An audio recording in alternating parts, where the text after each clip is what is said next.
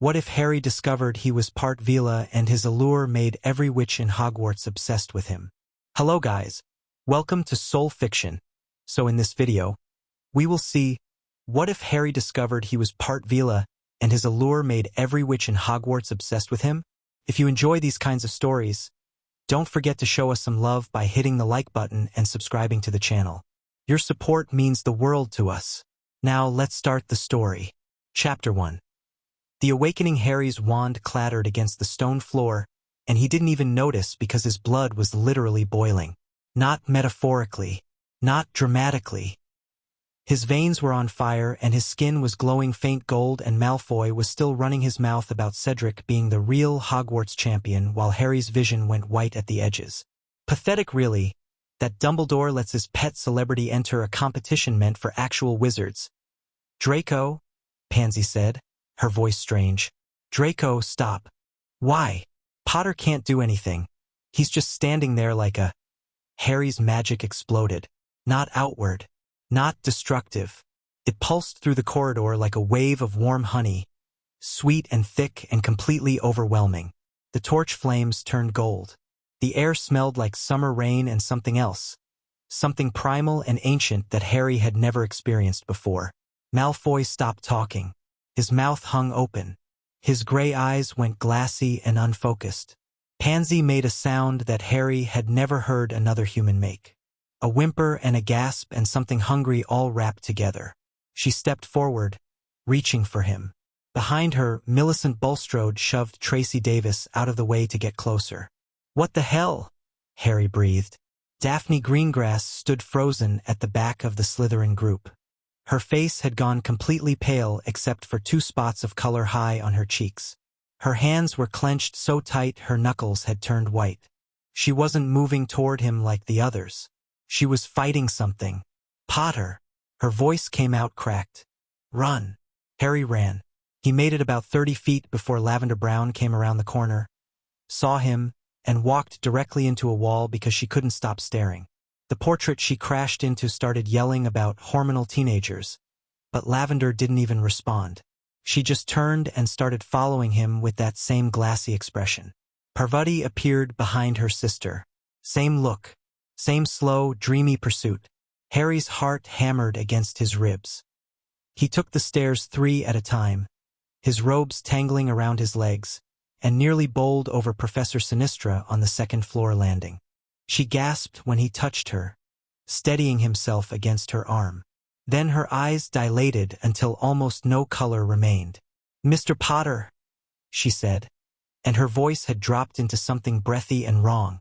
Perhaps you'd like to discuss your astronomy homework in my office? Privately?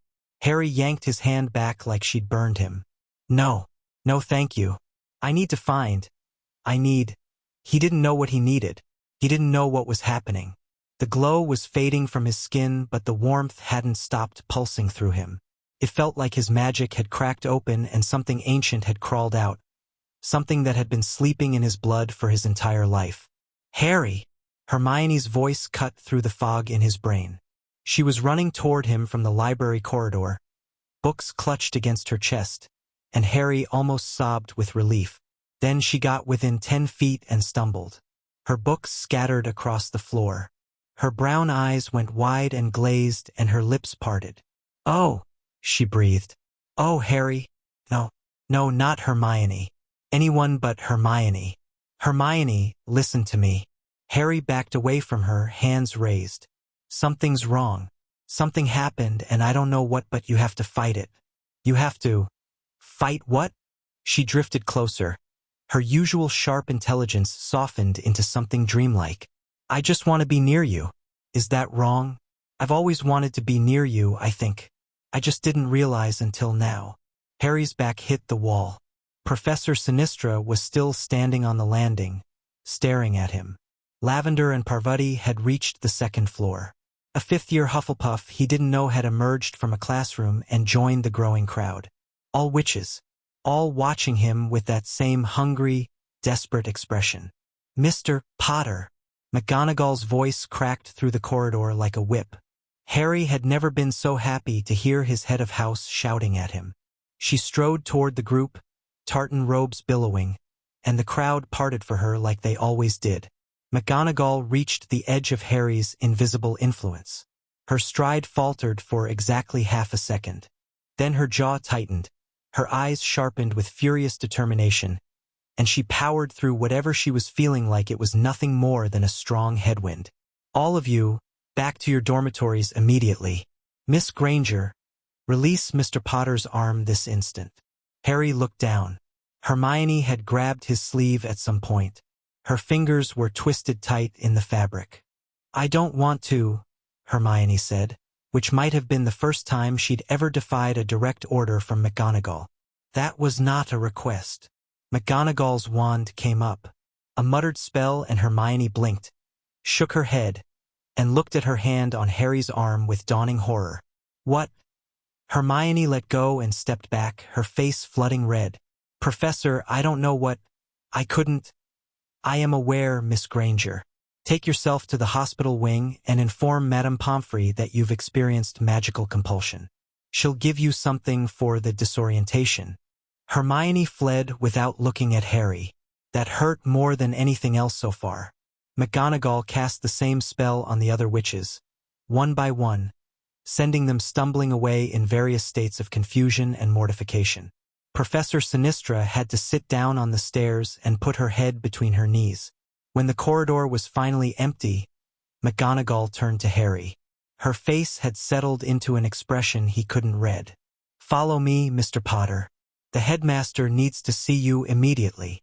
She didn't touch him, didn't even get close. She just turned and walked, and Harry followed because what else could he do? His hands were still shaking. Dumbledore's office felt different at night. The silver instruments clicked and whirred on their spindly tables. Fawkes ruffled his feathers on his perch, watching Harry with ancient, knowing eyes. The portraits of former headmasters pretended to sleep, but Harry caught more than one of them peeking.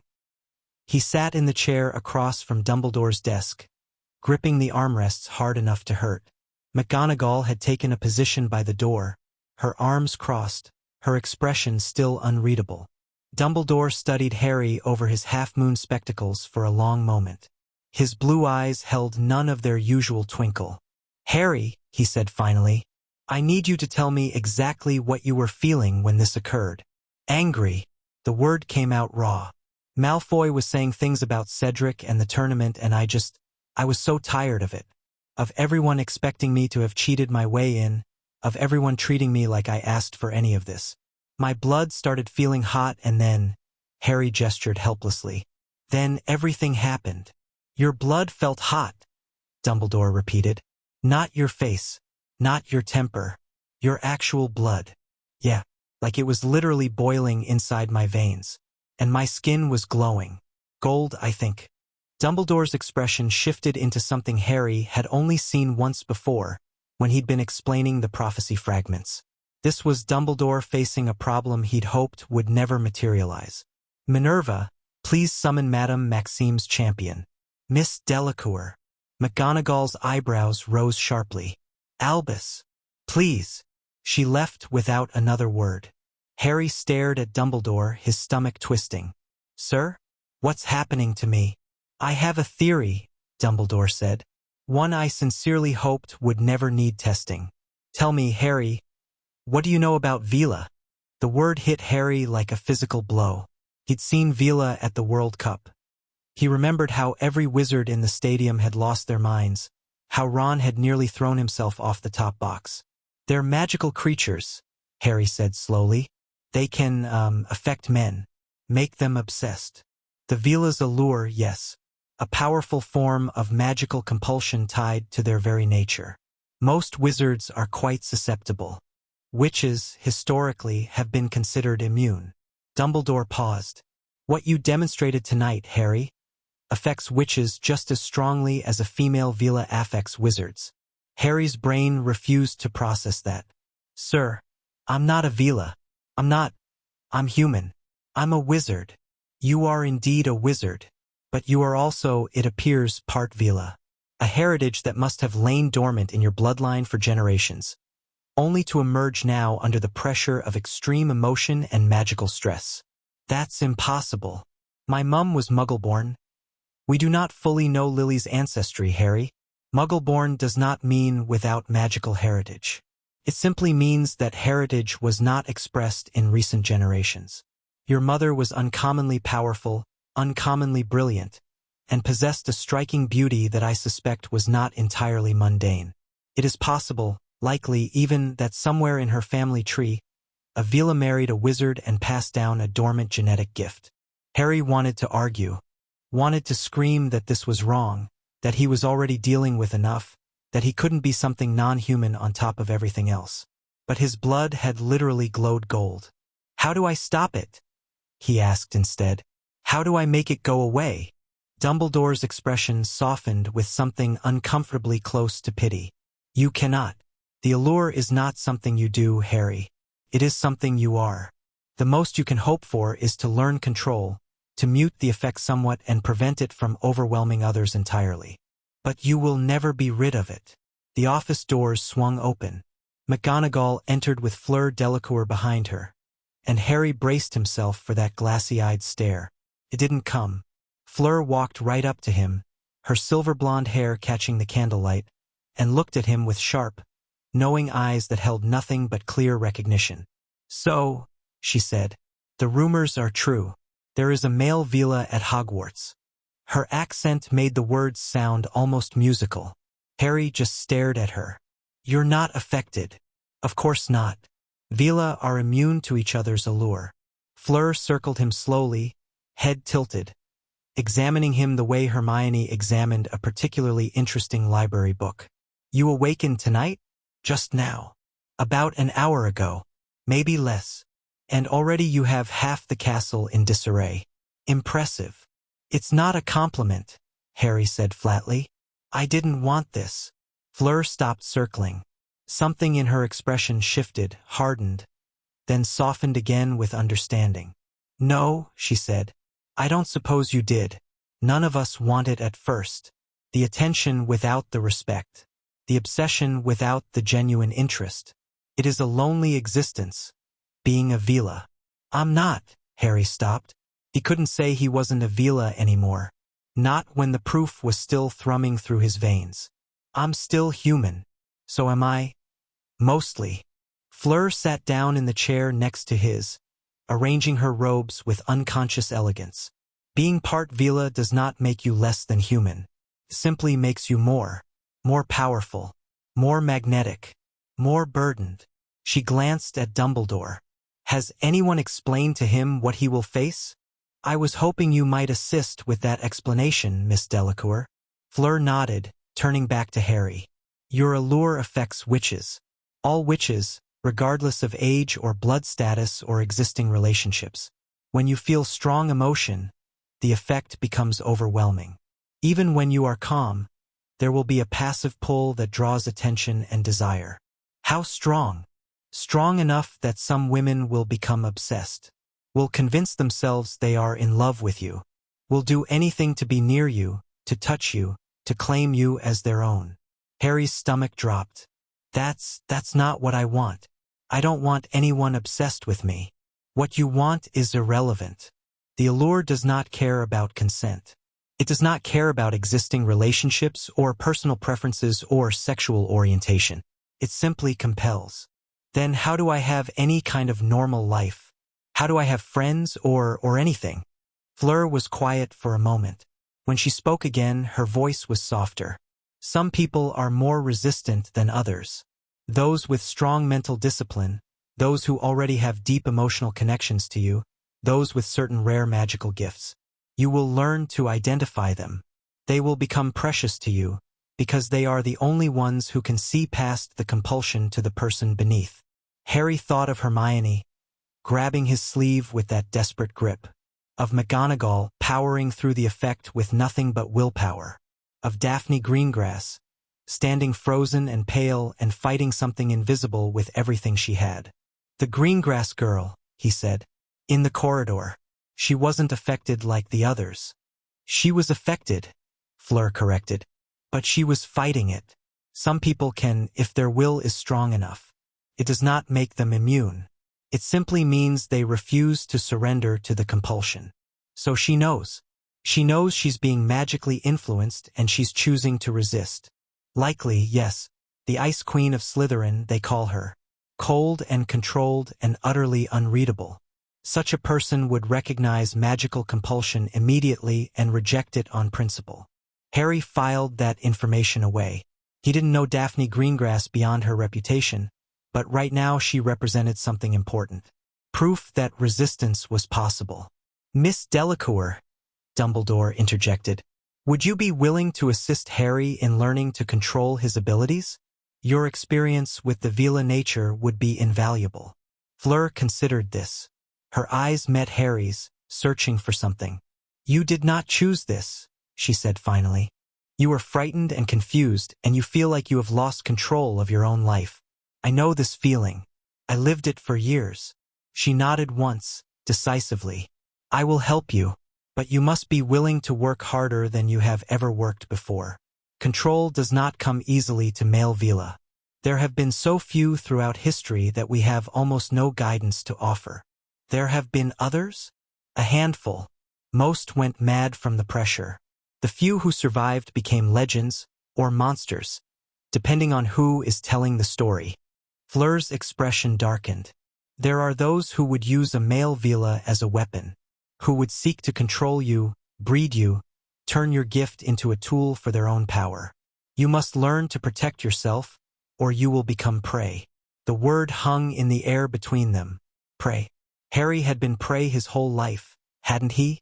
Prey for the Dursleys. Prey for Voldemort. Prey for whoever had entered his name in the goblet. But this was different. This was his own body betraying him, turning him into something people wanted to consume. When do we start? He asked. Fleur smiled, and for the first time it reached her eyes. Tonight. The sooner you learn to suppress your passive allure, the sooner you can walk through the castle without causing a riot. The room of requirement had reconfigured itself into something between a dueling chamber and a mad ion space. Soft mats covered the stone floor. Mirrors lined one wall, reflecting Harry's exhausted face back at him from a dozen angles. He looked the same. That was the strangest part. Same messy black hair, same green eyes, same lightning scar. Nothing visible had changed. But when he met his own gaze in the mirror, something stirred beneath his skin. Something warm and golden and ancient.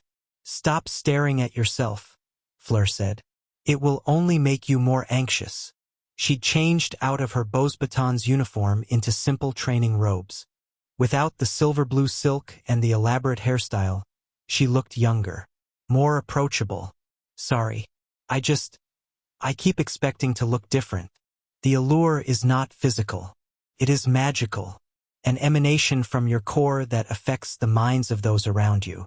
You could be the ugliest wizard in Britain and witches would still find you irresistible. Great, Harry muttered. That's very comforting. Fleur actually laughed. It transformed her face, making her look less like a haughty French princess and more like a teenage girl who found the world occasionally amusing. You have humor. Good. You will need it. She gestured for him to sit across from her on the mats. The first step is awareness. You must learn to feel your allure, to recognize when it is active and when it is dormant. Close your eyes. Harry closed his eyes. The room fell silent except for his own breathing. Focus inward. Find the warmth in your blood, the glow that you felt when you awakened. It is still there, even when you cannot see it. Feel for the magic that makes you Veela. He tried. He really did. But his mind kept jumping to Hermione's glassy eyes, to the crowd of witches following him through the corridors, to Malfoy's slack-jawed stare. You're thinking about what happened, Fleur said. Stop. I can't just stop thinking. You can and you must. The allure responds to emotion. If you dwell on fear and shame, it will flare. You must learn to center yourself, to find calm even in chaos. Harry forced himself to breathe deeper. In through the nose, out through the mouth. The same technique he used before Quidditch matches when his nerves were screaming. Gradually, slowly, he became aware of something else.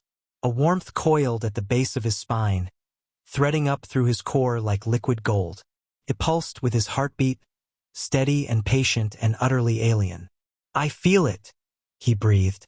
It's like a second heartbeat, or a fire that doesn't burn. Good. That is your Veela core. It has always been there, but you were not aware of it until now. The awakening forced it into your consciousness. Fleur's voice remained steady, guiding. Now, I want you to try something. Push that warmth down. Imagine you are compressing it, making it smaller and quieter. Like dimming a lamp. Harry visualized the golden warmth contracting, shrinking, folding in on itself until it was just a tiny ember instead of a roaring flame. The effort made his temples throb. That is the basis of suppression, Fleur said. You must learn to hold your allure in that compressed state at all times. It will become easier with practice, but it will never be effortless. The Veela nature wants to express itself. It will always push against your control. For how long? How long before it stops being so hard? It never stops being hard. It simply becomes more familiar. Fleur's voice held old exhaustion. I have been managing my allure since I was 13. Every day, every hour, I must maintain awareness. If I become too emotional, too tired, too distracted, it slips free. Even now, sitting here with you, I am actively suppressing. Harry opened his eyes. But I'm immune to you. You are. But the walls of this room are not thick enough to contain a full Veela allure. If I released my control entirely, every wizard in the castle would be drawn here within minutes. The magnitude of what she was describing finally hit him. This wasn't a temporary problem. This wasn't something he could fix and move on from. This was his life now. Forever. Miss Delacour, Fleur, if we are to work together, you must call me Fleur. Fleur. Does it ever? He struggled to find the right words. Does anyone ever see you? The real you, I mean, not the allure. Her expression flickered. For just a moment, her perfect composure cracked, and Harry saw something raw underneath. My sister, my grandmother, a handful of others over the years. Fleur looked away, studying the mirrors. It is the greatest curse of being Veela, to be desired by everyone, but truly known by almost no one. Harry thought about that, about what it would mean to go through life never knowing if anyone's feelings for him were real. Hermione, he said, before tonight, before the awakening, we were already friends, real friends. Does that mean? It means she has a foundation of genuine connection that the allure cannot completely override. But it does not mean she is immune. She will struggle with new feelings, confusion about what is real and what is compulsion. If you value her friendship, you must give her space to work through that. And if she decides she can't handle it? If she decides being around me is too hard? Fleur met his eyes steadily. Then you will have lost a friend, and it will hurt more than you can imagine. But you will survive. We always do. The honesty was brutal. Harry appreciated it anyway. Okay, he said. What's next? They practiced for 3 more hours. Fleur taught him breathing techniques, visualization exercises, and the subtle art of reading his own magical state. By the time they finished, Harry could maintain suppression for about 5 minutes at a stretch before his concentration slipped. It wasn't nearly enough, but it was a start. The walk back to Gryffindor Tower felt like navigating a minefield. It was past curfew, which meant the corridors should have been empty. They weren't. Girls kept appearing, stepping out of shadows, emerging from doorways, accidentally bumping into him as he passed. A Ravenclaw prefect who should have been sending him back to his common room just stared at him with parted lips until he turned a corner. A group of 6th-year Hufflepuffs giggled and whispered, following him from a distance until they ran into Professor Sprout and got shooed away.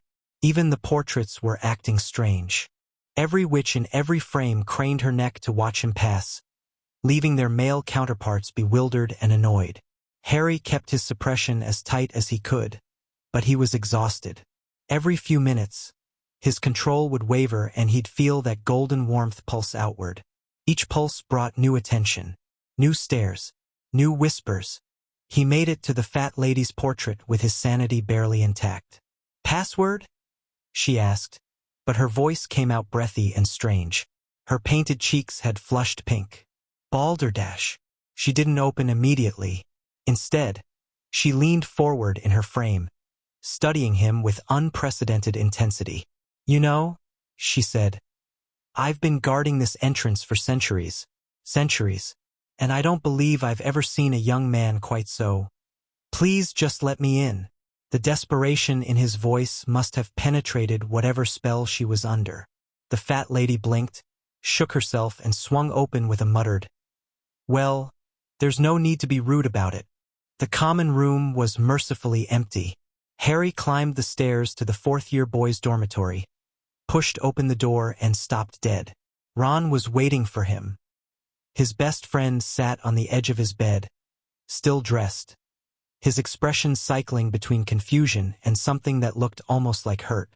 "So," Ron said, "want to explain why half the girls in school have gone completely mental about you?" Harry's exhaustion crashed into him like a physical force.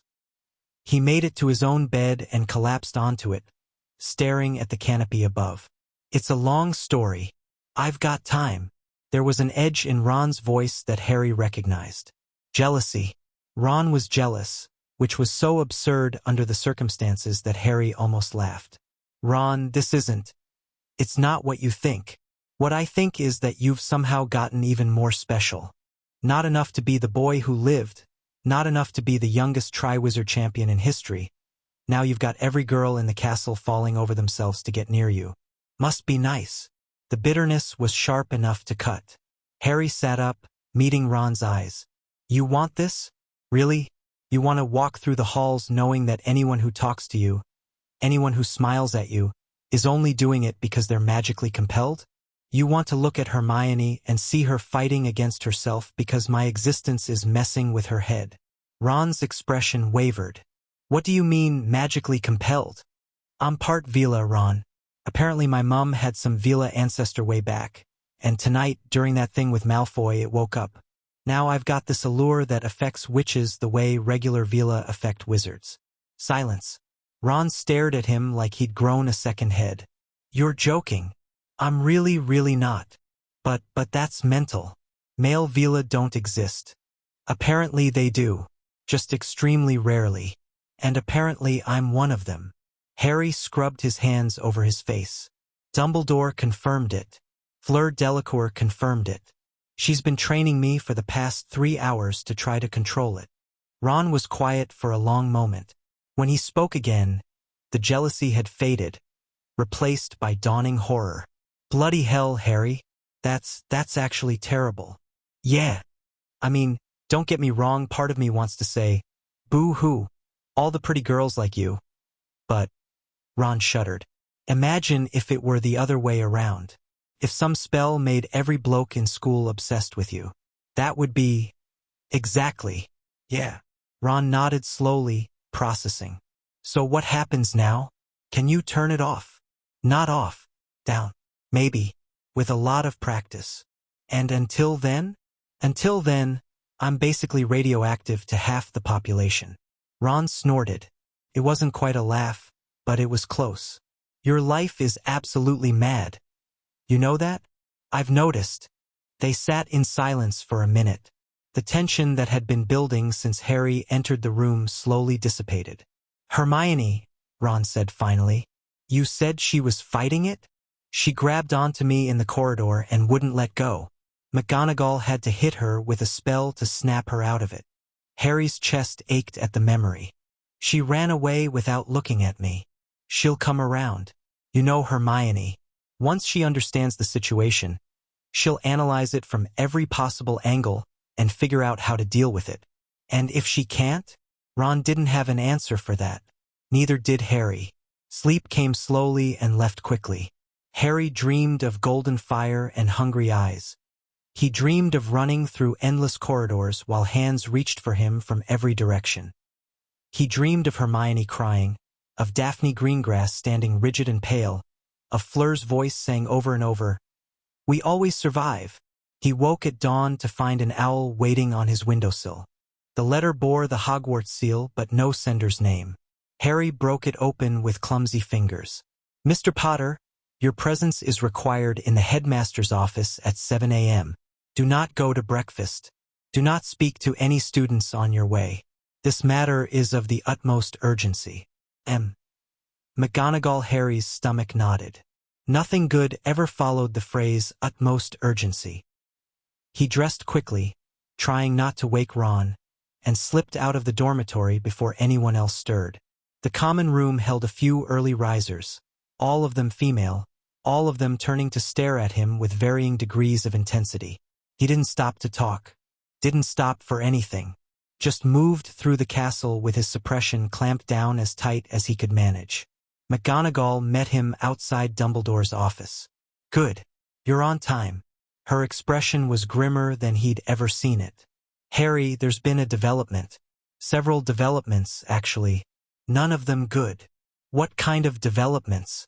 The kind that involve the Ministry, the International Confederation of Wizards, and at least 3 separate factions who would very much like to get their hands on you.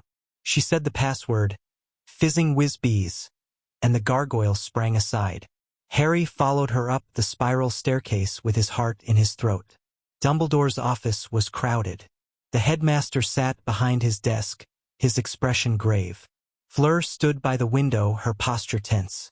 Madame Maxime had somehow folded herself into a chair designed for normal-sized humans. 2 people Harry didn't recognize occupied the remaining seats. A severe-looking witch in ministry robes and a tall wizard with graying hair and cold blue eyes. Harry, Dumbledore said, thank you for coming. Please sit. There were no chairs left. McGonagall conjured one with a flick of her wand, and Harry sank into it, acutely aware of every eye in the room. The Ministry which was staring at him with naked fascination. Even here, even now, the allure leaked through. Mr. Potter, the cold-eyed wizard said, his voice carrying a faint accent Harry couldn't place. My name is Aldrich Thorne. I represent the International Council for Magical Creature Affairs. We have become aware of your situation. Already, word travels fast when it involves something unprecedented. A male Veela has not been documented in over 200 years. The last one, Thorne's lips thinned. The last one caused significant problems before he was contained. Contained, Harry repeated. What does that mean? No one answered. The silence was damning. They locked him up, Fleur said quietly. The council deemed him too dangerous to remain free. He spent the rest of his life in a specialized facility, his allure suppressed through constant magical intervention. Harry's blood went cold. You can't do that to me. I haven't done anything wrong. You have caused magical compulsion in dozens of witches, including at least 1 Hogwarts professor, Thorne said. Under current law was not written with this situation in mind. Dumbledore interrupted, his voice carrying iron beneath the calm. Harry is a student under my protection. He is also a British citizen, a minor, and the subject of prophecy that the Ministry is well aware of. Any attempt to remove him from Hogwarts will be met with the full resistance of this institution. Thorne's eyes narrowed. You would risk international incident for 1 boy? I would risk considerably more than that, Mr. Thorne. The tension in the room ratcheted up several notches. The Ministry witch, who had been staring at Harry this entire time, cleared her throat. The Ministry's position is that Mr. Potter should be allowed to remain at Hogwarts under close supervision. We have no desire to create a diplomatic situation during the Triwizard Tournament. She paused, visibly struggling to keep her focus on the conversation rather than on Harry. However, there are concerns about safety, both his and others. Those concerns are being addressed, McGonagall said stiffly. Miss Delacour has agreed to assist Mr. Potter in learning control. Additional measures will be implemented as needed. Additional measures such as? That is an internal Hogwarts matter. Thorne's expression soured further. You cannot hide him forever, Dumbledore. Sooner or later, the Council will demand a full assessment of his abilities and potential threat level. When that day comes, we will respond appropriately. For now, Harry will continue his education and his participation in the tournament. The tournament? Thorne scoffed. You would send him into combat challenges while his magic is unstable? His magic is not unstable. It has simply expanded to include aspects that were previously dormant. Dumbledore's eyes held none of their usual warmth. Harry has faced worse than the Triwizard Tournament's tasks. He will face them again. My concern is protecting him from those who would exploit his nature for their own purposes. The words landed with precision. Thorn's jaw tightened. The Council has no intention of exploiting anyone. Then we have no conflict. The standoff lasted several more seconds before Thorn rose stiffly. This matter is not concluded, Headmaster. The Council will be watching. He swept out without another word. The Ministry which lingered, her eyes still fixed on Harry. Miss Chun, McGonagall said sharply. The door is that way. Chun startled, flushed, and hurried after Thorn. The moment they were gone, Dumbledore's shoulders sagged. For the first time Harry could remember, the headmaster looked old. That went about as well as could be expected. They'll be back, Fleur said. Thorn represents one faction, but there are others. The Covenant. We will not discuss the Covenant in front of Harry yet, Dumbledore interrupted gently. He has enough to process. Harry's attention sharpened. What's the Covenant? Fleur and Dumbledore exchanged a look. An old organization, Fleur said finally. One that has historically been interested in Veela, particularly in controlling them. Controlling them how? Through breeding programs, ownership contracts. Magical compulsion turned back on the Veela themselves.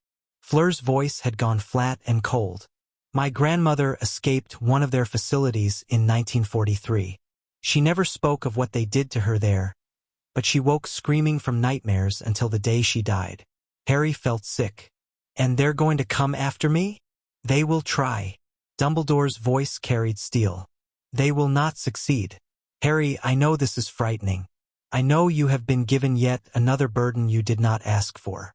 But you are not alone in this. You have allies. People who will stand with you against whatever comes. Like who? Half the school can't be in the same room with me without losing their minds. The half that can will matter more than you know. Harry wanted to argue, wanted to scream that this wasn't fair, that he'd already given enough, that he just wanted 1 year, one single year, without some new catastrophe redefining his existence. But he'd learned long ago that fairness was not how the world worked. What do I do now? He asked instead. Dumbledore's expression softened. You go to breakfast. You attend your classes. You continue training with Miss Delacour. You live your life, Harry, as best you can. That is what you have always done. That is what you will continue to do. Easy for him to say, but Harry nodded anyway, because what other choice did he have? Breakfast was a nightmare. Harry sat at the far end of the Gryffindor table, as isolated as he could manage, but it didn't matter. Girls kept finding excuses to walk past him, to drop things near him, to ask him questions they clearly already knew the answers to. Lavender Brown had positioned herself directly across from him and hadn't touched her food in 20 minutes. She just stared, her eggs going cold, her expression dreamy and distant. Parvati sat next to her, equally entranced. Ron had planted himself at Harry's right side like a bodyguard, glaring at anyone who got too close. It helped a little. At least Ron's presence gave Harry something normal to focus on. This is mental, Ron muttered, watching a third-year Hufflepuff trip over her own feet, trying to get a better look at Harry. How are you supposed to eat when everyone's staring at you? Carefully, Harry said, with great difficulty. He forced himself to chew and swallow, even though his appetite had vanished. He needed energy for the day ahead, for the endless parade of awkward encounters and desperate stares. Movement at the entrance caught his eye. Hermione had appeared in the doorway, her book bag clutched tight against her chest, her face pale. Their eyes met. Harry saw the moment she registered him, the slight widening of her eyes, the sharp intake of breath, the way her whole body swayed toward him like a compass needle finding north. Then she straightened, squared her shoulders, and walked deliberately to the opposite end of the Gryffindor table. She didn't look at him again. Something cracked in Harry's chest. It was the right thing for her to do, the smart thing, but that didn't make it hurt any less. Give her time, Ron said quietly. You know how Hermione is. She's probably already researched everything there is to know about Veela and is working out a 17-step plan to handle this rationally. Yeah. Harry's voice came out rough. Probably. The rest of breakfast passed in a blur. More stares. More whispers.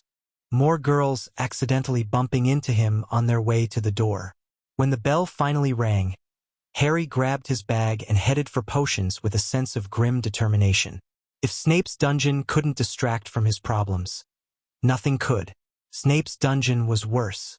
The Slytherin girls had arranged themselves in a loose semicircle around Harry's usual workstation, and no amount of glaring from Snape seemed capable of dispersing them. If you cannot maintain basic professional decorum, Snape said, his voice dripping with contempt, I will assign you all detention until the end of term. Pansy Parkinson reluctantly moved back to her own seat. Daphne Greengrass, who had been standing rigid and pale near the back, retreated to her corner with visible relief. Harry caught her eye as she turned. Something flickered between them. Recognition. Understanding. She looked away first. Today, Snape continued, we will be brewing wit-sharpening potion. Given recent events. His eyes lingered on Harry with undisguised disgust. I suspect some of you could use the extra clarity. The class settled into the familiar rhythm of chopping and stirring. Harry focused on his cauldron with desperate intensity, using the precise work to keep his mind off everything else. Armadillo bile, ginger root, scarab beetles. He measured, poured, stirred. The potion turned from brown to blue, exactly as the instructions indicated. Not bad, Potter. Snape had appeared beside him, silent as always. Though I wonder if your newfound abilities might be considered an unfair advantage. An unfair advantage in what, sir? Snape's lip curled. In everything. Veela are notorious for manipulating their way through life. No doubt you'll find exams considerably easier when every female professor is inclined to overlook your deficiencies. I don't want. What you want is irrelevant. What matters is what you are. And what you are, Potter, is a complication this school did not need. Harry's temper flared. The golden warmth in his blood stirred, pressing against his control. I didn't ask for this. You never ask for anything, do you? Things simply happen to you. Fame, fortune, power. Snape leaned closer, his voice dropping to a hiss. And now this, the ability to bend any woman to your will. How convenient. I would never. You already have. Or did you forget Miss Granger's behavior in the corridor last night? Professor Sinistra's? Every witch who has come within 10 feet of you since your awakening. The words hit like physical blows. Harry's control wavered. I didn't do it on purpose. That, Snape said, is precisely the problem. He swept away before Harry could respond. The potion bubbled quietly in its cauldron, but Harry barely registered it. His hands were shaking. He'd hurt people. Not intentionally, not maliciously, but the result was the same. Hermione's horrified face. Professor Sinistra's glazed eyes. The fat lady's uncharacteristic flirtation. All of it was his fault. The day ground on.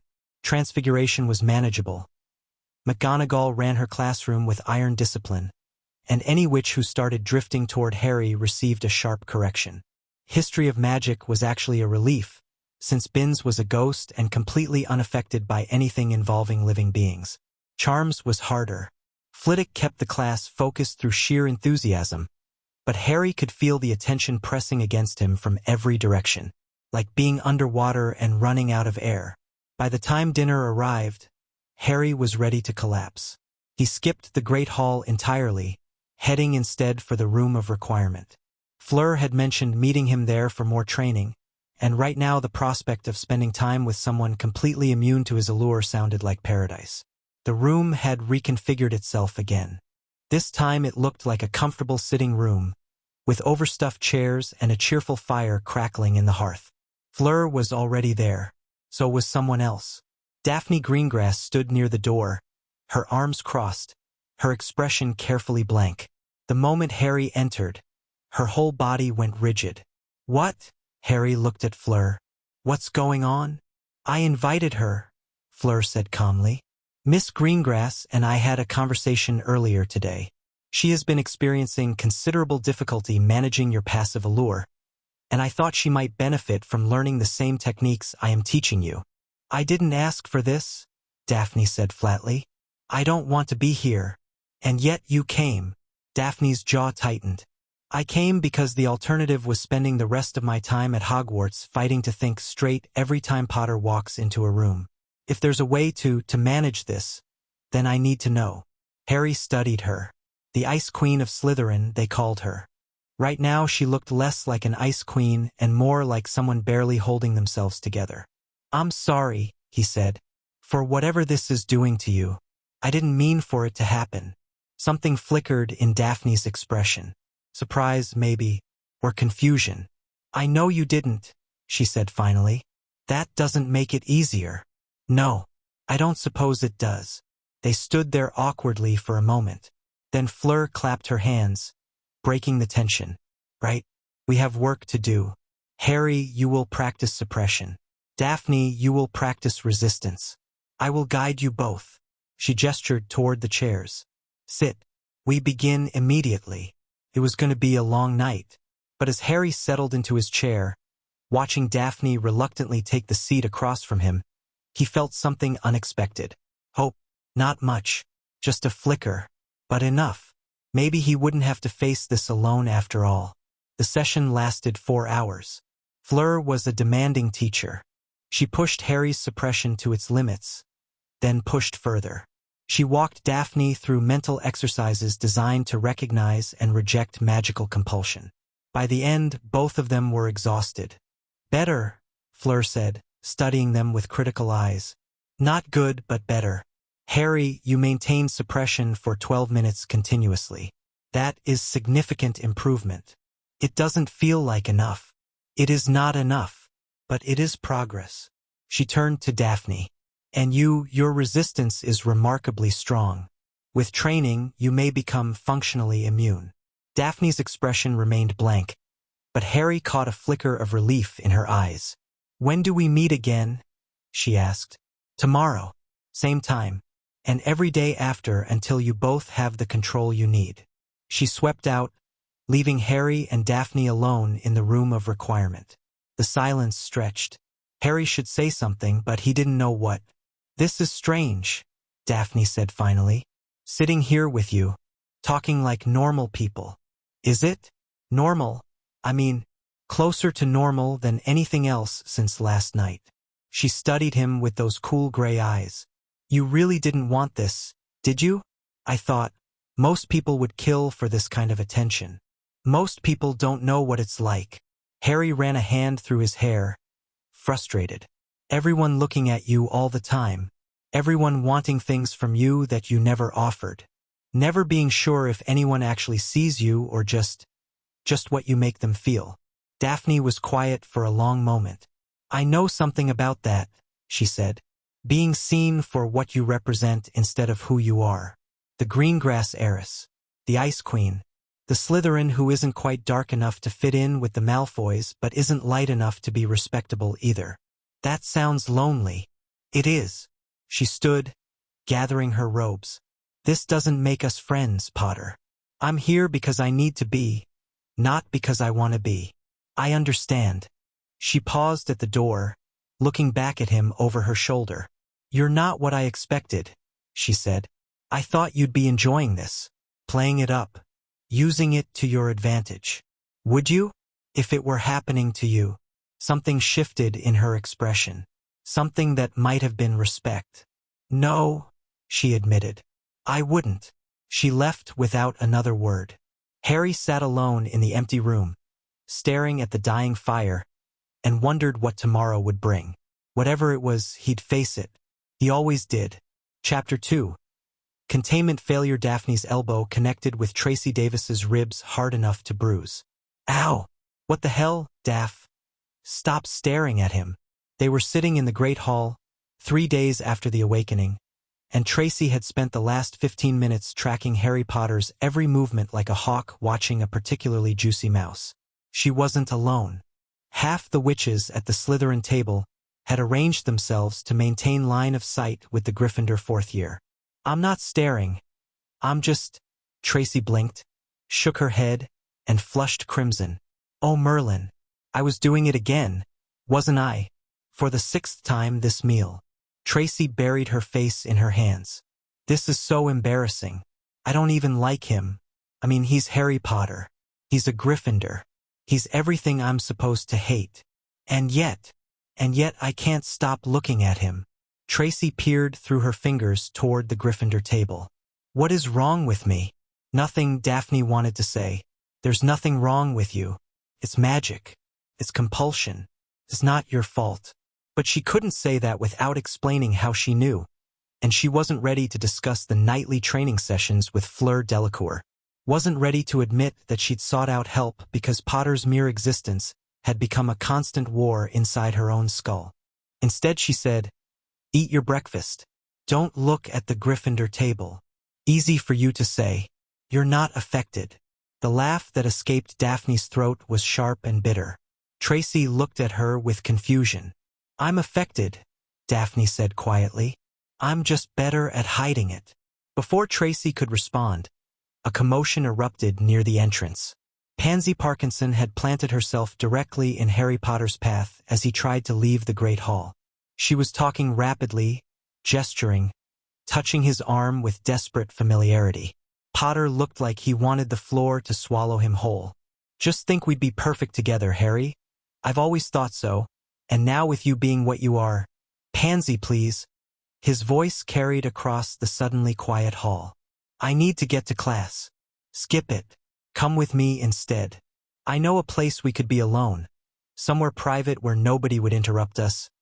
"Miss Parkinson." McGonagall's voice cracked through the great hall like a thunderbolt. She strode toward the entrance with murder in her eyes.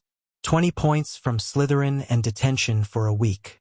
Return to your table immediately. Pansy's face crumpled. For a moment she looked like she might cry or argue, or throw herself at Potter anyway. Then the compulsion seemed to crack, just slightly, and she stumbled back with a horrified expression. Professor, I don't know why I... To your table, Miss Parkinson. Now." Pansy fled. Potter slipped out while everyone was distracted. Daphne watched him go, her hands clenched under the table where nobody could see them. 3 days. 3 days of watching the entire female population of Hogwarts lose their collective minds. 3 days of fighting a war nobody else seemed to notice she was waging. 3 days of learning that resistance was possible but exhausting. "Daph." Tracy's voice was hesitant. "You okay?" "Fine." Daphne stood, gathering her things. "I need to go." "But class doesn't start for..." Daphne was already walking. She found Potter in a 7th-floor corridor, leaning against the wall with his eyes closed. He sensed her approach, felt her probably, the same way she always knew when he was nearby, and his eyes snapped open. The wariness in his expression faded when he recognized her. Greengrass. Potter. They stood there in uncomfortable silence. Daphne's skin prickled with awareness, her blood warming in ways she refused to acknowledge. "That was bad," she said finally. "The thing with Pansy." "Yeah." He scrubbed a hand over his face. "It's getting worse, not better. Fleur says my suppression is improving, but it doesn't feel like it. Maybe you're just more aware of the effects now. Maybe." He pushed off the wall, looking at her with those impossible green eyes. "How are you doing? With the... Daphne considered lying, considered maintaining the mask she'd worn for years, the perfect facade of the Ice Queen who felt nothing and was moved by no one. "It's hard," she admitted instead. "Constant. Like there's a voice in my head that never shuts up." "What does it say?" "Things I don't want to think about." Something flickered in his expression. "Understanding, maybe, or guilt." "I'm sorry for what this is putting you through." "Don't." The word came out sharper than she intended. "Don't apologize for something that isn't your fault. It makes you sound weak." A startled laugh escaped him. "Did you just give me advice on how to appear stronger?" "Someone has to. You Gryffindors are terrible at self-presentation." "And Slytherins are better?" Slytherins are trained from birth to never show weakness. It's exhausting, but useful. Daphne tilted her head, studying him. You should learn. The way you looked at Pansy, like you were scared of her, that's the wrong approach. I was scared of her. She wasn't in control of herself. But you need to look like you're in control of yourself even if you're not. Perception matters. Potter was quiet for a moment. When he spoke again, his voice was thoughtful. You're not what I expected either. What did you expect? I don't know. Cold. Mean. Like Malfoy but prettier. The casual acknowledgement of her appearance caught her off guard.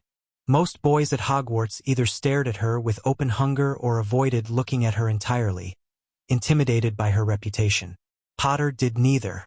He just talked to her, like she was a person. I can be cold and mean when the situation requires it, she said. But there's no point wasting energy on pretense when we're alone. Especially when you already know my secret. Your secret. That I'm fighting your allure every second I'm near you. Daphne let a hint of dark humor color her voice. Not exactly the Ice Queen image I've cultivated. Does that bother you? That I know. She thought about it. Yes and no. Yes, because vulnerability is dangerous in my world. No, because... She paused, searching for the right words. Because it's a relief to have someone I don't have to pretend with. Potter's expression softened. Yeah, I know exactly what you mean.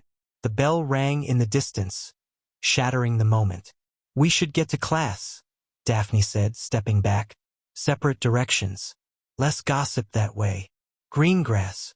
She paused, looking back. Thanks. For the advice, I mean. Don't mention it. Literally. If anyone asks, this conversation never happened. She walked away before he could respond. Herbology was a disaster. Professor Sprout had arranged the fourth years around a large planting table, boys on one side, girls on the other. It should have been manageable. Should have been. But Potter's suppression slipped midway through class. Daphne felt the exact moment it happened. A wave of golden warmth that rolled through the greenhouse like summer heat, and suddenly every girl at the table was leaning toward him. Hannah Abbott knocked over her pot. Susan Bones dropped her pruning shears. Millicent Bulstrode, who had never shown the slightest interest in anyone, started breathing heavily. And Hermione Granger, who had been carefully avoiding Potter for days, made a sound that was half gasp, half whimper, and had to be physically restrained by Neville Longbottom from climbing over the table. Everyone, calm down. Professor Sprout's voice was strained. Mr. Potter, perhaps you should step outside for a moment. That won't help. Fleur Delacour's voice cut through the chaos. She stood in the greenhouse doorway, silver blonde hair gleaming in the filtered sunlight. No one had noticed her approach. Miss Delacour, this is a closed class. I apologize for the interruption, Professor, but Mr. Potter is experiencing a flare, and removing him from the area will only cause his allure to surge when he returns. Fleur strode into the greenhouse with elegant purpose. Harry, look at me. Potter's eyes, glazed with panic, found hers. Breathe. Find your center. The warmth in your blood, compress it. You've done this before. Daphne watched, fighting her own battle, as Potter's expression shifted from panic to concentration. His jaw tightened, his hands clenched at his sides. Slowly, gradually, the pressure in the room began to ease. The girls at the table blinked, shook themselves, looked around in confusion. Hannah Abbott burst into tears. Susan Bones went red and stared at her shoes. Hermione Granger was trembling. Better, Fleur said quietly. You regained control faster than last time. Progress. It doesn't feel like progress. Potter's voice was raw. Hermione, we'll be fine. Professor Sprout, I suggest a short break. 10 minutes should be sufficient for everyone to collect themselves. Sprout nodded, looking shaken herself. Yes, 10 minutes. Everyone step outside, get some air. The class filed out in various states of distress. Potter remained rooted to the spot, staring at his hands like they belonged to someone else. Daphne should have left with the others. Should have used the break to strengthen her own defenses, to put distance between herself and the walking disaster that was Harry Potter. Instead, she stayed. Fleur noticed, of course. Those blue eyes missed nothing. "Miss Greengrass, how are you managing?" "I'm managing." The words came out flatter than intended. What triggered the flare? Stress, most likely. Embarrassment. Strong emotion of any kind can destabilize suppression. Fleur looked at Potter with something like sympathy. "You are under enormous pressure, Harry. It would be strange if you did not struggle. I almost hurt them." His voice was barely audible. "Hermione, Hannah, all of them. You did not hurt them. You made them uncomfortable, temporarily impaired their judgment. That is not harm." "It feels like harm." Daphne stepped forward before she could stop herself. "It's not. Believe me, I know the difference between what you're doing and actual magical compulsion. Your allure is overwhelming, not damaging. When it fades, we come back to ourselves. There's no lasting effect." Potter looked at her with desperate hope. "You're sure?" "I'm sure. Every time you slip, I feel it hit me like a wave. And every time you regain control, it recedes. I'm still me afterward. Still thinking clearly." Daphne forced herself to meet his eyes. "You're not breaking us, Potter. You're just loud." Something that might have been a laugh escaped him. "Loud. Magically speaking, you're basically shouting attraction at everyone in range. It's annoying, not destructive." Fleur made an approving sound. "Well put, Miss Greengrass. Harry, do you understand? You are not a monster. You are simply learning to control a very powerful gift." "Gift." The word came out bitter. "Yeah, some gift. It will not always feel this way. I promise." The 10-minute break ended. Students filed back in, keeping significantly more distance from Potter than before. Professor Sprout adjusted the seating arrangement to put maximum space between Potter and everyone female. Class resumed, awkwardly, painfully. But Daphne noticed that Hermione Granger had stopped trembling, that Hannah Abbott was breathing normally, that even Millicent Bulstrode, whose heavy breaths had been audible across the table, seemed calm. No lasting harm. That was something, at least. The library should have been safe. Harry had picked a corner table as far from foot traffic as possible. He'd thrown himself into homework with desperate intensity, using the familiar distraction of essays and textbook readings to keep his mind off everything else. It worked for about an hour. Then Cho Chang walked past, stopped mid-stride, and turned to stare at him with an expression that made his stomach drop. "Harry." Her voice was soft, wondering. "I didn't know you studied here." "Sometimes." He kept his eyes on his transfiguration notes. "I should get back to." "You look tired." She slid into the chair across from him without invitation. "Have you been sleeping? I worry about you, you know. Everyone does." "No, they don't," Harry wanted to scream. "They obsess over me. They follow me. They corner me in corridors and try to touch me. But none of them actually care about me." "I'm fine," he said instead. "Really busy, though. Big essay due. I could help." She leaned forward, her dark hair falling across her shoulders. "I took that class last year. Got an O on my OWL. That's okay. I've got it." "Are you sure? Because I have all afternoon. We could study together. Get dinner afterward, maybe." Her hand reached across the table toward his. Harry pulled back sharply, his chair scraping against the floor. The sound echoed through the quiet library, drawing attention from everywhere. "I can't," he said. "I'm sorry, Cho, but I can't." Her expression crumpled. "Why not? Did I do something wrong?" "No, you didn't. It's not you, it's... Is there someone else?" Her voice cracked. "There is, isn't there? I can tell." This was spiraling. Harry could feel his suppression wavering under the pressure of her distress, of all the eyes now watching from across the library, of the sheer exhausting weight of navigating every interaction like it was a minefield. "Cho, please, just tell me." Tears were forming in her eyes. "Just tell me the truth, Harry. Am I not good enough for you?" "It's not about good enough, it's about Potter."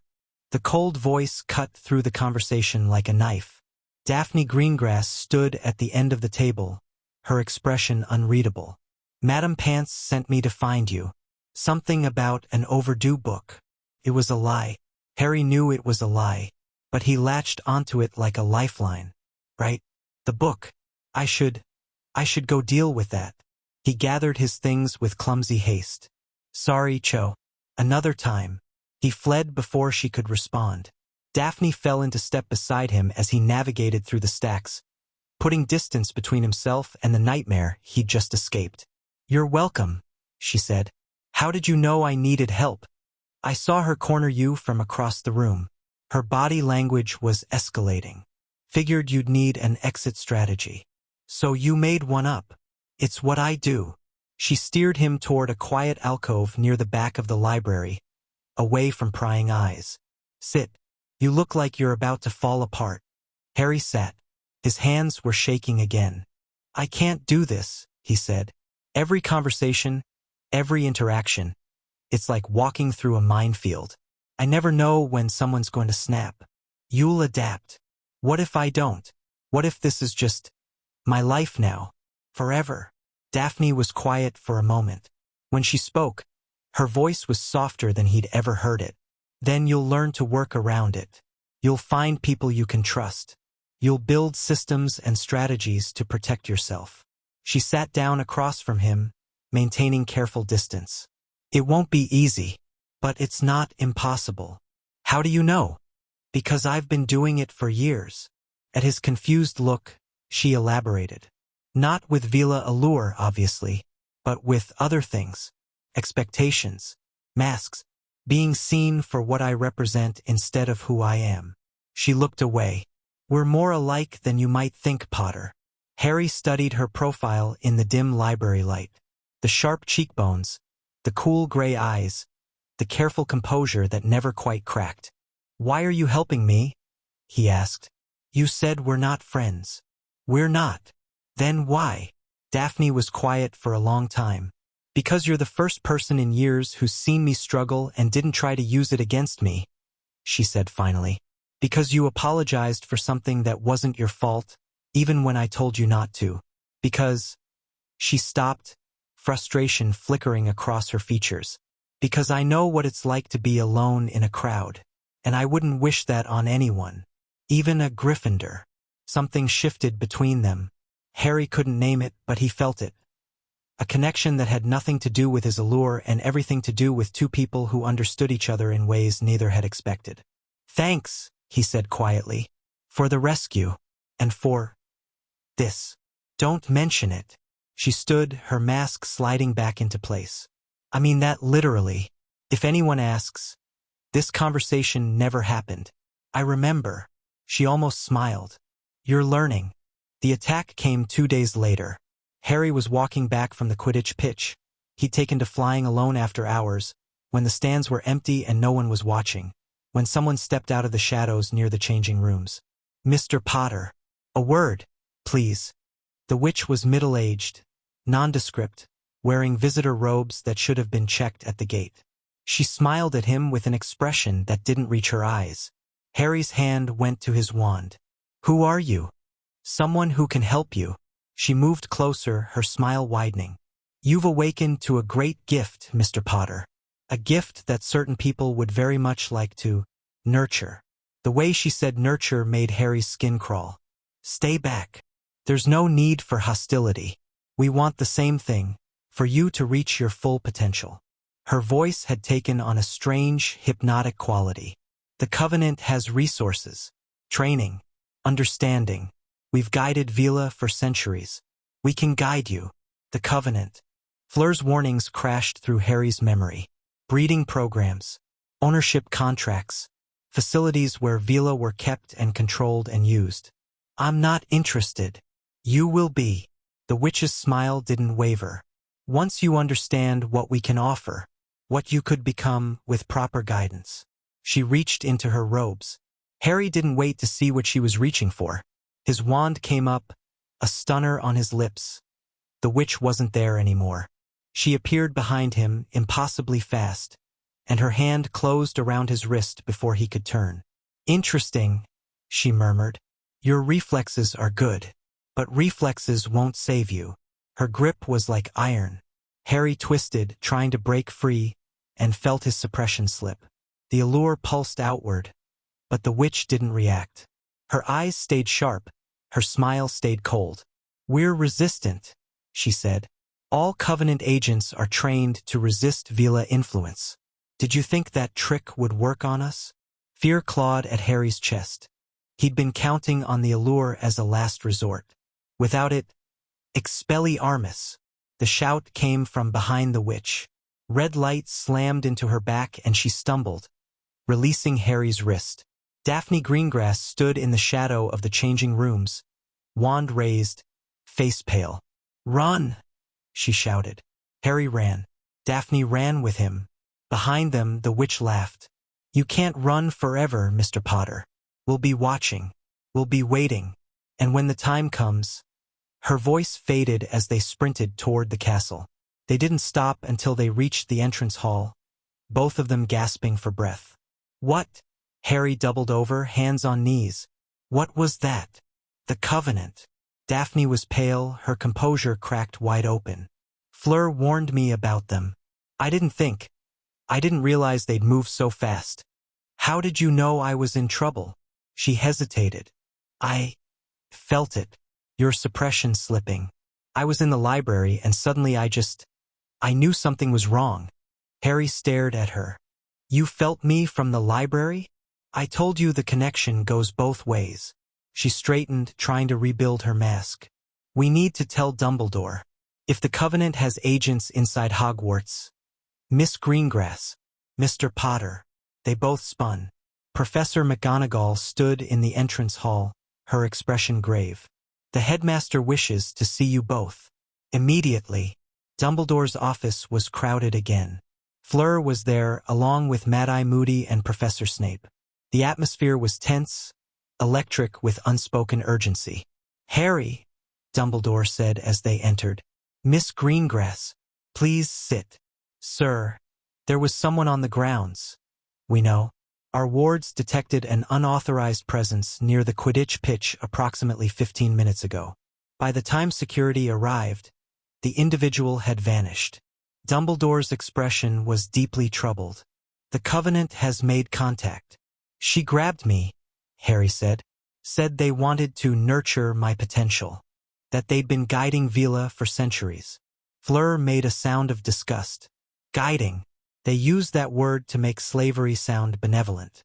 "Miss Delacour," Dumbledore said gently, "perhaps you could explain to Harry. The Covenant believes Veela are resources to be managed." Fleur cut in, her voice sharp with old anger.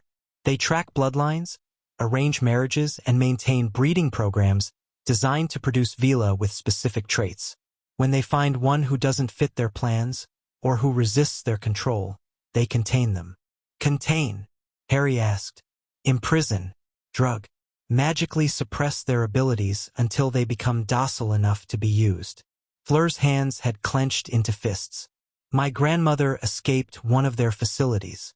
She was there for 6 years before she broke free."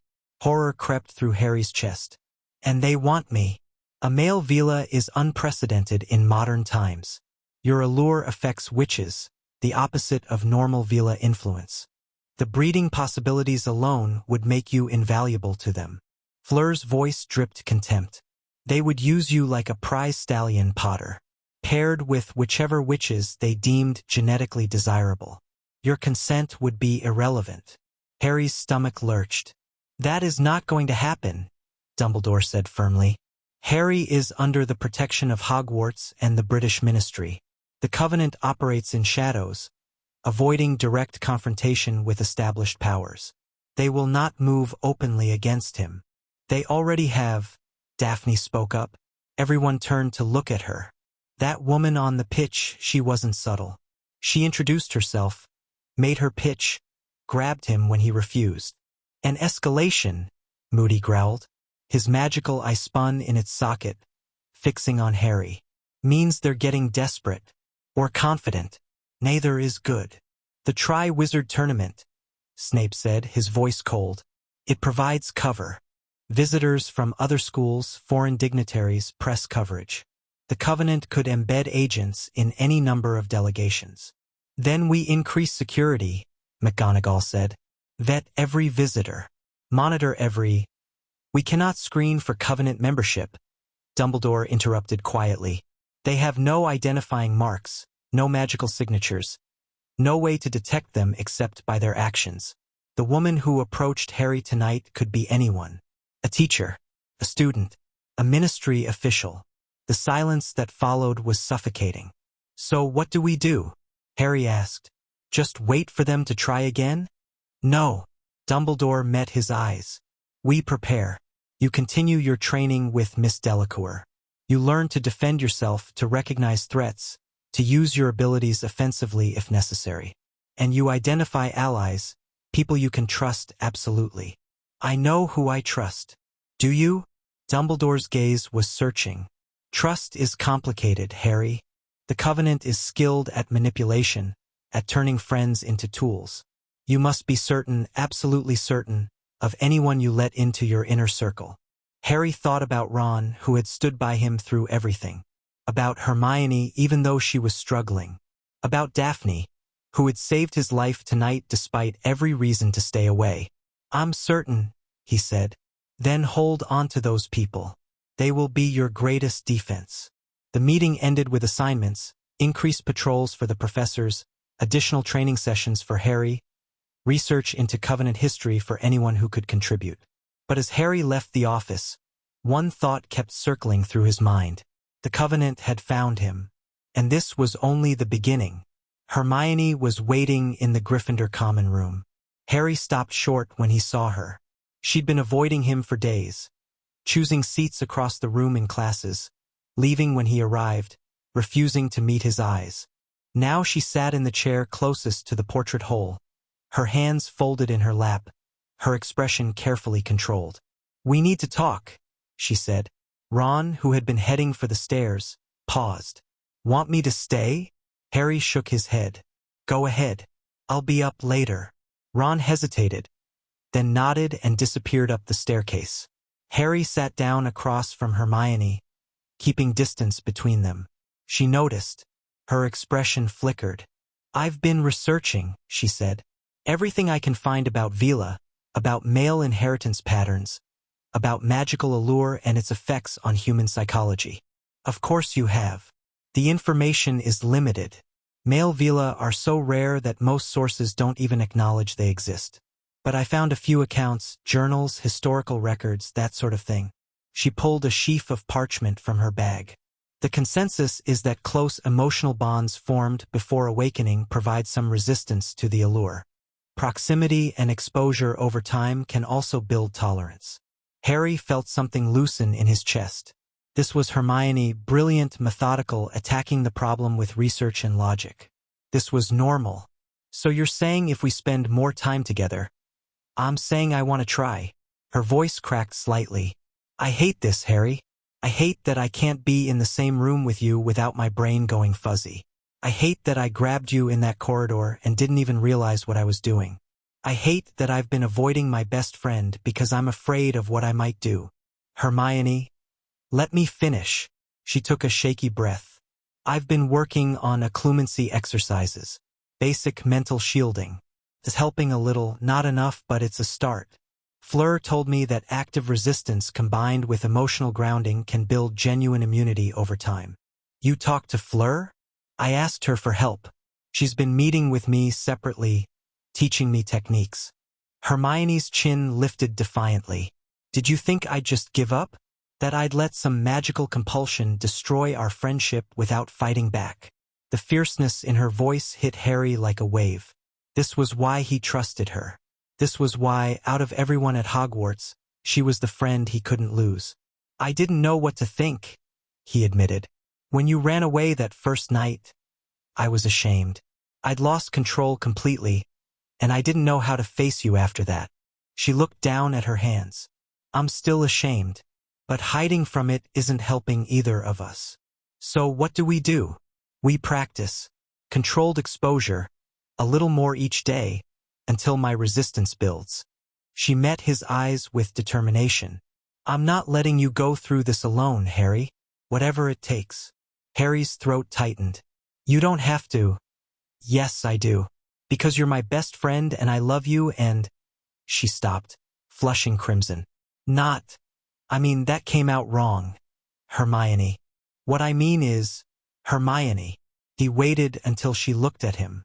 I understand. And I love you too. The friendship kind. She let out a breath that might have been a laugh. The friendship kind. Yes, that's what I meant. I know. They sat in silence for a moment.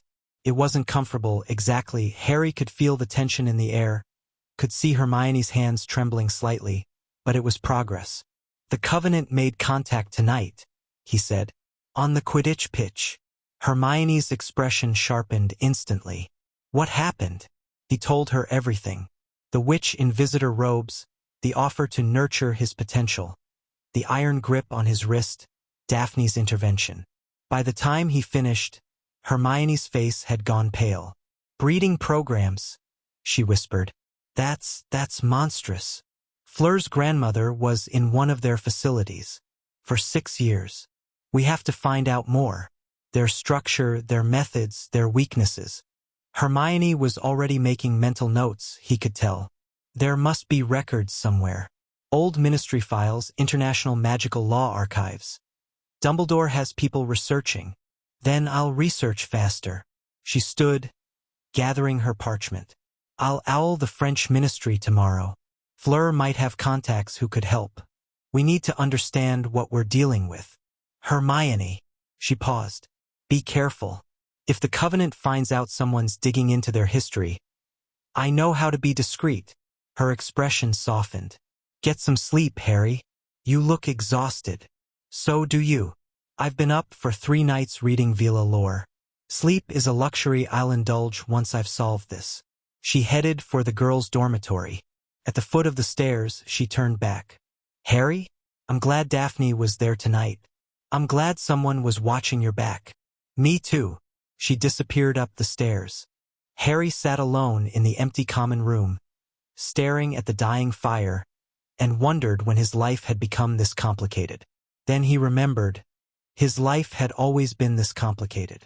At least now he had people willing to fight alongside him. Training with Fleur the next evening was brutal. Again, she demanded. You lost concentration at the 3-minute mark. That is not acceptable. Harry's head was pounding. He'd been practicing suppression exercises for 2 hours straight, pushing his control further than ever before. I can't. You can. You must. Fleur's voice was sharp. The Covenant will not wait for you to be ready. They will strike when you are weak, when you are distracted, when you are alone. You must be prepared. I'm trying. Try harder. Daphne sat in the corner, watching. She'd been silent for most of the session, working on her own resistance exercises, but now she spoke up. Maybe a different approach. Fleur turned. Excuse me? You're pushing him to suppress, to contain, to lock everything down. But that's not sustainable long-term, is it? You said yourself that Veela nature wants to express itself. It will always push against control. Your point. What if instead of suppressing entirely, he learned to direct? To focus the allure deliberately instead of fighting it constantly. Fleur's expression flickered. That is an advanced technique, far beyond his current level. Maybe, but right now his only options are completely suppressed or completely overwhelming. There's no middle ground. What if he learned to dial it? Harry looked between them. Is that possible? Theoretically. Fleur's voice was thoughtful. Veela can modulate their allure with practice. Increase it for effect, decrease it for subtlety. But it requires a level of control that takes years to develop. We don't have years, Daphne said.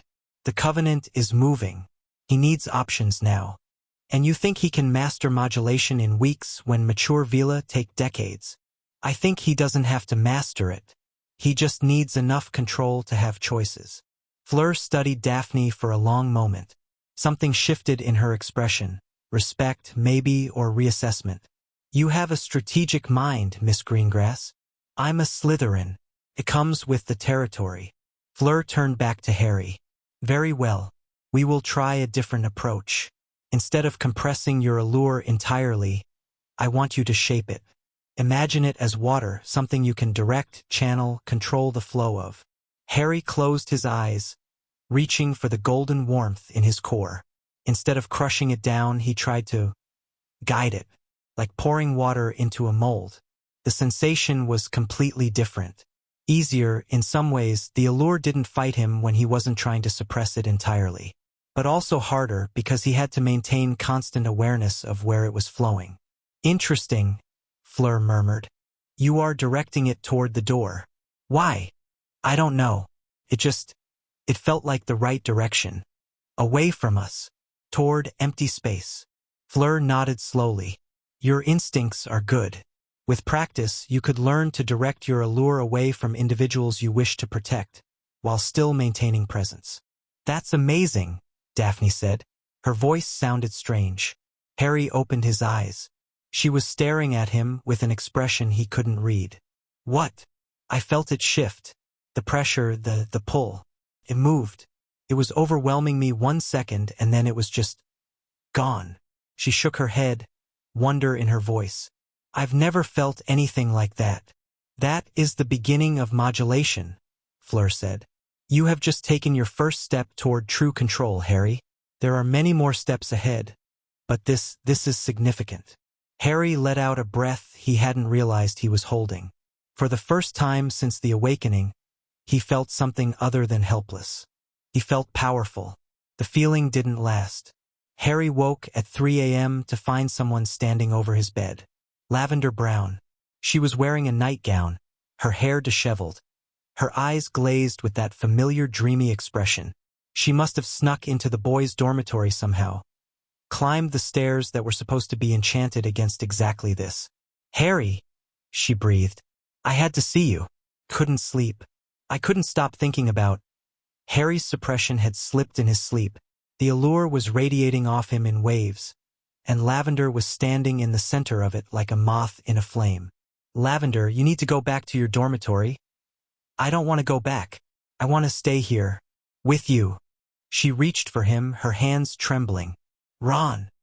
His shout woke his friend, who jackknifed upright in the next bed. Wah! Bloody hell, is that Lavender? Help me get her out of here. Ron scrambled out of bed, groggy but alarmed. Between the two of them, they managed to guide Lavender toward the door, while she protested and pleaded and tried to grab Harry's hands. I love you, she was saying.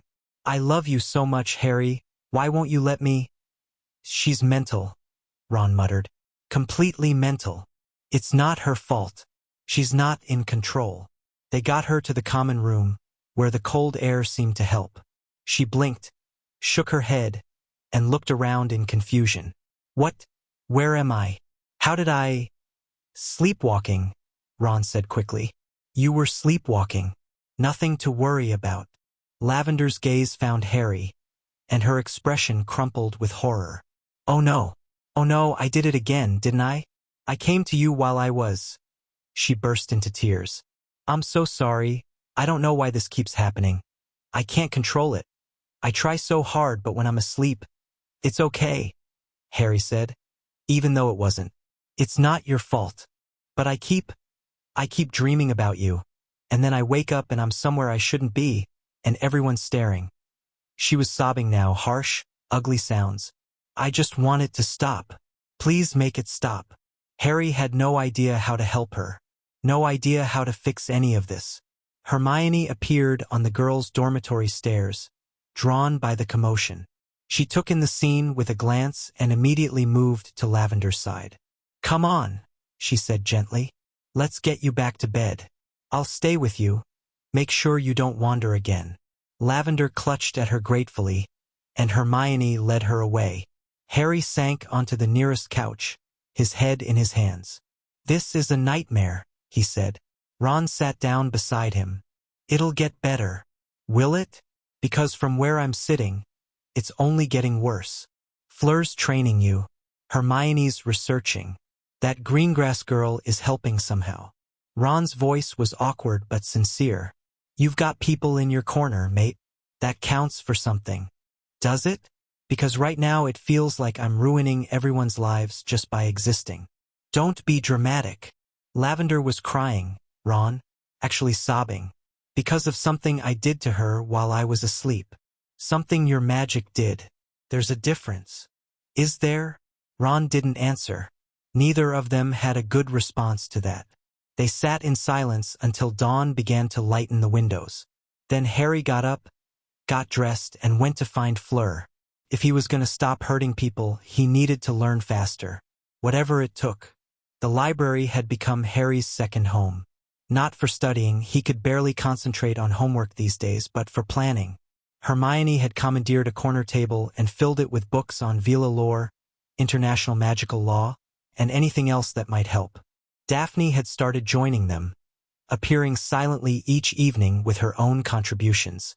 It was strange, the three of them working together. Hermione and Daphne had nothing in common. Different houses, different backgrounds, different approaches to everything. But they shared one thing, a determination to solve this problem.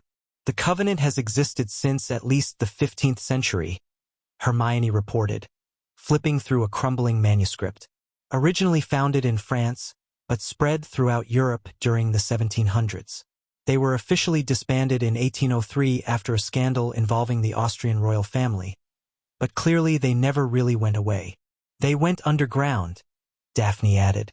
My family has contacts, people who move in certain circles.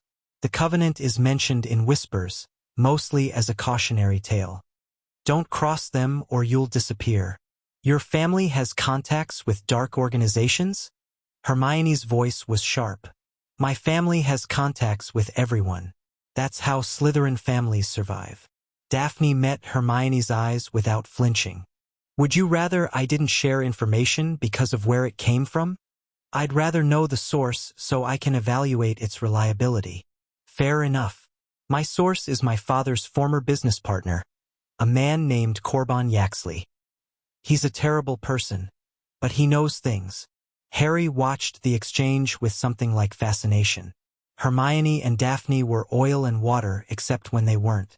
When the conversation turned to strategy or research, they clicked into a rhythm that was almost seamless. What else do your contacts say? He asked. Daphne hesitated. There's talk of a power struggle within the Covenant. Two factions disagreeing about methods. One wants to continue the traditional approach, slow infiltration, quiet manipulation. The other wants to move faster, more aggressively. And the woman who grabbed me? Aggressive faction, almost certainly. They're the ones who push for direct recruitment instead of waiting for targets to come to them. That's actually useful, Hermione admitted reluctantly. If there's internal conflict, it might be possible to exploit. That was my thought too. They exchanged a look that was almost respectful. Progress, Harry thought. Of a sort. The next attack came during dinner. Harry was sitting at the Gryffindor table, maintaining suppression through sheer willpower, when a seventh-year Hufflepuff he'd never spoken to stood up and walked directly toward him. Her eyes were wrong. Not glazed with allure, they were blank. Empty. Like there was no one behind them. Harry Potter, she said. Her voice was flat, mechanical. The Covenant sends its regards. Her wand came up. Harry dove sideways as a jet of purple light slashed through the space where his head had been. The great hall erupted into chaos. Students screaming, professors shouting, spells flying in all directions. The Hufflepuff girl kept firing, her movements jerky and unnatural, her face completely expressionless. She's possessed. Someone shouted. She's under the Imperius curse. McGonagall's stunner hit the girl in the chest. She crumpled, the purple glow fading from her wand. Harry scrambled to his feet, his heart hammering. Around him, the great hall was pure pandemonium. But his eyes found Daphne across the room, her wand already drawn, her expression sharp with focus. She nodded once. He nodded back. Whatever was coming, they'd face it together. The aftermath was grim. The Hufflepuff girl, Sarah Fawley, had no memory of anything after eating breakfast that morning. Someone had hit her with the Imperius curse, planted instructions, and sent her to attack Harry in the middle of dinner. A message. Moody growled during the emergency staff meeting that followed. They're showing us they can get to anyone, anytime. The wards should have detected an unforgivable, McGonagall said. How did they cast it without triggering the alarms? Cast it before she entered the grounds, probably. Set it to activate at a specific time or trigger. Moody's magical eye spun, fixing on Harry. They're testing our defenses, Potter. Probing for weaknesses. And finding them, Snape added silkily. Professor Snape, Dumbledore said quietly. I am simply stating the obvious. The boy is a target. As long as he remains at Hogwarts, everyone around him is in danger. Removing him would be exactly what the Covenant wants.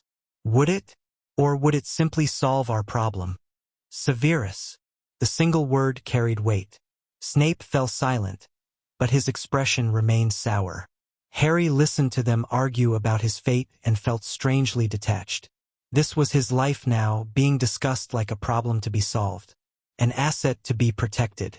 A liability to be managed. I want to learn to fight, he said. The room went quiet. I want real combat training.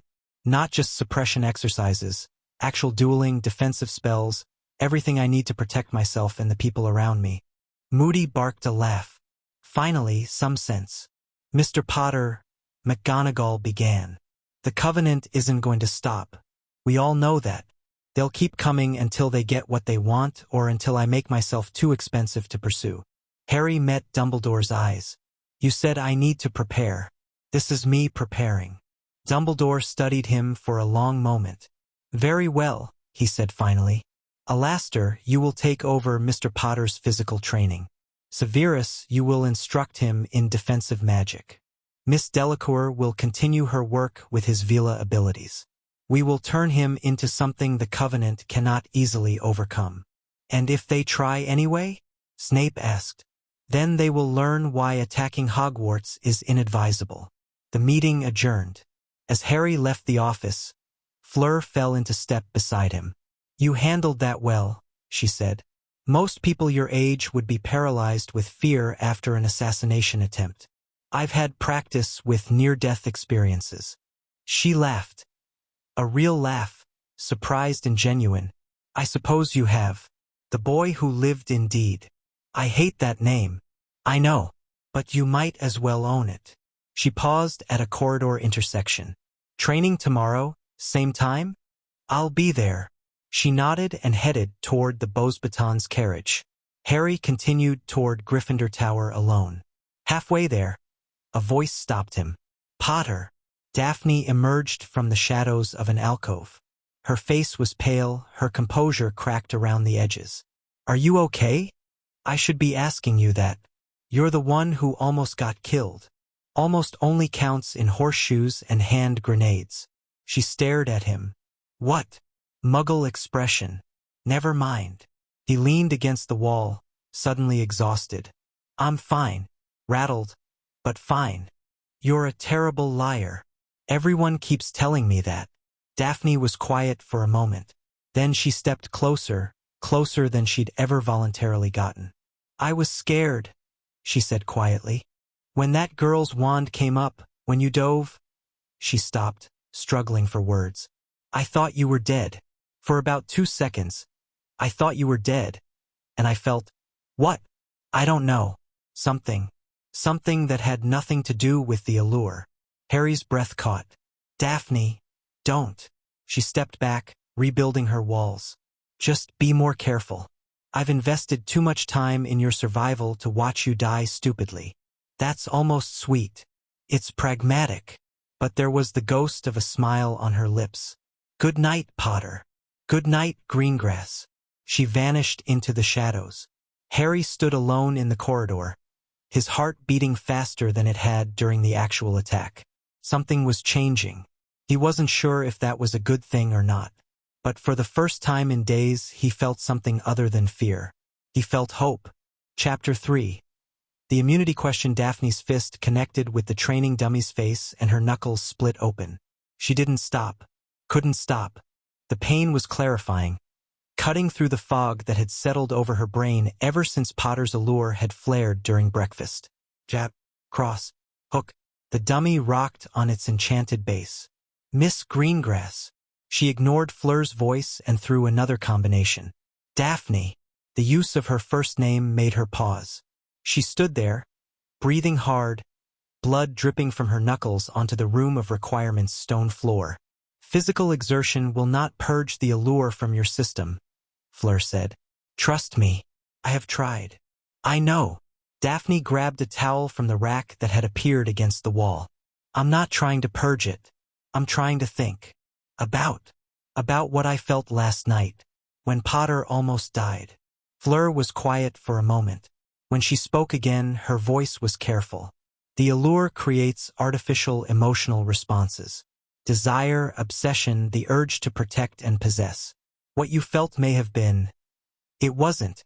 Daphne wrapped the towel around her bleeding hand. I've been analyzing my reactions to Potter for weeks now. I know what the allure feels like. That thing last night. The fear, the way my stomach dropped. That was different. Different how? The allure makes me want to be near him, to touch him. It's physical, constant, like an itch I can't scratch. Daphne met Fleur's eyes. Last night wasn't that. Last night I was terrified of losing him.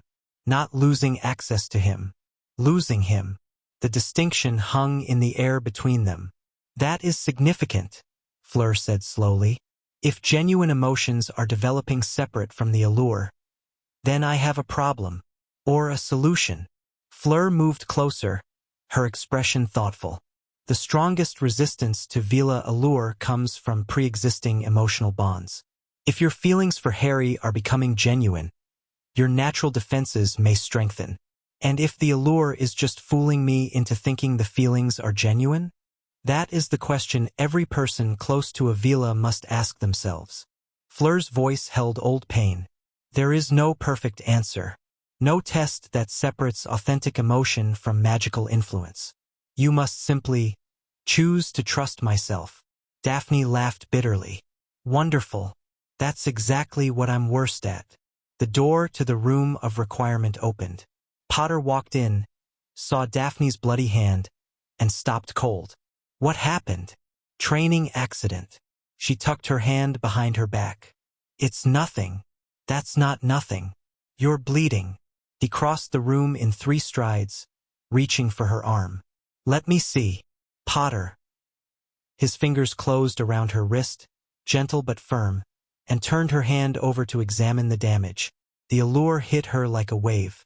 But underneath it, underneath the heat and the pull and the desperate urge to close the distance between them, there was something else. Something quieter.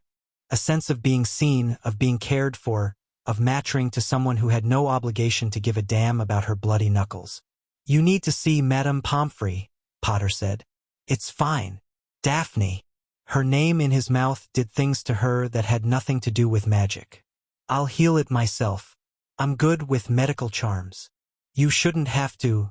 Potter. She pulled her hand back, forcing distance between them. I appreciate the concern. Really. But I've been taking care of myself for a long time. A few scrapes aren't going to kill me. He looked at her with those impossible green eyes, and she could see him wrestling with the urge to push, to insist, to wrap her in protection whether she wanted it or not. Instead, he stepped back. Okay, he said, but if it gets infected, I'm dragging you to the hospital wing myself. Noted. Fleur cleared her throat. If we are done with the medical drama, we have training to conduct. Harry, your suppression has been slipping more frequently. We need to address this. I know. Potter ran a hand through his hair, frustrated. Every time I think I've got it under control, something happens and it all falls apart. Strong emotion destabilizes your hold. You must learn to maintain control even under stress. How? Practice. Fleur gestured toward the center of the room. Today, we will simulate stressful situations. Daphne will assist. Daphne raised an eyebrow. How exactly am I assisting? By provoking him. The next hour was simultaneously the most frustrating and enlightening experience of Harry's life. Fleur had instructed Daphne to push his buttons, to say things designed to trigger emotional reactions, to test his control in real time. Daphne was terrifyingly good at it. "Your parents died because your mother loved you," she said, her voice cool and clinical. "That's the whole story, isn't it? You didn't earn survival. You were just lucky enough to have a mother willing to die for you." Harry's jaw clenched. His suppression wavered. "Faster response," Fleur observed. "Stabilize." He breathed, found his center, pushed the allure back down. "The whole school thinks you're a hero," Daphne continued. "But you've never actually done anything heroic, have you? First year, you stumbled onto coral by accident. Second year, a hat gave you a sword. Third year, Hermione had to save you with a time-turner. That's not, isn't it? Name one achievement that was actually yours. One victory that didn't involve luck or other people saving you at the last second." His temper flared. The allure pulsed outward. Daphne's eyes went slightly glassy before she caught herself, shaking her head sharply. "Slipping," Fleur said. "Again. She's being unfair. Life is unfair. The Covenant will not fight fairly. They will say whatever they must to destabilize you, and if you cannot maintain control under verbal provocation, you will fail against them." Harry forced himself to breathe. In through the nose, out through the mouth. Find the golden warmth, compress it, hold it steady. "Better," Fleur said. "Daphne, continue. You're in love with a dead girl." Harry's head snapped up. "What?" "Cho Chang. She was Cedric's girlfriend. You know that, don't you? Every time you look at her, you're looking at someone who belongs to a dead boy." Daphne's voice was relentless. "That's what attracted you to her in the first place. The tragedy of it. The romance. You don't actually want her. You want the story. You don't know anything about. I know you watched Cedric die. I know you carry guilt about that. I know when you saw Cho crying at his memorial, something in you wanted to fix it. To be the one who comforted her." Daphne stepped closer, her gray eyes cutting. "That's not love, Potter. That's a savior complex." Harry's control shattered. The allure exploded outward, golden and overwhelming, and Daphne stumbled like she'd been hit by a physical force. Her careful composure cracked. Her lips parted, her breath came faster, her whole body swayed toward him. "Harry?" she breathed, and her voice was nothing like the cold, cutting tone she'd been using. "Harry, please." Then she caught herself. Visibly, physically, she wrenched control back. Her hands clenched at her sides. Her jaw tightened until the muscles stood out. "Interesting," Fleur murmured. "What's interesting?" Harry demanded. He was still struggling to reassert suppression, the allure fighting him every step of the way. She recovered, faster than before. "Your provocation technique is improving her resistance." Fleur looked between them with calculating eyes. "The emotional intensity is serving dual purposes. Stress testing your control and strengthening her defenses. So me losing control is actually helping her? In small doses, carefully managed, yes." Fleur paused. "Though I recommend not making a habit of it. The line between therapeutic exposure and genuine harm is thin." Harry finally got his allure back under control.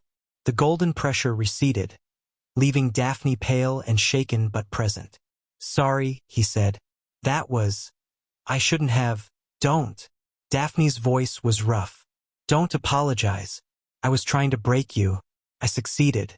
That's on me, not you. You were following instructions.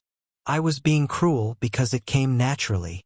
She met his eyes, and for once there was no mask between them.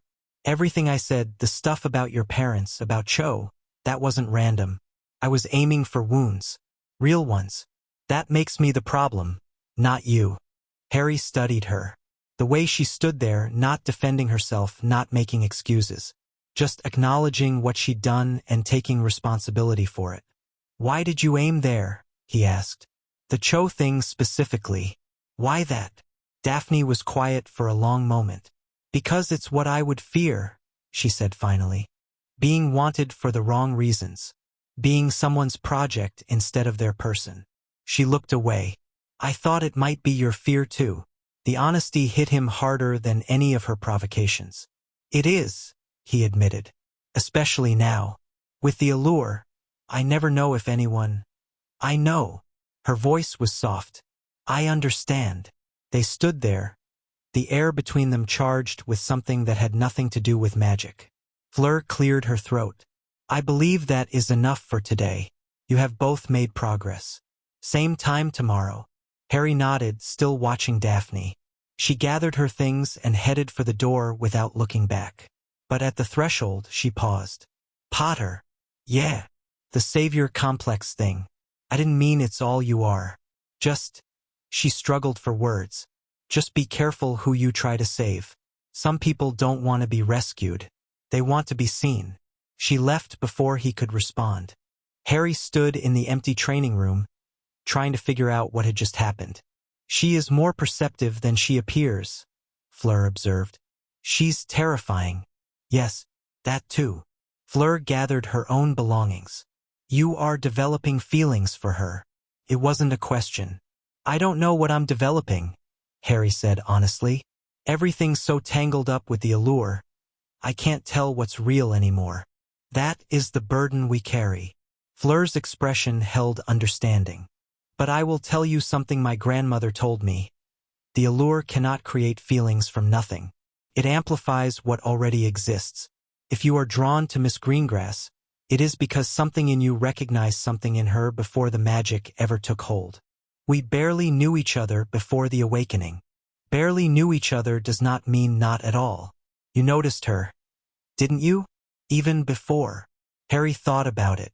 Daphne Greengrass, the Ice Queen of Slytherin, standing apart from her classmates, watching everything with those cool gray eyes, never engaging in Malfoy's theatrics, never participating in the petty house rivalries.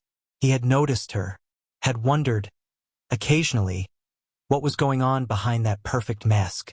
Maybe, he admitted. Then the foundation was there. The allure simply illuminated it. Fleur smiled slightly. For what it is worth, I believe her feelings are genuine as well. She fights too hard for it to be otherwise. That's supposed to be comforting? It is supposed to be honest. Fleur opened the door. Good night, Harry. Rest well. Tomorrow will be difficult. She left him alone with his thoughts. Tomorrow was indeed difficult. Moody's combat training was nothing like anything Harry had experienced before. Constant vigilance. The grizzled Auror roared, sending another hex at Harry's head. You think the Covenant will give you time to think? Time to plan? They'll hit you hard and fast and dirty. And if you're not ready, you're dead. Harry dove behind a conjured barrier, heart pounding. Moody's spells punched through it like paper. Barriers won't save you. Movement, unpredictability, make yourself impossible to hit. Harry rolled, came up firing, and actually managed to clip Moody's shoulder with a stinging hex. The old Auror grinned. Better. Now do it again. Twice as fast. While maintaining your precious suppression. That was the real challenge. Fighting and suppressing at the same time. Using two completely different forms of concentration simultaneously. It was like trying to pat his head and rub his stomach while someone threw knives at him. You're slipping, Moody barked. I can feel your magic leaking. Tighten it up. Harry gritted his teeth and pushed his allure down while dodging another barrage of hexes. Sweat poured down his face. His muscles screamed. But slowly, painfully, he started to get it. Not bad, Moody admitted after 2 hours of brutal training. You might survive your first real fight. Maybe. Thanks for the vote of confidence. Confidence gets people killed. Fear keeps them alive. Moody stomped toward the door. Same time tomorrow. And practice your shielding. Yours is pathetic. He left Harry lying on the training room floor, gasping for breath. Hermione found him there 10 minutes later. Harry? Are you? Oh my God, what happened? Moody happened. He struggled to a sitting position. Apparently my combat skills are barely adequate, and my shielding is an embarrassment to wizard kind. That's awful. That's Moody. Harry accepted her offered hand and let her pull him up. The moment their palms touched, he felt the familiar spike of her resistance, the way she acknowledged and dismissed the allure in the same instant. She'd been practicing. getting stronger every day. I found something, she said, her eyes bright with discovery. In the restricted section. A book about Veela history that nobody's opened in decades. What kind of something? Information about male Veela, specifically about their abilities. Harry's attention sharpened. What abilities? The Allure is just the beginning. Hermione pulled a scroll from her bag, covered in her neat handwriting. According to this source, male Veela have access to powers that female Veela don't. The text calls it sovereign will. The ability to command rather than just attract. Command? Like mind control. Not exactly. More like compelling obedience through sheer presence. The book describes it as the difference between asking someone to follow you and simply being someone that others follow. Harry's stomach churned. That sounds worse than the Allure. It's different. The Allure creates desire. Sovereign will creates, reverence? Loyalty? The text isn't entirely clear. Hermione flipped through her notes. But the important thing is, this ability is triggered deliberately. It's not passive like the Allure. You'd have to choose to use it. So I have a secret power I didn't know about that can basically make people do what I want. Potentially, if you develop it, if you learn to control it. Harry sank back down onto the floor, overwhelmed. This just keeps getting worse. Hermione sat down beside him, close but not touching. I know it feels that way, but think about it strategically. The Covenant wants to control you because of your Allure. If you have other abilities they don't know about, that's an advantage. An advantage I never wanted. Most advantages come that way. Her voice was gentle but firm. Harry, I've known you for 4 years. You're not someone who would abuse this kind of power. The fact that you're horrified by it proves that. Does it? Or does it just mean I'm scared of myself? Being scared of power is healthy. It's the people who aren't scared that we need to worry about. Harry looked at her, really looked. Hermione Granger, his best friend, sitting on a dusty training room floor explaining why his terrifying new abilities might actually be a good thing. How do you do that? He asked. Do what? Make everything seem manageable, even when it's objectively insane. She smiled, a little sad, a little fond. Practice, and having someone worth fighting for. The moment stretched. Harry was acutely aware of how close she was, of the warmth radiating from her skin, of the way her hair had escaped its ponytail and fell across her face. The Allure stirred, reaching for her. She felt it. He could tell by the slight catch in her breath, but she didn't move away. I should go, she said quietly. I have more research to do. Hermione. Yes. Thank you. For all of this. For not giving up on me. Her smile brightened. That's what friends are for, Harry. The non-magical kind of devotion. She stood, brushed off her robes and headed for the door. Harry watched her go, wondering again how he'd gotten lucky enough to have people like her in his life. The next few days fell into a rhythm.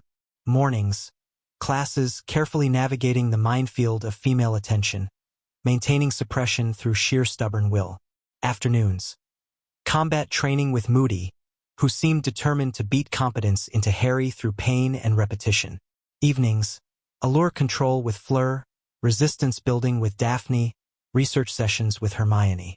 Nights, collapsing into bed exhausted, dreaming of golden fire and hungry eyes. It was grueling.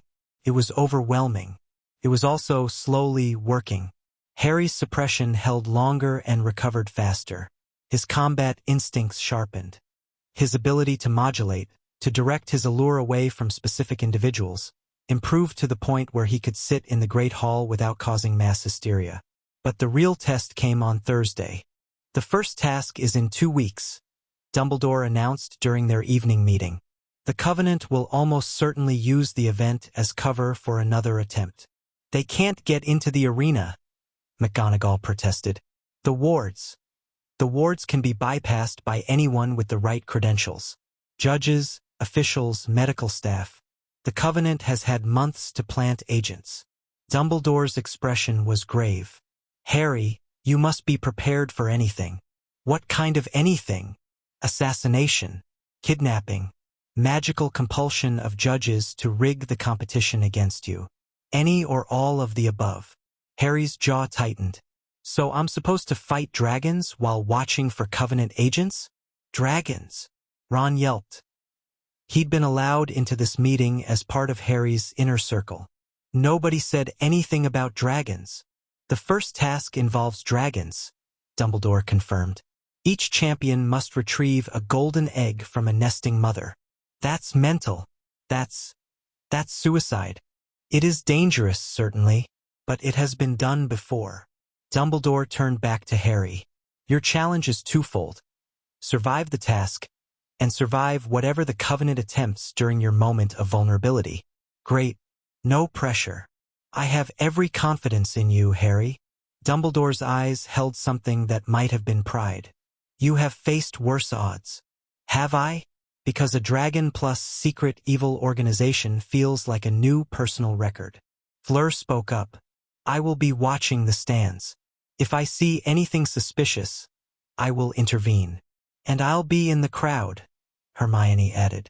I've been learning to recognize Covenant tactics from the research. I can help spot trouble. I'll be there too, Daphne said quietly. Everyone turned to look at her. What? Potter's survival has become something of a personal project. I'm not letting some ancient breeding cult ruin my investment. Ron snorted. That's romantic. It's practical. But there was a hint of color in Daphne's cheeks. Very well, Dumbledore said. We have 2 weeks to prepare. I suggest we use them wisely. The preparation was intense. Harry spent every spare moment either training or researching dragons. Hermione compiled dossiers on each species: Hungarian horntails, Welsh greens, Swedish shortsnouts, Chinese fireballs, and quizzed him until he could recite their weaknesses in his sleep. The horntail is the most dangerous, she lectured, pacing in front of a conjured blackboard. Aggressive, territorial, and capable of breathing fire up to 50 feet. Its tail spikes can penetrate armor. The only reliable weakness is its eyes. Blind a horntail and it becomes disoriented. So I should aim for the eyes. You should avoid getting close enough to aim for anything. Use distance, speed, and distraction. She tapped the blackboard with her wand, bringing up a diagram. Your best asset is your flying ability. A firebolt can outmaneuver even a horntail in open air. I can't use my broom. Champions can only bring their wands into the arena. Hermione's expression flickered. Then you'll need to summon it. Practice the Accio charm until it's instant. They practiced. For hours, then days.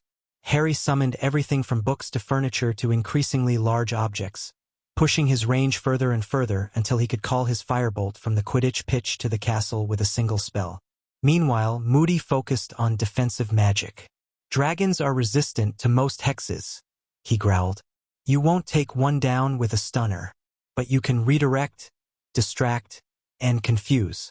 Conjunctivitis curse for the eyes. Smoke screens for cover. Transfigure obstacles to slow it down. What about the egg? How do I get past the dragon to reach it? You don't get past the dragon. You make the dragon move. Moody demonstrated with a series of spell combinations. Blinding light, disorienting sounds, phantom threats from multiple directions. Hit it with everything at once. Overload its senses. While it's dealing with that, you grab the egg and run like hell. Harry absorbed the tactics, drilled them until they became muscle memory. Fleur contributed her own expertise. Your allure will not affect the dragon, she said. Magical creatures are largely immune, but it may affect the handlers, the judges, anyone human in the arena. You must maintain suppression even under combat stress.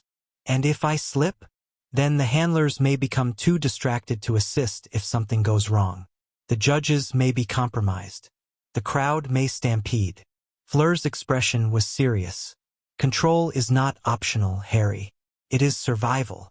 Daphne helped in her own way, by continuing to provoke him during training sessions, pushing his emotional stability to its limits. You're going to die, she said flatly during one session. The dragon will kill you, or the Covenant will, or you'll slip at the wrong moment and cause mass chaos. Either way, you're doomed. Harry maintained his suppression. That's the best you've got? I could talk about your mother again. Try something new, she considered. Hermione's been spending a lot of time with Victor Krum. Study sessions in the library. He looks at her like she's the only person in the room. Harry's control wavered.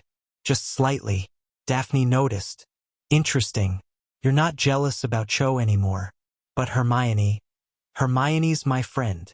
Is that all? That's all I want her to be. The words came out more forcefully than intended. She's brilliant and loyal, and she's been there for me through everything. I won't ruin that by wanting more. Even though you clearly do want more. I don't. Harry stopped. The allure was pushing against his control, responding to the emotional turmoil. That's not fair. Nothing about this is fair. Daphne's voice softened slightly. But you need to figure it out. Whatever you feel for Granger, for Chong, for anyone, you need to understand it. Because the allure amplifies what's already there. And if you don't know what's already there, you can't predict what it will become. And what about you?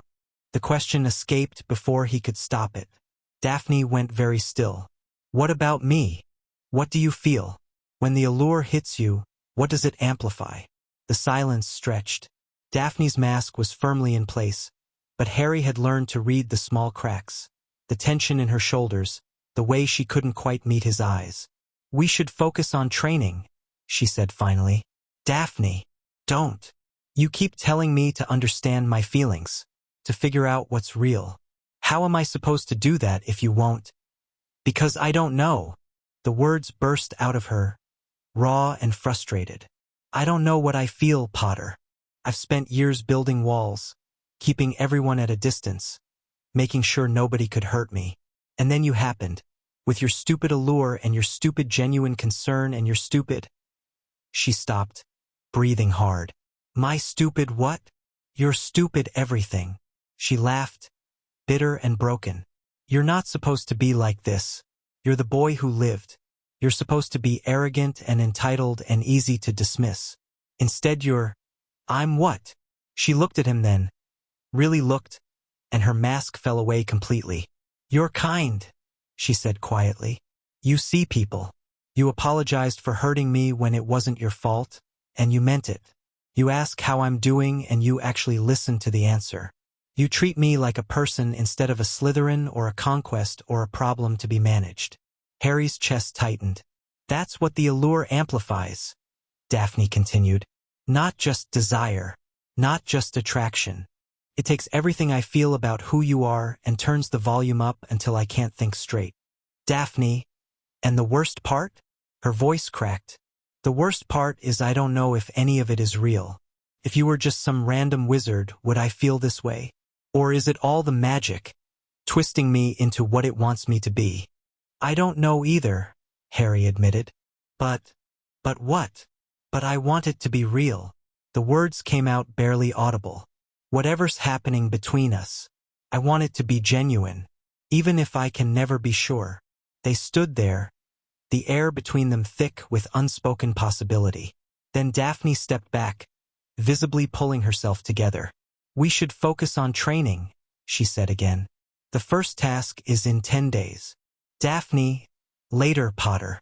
We can figure out this later, after you survive the dragon. She turned away, and Harry let her go. But something had shifted between them, and they both knew it. The first task arrived on a gray November morning.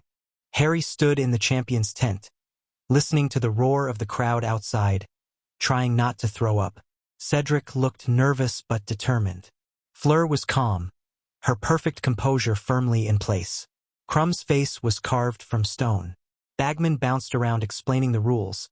Draw dragons from a bag. Retrieve the golden egg. Don't die. But Harry barely heard him. He was focused on his suppression, holding it steady despite the fear churning in his gut, keeping the allure contained even as his magic tried to respond to his elevated heart rate. The drawing began. Cedric pulled the Swedish short snout. Fleur got the Welsh green. Krum drew the Chinese fireball. Harry reached into the bag and felt something bite his fingers. The Hungarian horntail. Of course. Bad luck, old boy, Bagman said cheerfully. But I'm sure you'll manage. Harry said nothing. He was too busy maintaining his grip on his magic. The champions went in order. Cedric first, then Fleur, then Crumb. Harry listened to the crowd's reactions. Cheers, gasps, screams, and tried to prepare himself for what was coming. Then the whistle blew. It was his turn. Harry stepped into the arena and came face to face with 40 feet of murderous reptile. The horntail was chained in the center of the rocky enclosure, her nest of eggs just visible behind her massive form. She saw Harry immediately, and her eyes narrowed with predatory intelligence. A jet of fire exploded toward him. Harry Dove rolled, came up running. The firebolt was still in the castle, too far to summon quickly. He needed to buy time. "Conjunctivitis!" he shouted, aiming for the dragon's eyes. The spell splashed harmlessly against scaled eyelids. The horntail had anticipated it. More fire. Harry conjured a shield that lasted exactly long enough for him to get behind a rock formation. The crowd was roaring. Harry could feel their attention pressing against him, a weight that made concentration even harder. Focus. He had to focus. Accio Firebolt. The spell shot out toward the castle.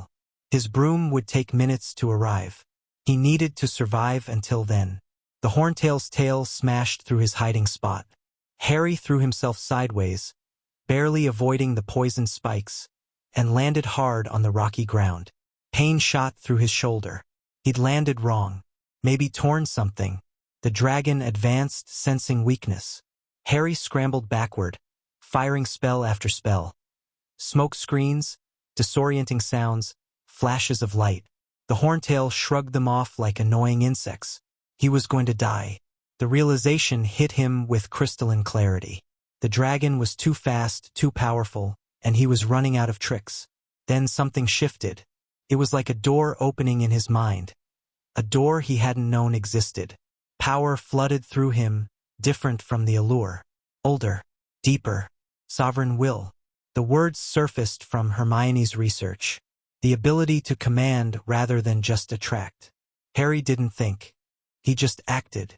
Stop! The word came out resonant, echoing, amplified by something that wasn't quite magic and wasn't quite mortal. The horntail stopped. Not frozen. Harry could see her muscles trembling, her wings twitching, her eyes burning with fury. But she had stopped. The crowd went silent. Harry stared at the dragon.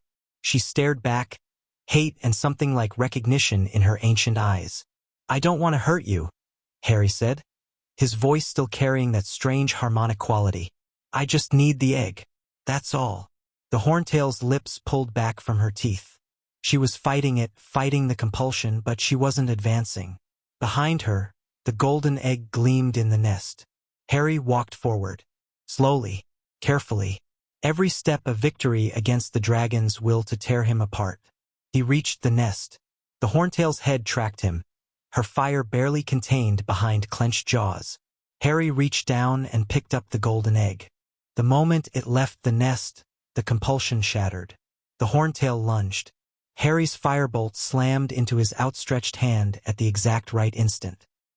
He was in the air before his brain caught up, rocketing upward as 40 feet of fury exploded where he'd been standing. The crowd erupted. Harry cleared the arena walls and landed on the far side, gasping, trembling, clutching the golden egg against his chest. He'd done it. He had no idea how, but he'd done it. The champion's tent was chaos. Madame Pomfrey descended on Harry, healing his shoulder and scolding him in equal measure. Dumbledore appeared, his expression a complicated mixture of pride and concern. McGonagall looked like she'd aged 10 years. "That was," she started. "Impressive," Moody finished. His magical eye was fixed on Harry with unsettling intensity. "Very impressive, Potter. I didn't know you had that in you." "Neither did I." It was true. The sovereign will had come from nowhere, or from somewhere so deep he'd never known it existed. Fleur pushed through the crowd to reach him. "What did you do?" she demanded. Her voice was low, urgent. "That was not the allure. That was something else. Hermione found some research about male Veela abilities. Sovereign will. Fleur's expression flickered. My grandmother spoke of it. I thought it was legend. Apparently not. Harry. She gripped his arm, her fingers digging in. This is dangerous. More dangerous than the allure. Sovereign will doesn't just attract, it dominates. If you use it on humans, I won't. You might not have a choice. Came out instinctively under stress. What happens next time you're afraid for your life? What happens if you're cornered and desperate? Harry didn't have an answer. The tent flap opened. Hermione rushed in, followed by Ron and Daphne. Harry! Hermione threw her arms around him, then immediately pulled back, blushing. Sorry, you were amazing. Terrifying, but amazing. Thanks, I think. Ron clapped him on the shoulder. Mate, you stopped a dragon with your voice. That was the most brilliant thing I've ever seen. It was reckless, Daphne said quietly, but her eyes were bright, and Harry caught the ghost of a smile on her lips. Also brilliant, but mostly reckless. Coming from you, that's practically a declaration of love. The words slipped out before he could stop them. Daphne's expression flickered. Surprise, then something warmer, then carefully blank. Don't let it go to your head, Potter. But she didn't deny it. That night, Harry sat alone by the lake. The golden egg rested in his lap, unopened. He'd heard the screaming when Cedric had cracked his. Some kind of clue that needed to be decoded. But right now he couldn't focus on the next task. He was too busy processing what had happened in the arena. He'd commanded a dragon. Not persuaded, not distracted, commanded. The sovereign will had imposed his desire on a creature far more powerful than he was, forcing it to submit. The implications were terrifying. I thought I'd find you here. Daphne emerged from the shadows, wrapped in her cloak against the November chill. How'd you know? You always retreat to water when you're overwhelmed. The lake, the bathroom on the second floor, the prefect's bath that one time you thought nobody was paying attention. She sat down beside him, keeping a careful foot of distance. Pattern recognition. Slytherins are good at it. Should I be concerned that you've been tracking my patterns? Probably, but her voice was light. How are you processing? Badly. Want to talk about it? Harry was quiet for a moment, watching the moonlight shimmer on the black water. I controlled a dragon, he said finally. With my voice. With my will. Just made it stop because I wanted it to. I saw. What if I do that to a person someday? What if I'm scared or angry or desperate and it just happens? Then you'll deal with the consequences and try to do better. Daphne's voice was matter of fact. That's all any of us can do. That's not very comforting. I'm not here to comfort you. I'm here to tell you the truth. She turned to face him, her gray eyes steady. You have power, Potter. Lots of it. More than anyone our age should have. And yes, it's dangerous. Yes, you could hurt people. Yes, you could lose control and do something terrible. So what do? You keep training. You keep building control. You keep surrounding yourself with people who will tell you when you're crossing lines. She paused. And you trust yourself. Not blindly, carefully, but trust that you're the kind of person who would rather die than abuse what you've been given. Harry stared at her. How do you know I'm that kind of person? Because I've watched you. Because I've provoked you and pushed you and tried to break you.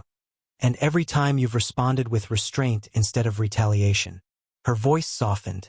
Because when you found out you could command a dragon, your first instinct was to be horrified instead of thrilled. That just means I'm scared. Fear is appropriate. It means you understand the stakes. Harry looked down at the golden egg. His reflection stared back from its polished surface. Tired, overwhelmed, uncertain. I don't know if I can do this, he admitted. Any of it. The tournament, the covenant, the powers I keep discovering. It's too much. It is too much. Daphne didn't try to minimize it. But you're not doing it alone. You have Granger and her research. You have Weasley and his loyalty. You have Fleur and her experience. She paused. You have me. Harry looked at her. Why? He asked. Why do you keep showing up? You said we're not friends. We're not. But the words came out different this time. Softer. We're something else. I don't know what yet. Something else, Harry repeated. Something that terrifies me as much as your sovereign will terrifies you. Daphne stood, brushing off her robes. But I'm still here. That has to mean something. She walked away before he could respond. Harry sat by the lake until the moon set, thinking about power and fear and the complicated girl who refused to be simple. The Covenant was still hunting him. The tournament was still trying to kill him. But for the first time in weeks, he felt something other than dread. He felt ready. Whatever came next, he'd face it. And he wouldn't face it alone. Chapter 4. Alliances and enemies. The Slytherin common room fell silent when Daphne walked in. She noticed immediately. The way conversation stopped mid-sentence. The way eyes tracked her movement across the room. The way Pansy Parkinson's expression curdled into something ugly and knowing. Well, Pansy's voice carried through the sudden quiet. If it isn't Potter's new pet snake. Daphne didn't break stride.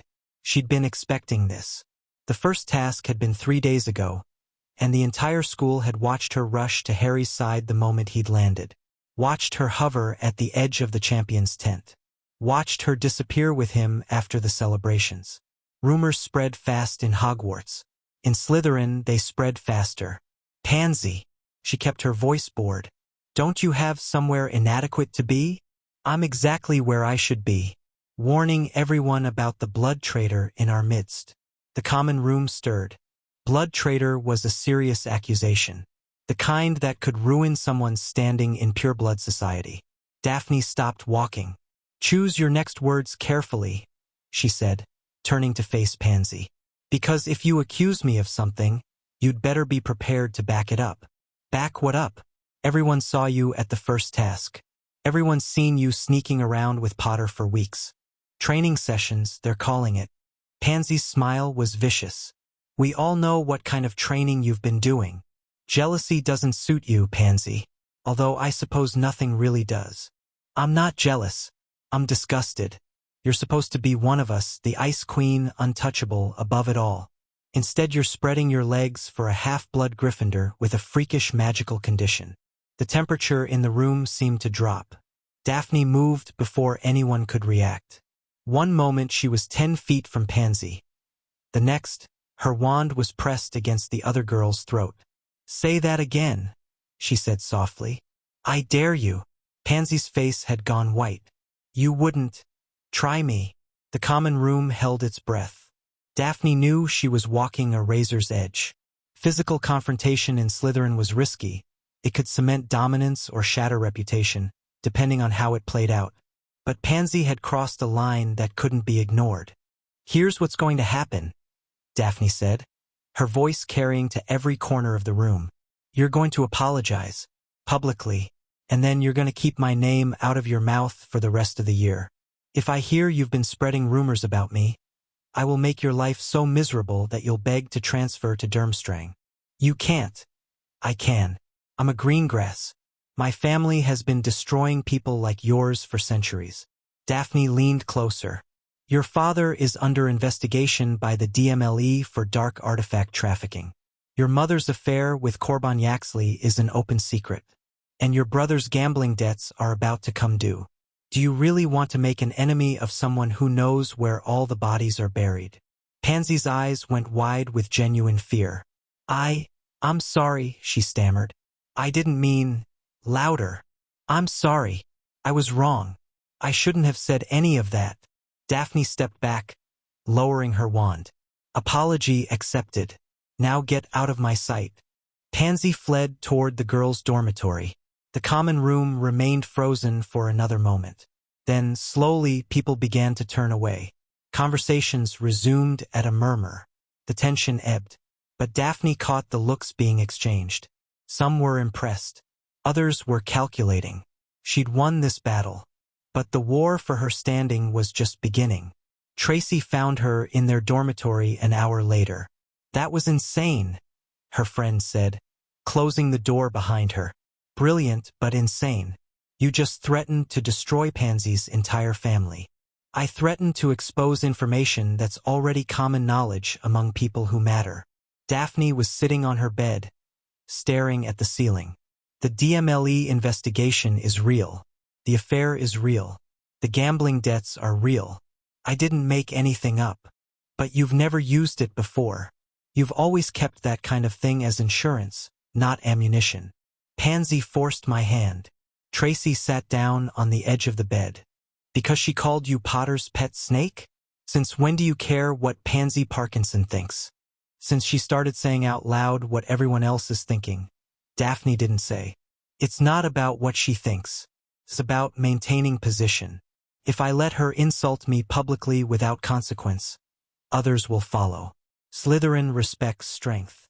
Slytherin respects cunning. What you did back there was direct. Almost Gryffindor. Daphne flinched. Tracy noticed. Daph, what's really going on with you and Potter? Nothing. Don't lie to me. I'm your best friend. I've seen you with him, the way you watch him, the way you react when he's nearby. That's not nothing. Daphne was quiet for a long moment. I don't know what it is, she admitted finally. His allure affects me.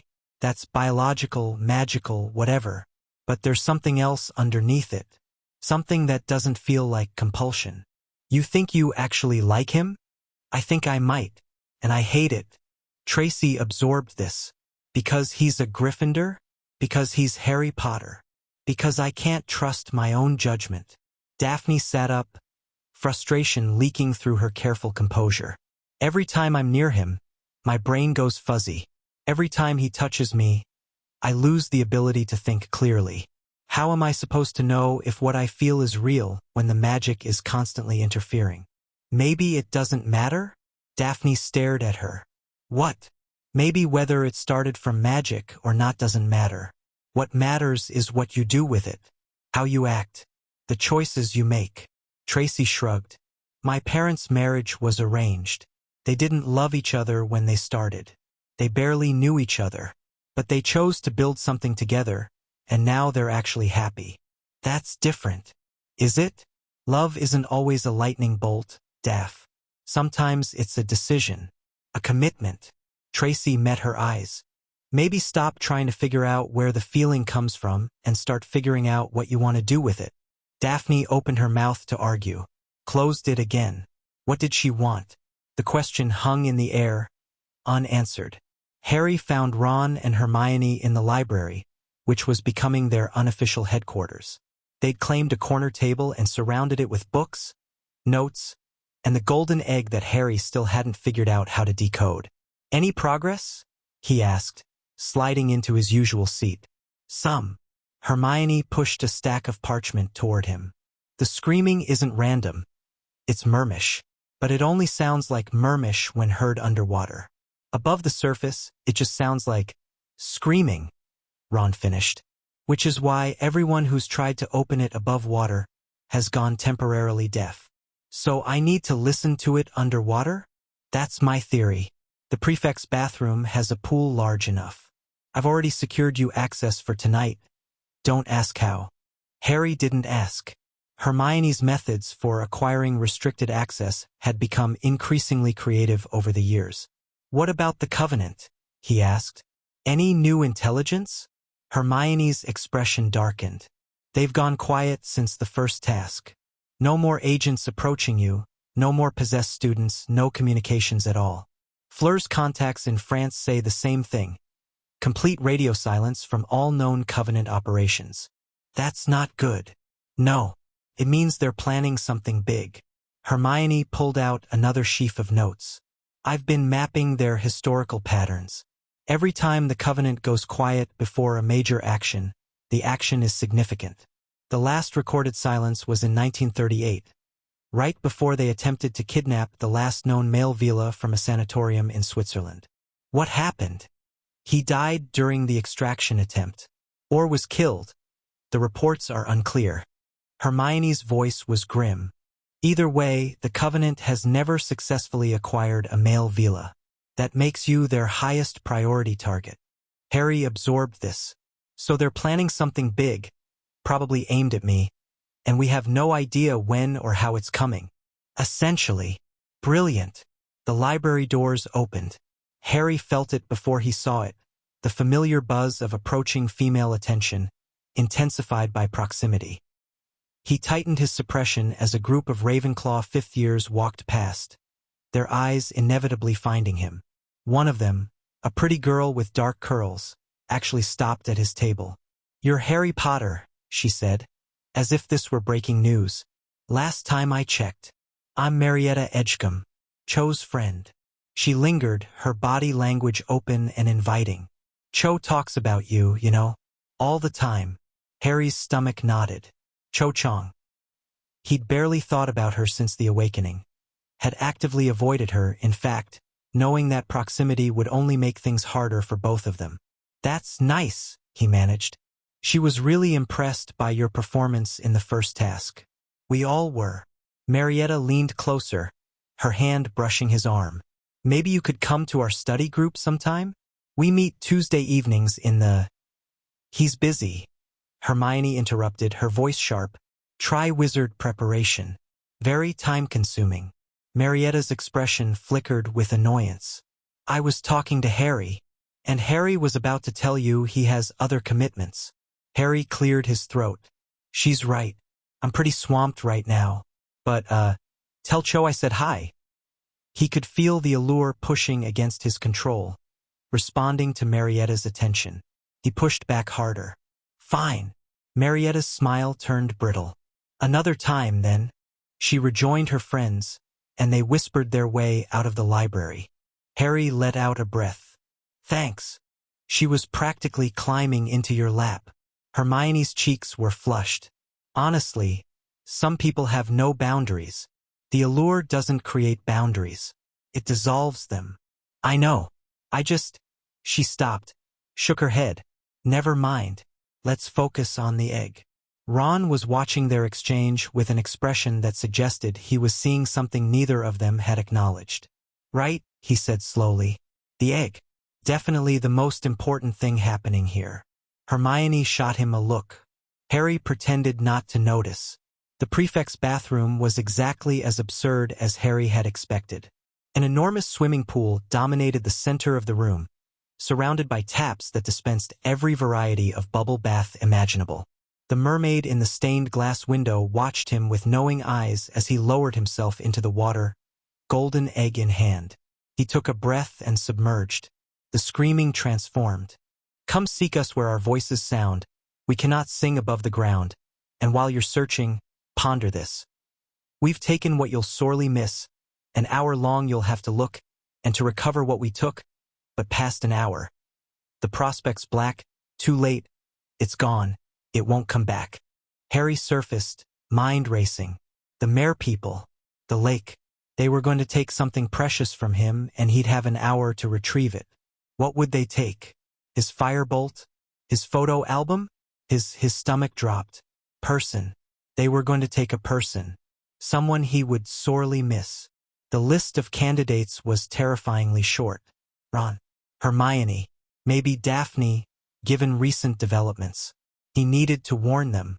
Harry climbed out of the pool, dried himself with a quick charm, and pulled on his clothes. He was reaching for the door when it opened from the other side. Daphne Greengrass stepped through. They both froze. "What are you doing here?" Harry asked. "I could ask you the same thing." Her eyes dropped to the golden egg in his hand. "The clue. You figured it out. How did you know about the prefect password?" "I have my sources." She stepped fully into the bathroom, letting the door close behind her. "What does the clue say?" Harry told her. Watched her expression shift from curiosity to concern to something that might have been fear. "They're going to take someone," she said. "Someone you care about. That's what it sounds like. And you have an hour to retrieve them from the mare people. From the bottom of the lake. In February." Daphne was quiet for a moment.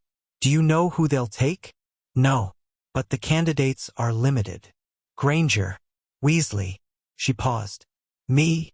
The word hung in the air between them. "Maybe," Harry admitted. "I don't know what criteria they're using. But you think I'm a possibility. You're someone I care about. So yes." The confession came out more plainly than he'd intended. Daphne's expression flickered. Surprise, then something warmer, then carefully blank. We need to tell the others, she said. If they're planning to use people as hostages. I know. I was on my way to find them when you showed up. Then let's go together. She turned toward the door. Harry caught her arm. Daphne. What? Thank you. For all of this. For being someone I can trust. She stared at him, her gray eyes unreadable in the candlelight. Don't thank me yet, she said quietly. We still have to survive whatever the Covenant is planning. And after that? After that, she hesitated. After that, maybe we can figure out what this is. What we are. I'd like that. She almost smiled. You're surprisingly easy to like, Potter. It's very inconvenient. I've been told. They left the bathroom together, and if their hands brushed as they walked, neither mentioned it. The War Council convened in the Room of Requirement. Harry, Ron, Hermione, Daphne, Fleur, and, unexpectedly, Neville Longbottom, who had somehow talked his way into the inner circle by providing a crucial piece of intelligence about the lake. Gran has records of the original Hogwarts wards, Neville explained, spreading ancient diagrams across the floor. The lake's protections are separate from the castle's. They were designed to keep the merpeople contained, not to protect against surface intrusions. Meaning what? Ron asked. Meaning if someone wanted to interfere with the second task, the lake would be the perfect place to do it. The castle wards wouldn't detect anything. Hermione leaned forward. The Covenant could have agents waiting in the water, or they could tamper with the hostages before they're even placed. Neville's round face was uncharacteristically serious. Gran's records mention secret passages from the castle to underwater caves. If the Covenant knows about them, they could bypass security entirely, Harry finished. The implications settled over the group like a cold fog. We need to secure those passages, Fleur said, before the second task. We need to know where they are first. Hermione was already making notes. Neville, can you get more details from your grandmother? I can try. She's protective of the family records, but if I explain the situation... Don't explain too much, Daphne interrupted. The more people who know what we're planning, the more likely the Covenant finds out. You think they have spies among our families? I think they have spies everywhere. Daphne's voice was flat. That's how they've survived for centuries. By knowing things they shouldn't. The room fell silent. Harry looked around at his assembled allies. Ron, loyal to a fault, his fear transformed into determination. Hermione, brilliant and tireless, already planning 3 steps ahead. Neville, quietly brave, stepping up when it mattered most. Fleur, experienced and deadly, her own history with the Covenant fueling her commitment. Daphne, complicated and fierce, her walls coming down 1 brick at a time. These were his people, his inner circle. Here's what we're going to do, he said. Neville, get those records. Hermione, research magical breathing methods. I need to survive an hour underwater. Ron, you and I are going to scout the lake shore, find any access points to these underground caves. Fleur, reach out to your contacts. See if anyone's heard anything about Covenant movement in Britain. Daphne, yes. Stay alert. If you're a potential hostage, the Covenant might try to grab you before the task even starts. I can take care of myself. I know, but let me worry about you anyway. Something shifted in her expression. Something that looked like acceptance. Fine, she said, but I expect the same courtesy in return. Deal. The meeting broke up, each member heading off to their assigned tasks. Harry caught Hermione's eye as she gathered her notes. You okay? I'm fine. Just thinking. About what? She hesitated. About who they might take. As the hostage. You think it'll be you? I think it could be. She met his gaze steadily. And I think that scares you more than the dragon did. Harry couldn't deny it. I won't let anything happen to you, he said. Any of you. I know. Her voice was soft. That's why we're all here, Harry. Because you care about us. Because you do anything to protect us. But, she stopped. But what? But don't forget to protect yourself too. We can't lose you. She walked away before he could respond. Harry stood alone in the room of requirement, the weight of responsibility settling onto his shoulders. He had less than 2 months until the second task. 2 months to prepare, to plan, to prevent disaster. He hoped it would be enough. The Yule Ball announcement came like a bomb dropped in the middle of breakfast. A ball.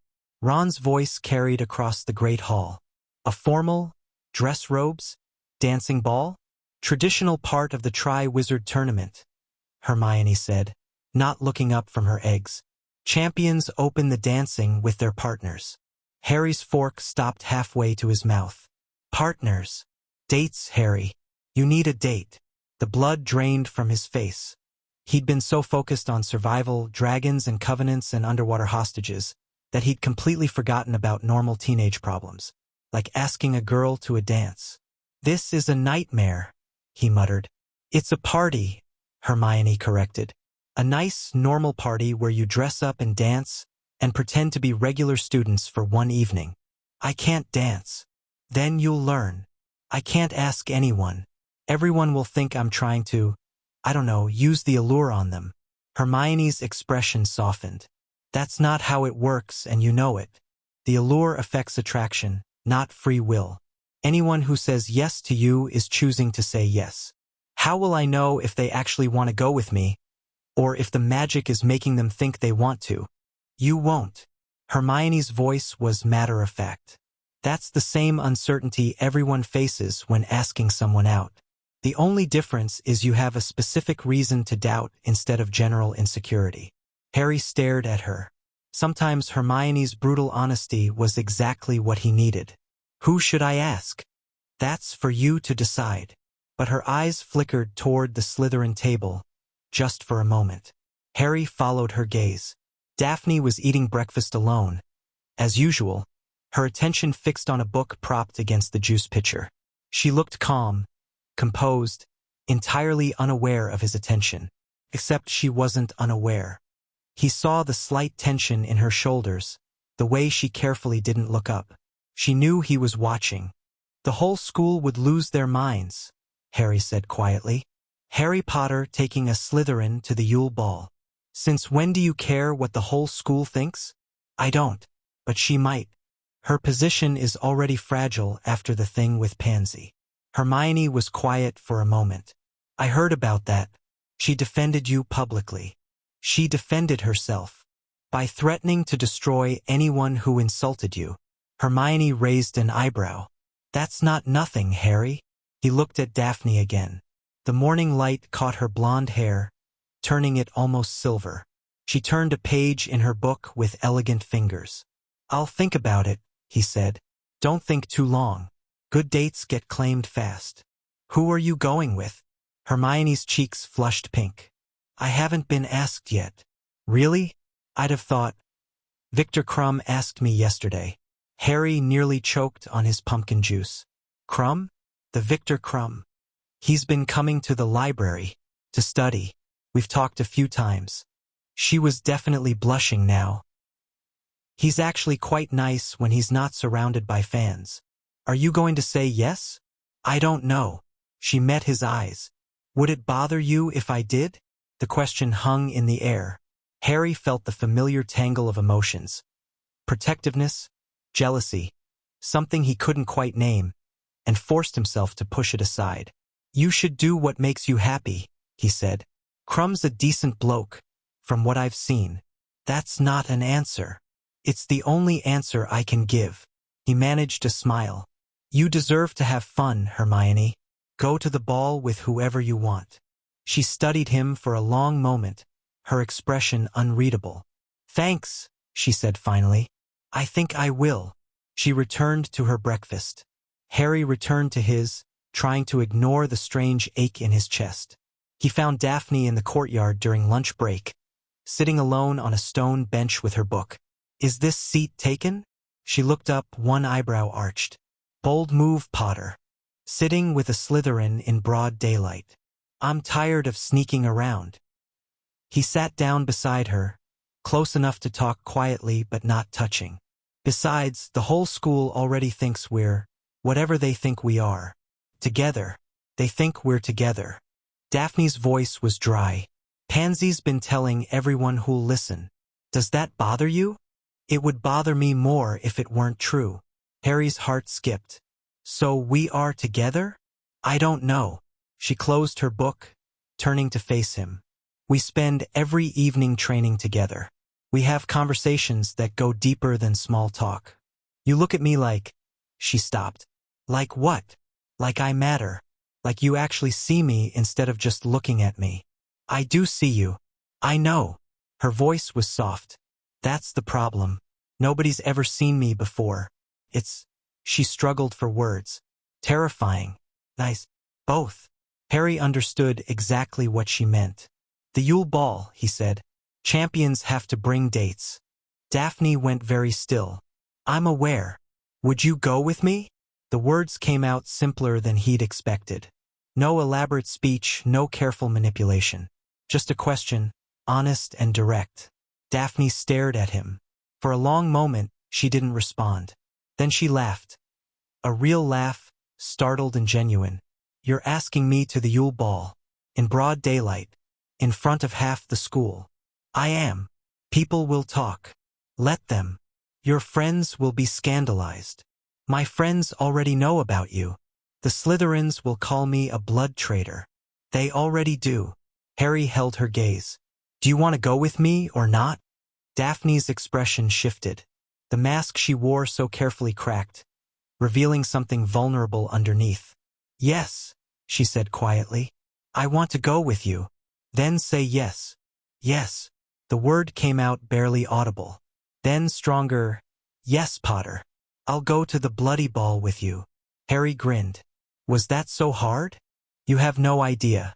They sat there in the winter sunlight, not quite touching, the whole school watching and whispering. Neither of them cared. The days before the Yule Ball blurred together. Harry split his time between second task preparation and learning to dance. The former was going well. Hermione had found a charm called the Bubblehead that would allow him to breathe underwater, and Neville had secured the cave maps from his grandmother. The latter was a disaster. You're stepping on my feet again, Daphne said, her voice pained. Sorry. How can someone with such good reflexes be so terrible at dancing? Dancing doesn't try to kill me. My body doesn't know how to respond. She actually laughed at that. They were practicing in the room of requirement, which had provided a ballroom complete with mirrors and enchanted music. Just follow my lead, she said. Let me guide you. I thought the man was supposed to lead. Traditional gender roles are meaningless when one partner is incompetent. She placed his hand more firmly on her waist. Now, 1, 2, 3, 1, 2, 3. Feel the rhythm. Harry tried to feel the rhythm. Mostly he felt Daphne's hand in his, her body moving close to his, the warmth of her through their clothes. You're distracted, she observed. Can you blame me? Focus, Potter. If you embarrass me at the ball, I'll hex you. That's motivating. She smiled. A real smile, rare and precious. See? Fear works. They practiced for another hour. Harry's dancing improved from terrible to merely bad. Progress. That'll have to do, Daphne said finally. Unless you want to practice again tomorrow? Same time. Same time. She gathered her things, preparing to leave. At the door, she paused. Potter. Yeah. Thank you for asking me. I know it wasn't the politically smart choice. Since when do I make politically smart choices? Never. That's one of the things She stopped, shook her head. Never mind. See you tomorrow. She left before he could ask her to finish the sentence. Harry stood alone in the magical ballroom, wondering what she'd been about to say. The Yule Ball arrived with all the fanfare Harry had dreaded. He stood in front of his dormitory mirror, wrestling with dress robes that seemed determined to strangle him, and tried not to hyperventilate. You look fine, Ron said from behind him. Ron had somehow managed to destroy his own dress robes and was now wearing a set of maroon horrors that made him look like he'd been attacked by a Victorian couch. I look terrified. Same thing, really? Ron clapped him on the shoulder. At least you have a proper date. I'm going with Padma Patil and I barely know her. How did that happen? Parvati set it up. Said her sister needed a partner and I was available. Ron grimaced. Story of my life. Harry managed a laugh. It helped slightly. They descended to the entrance hall together, where the champions were gathering with their dates. Cedric was already there with Cho Chang, a sight that still produced a small, complicated twist in Harry's chest, and Crumb had arrived with Hermione. Harry stopped walking. Hermione looked transformed.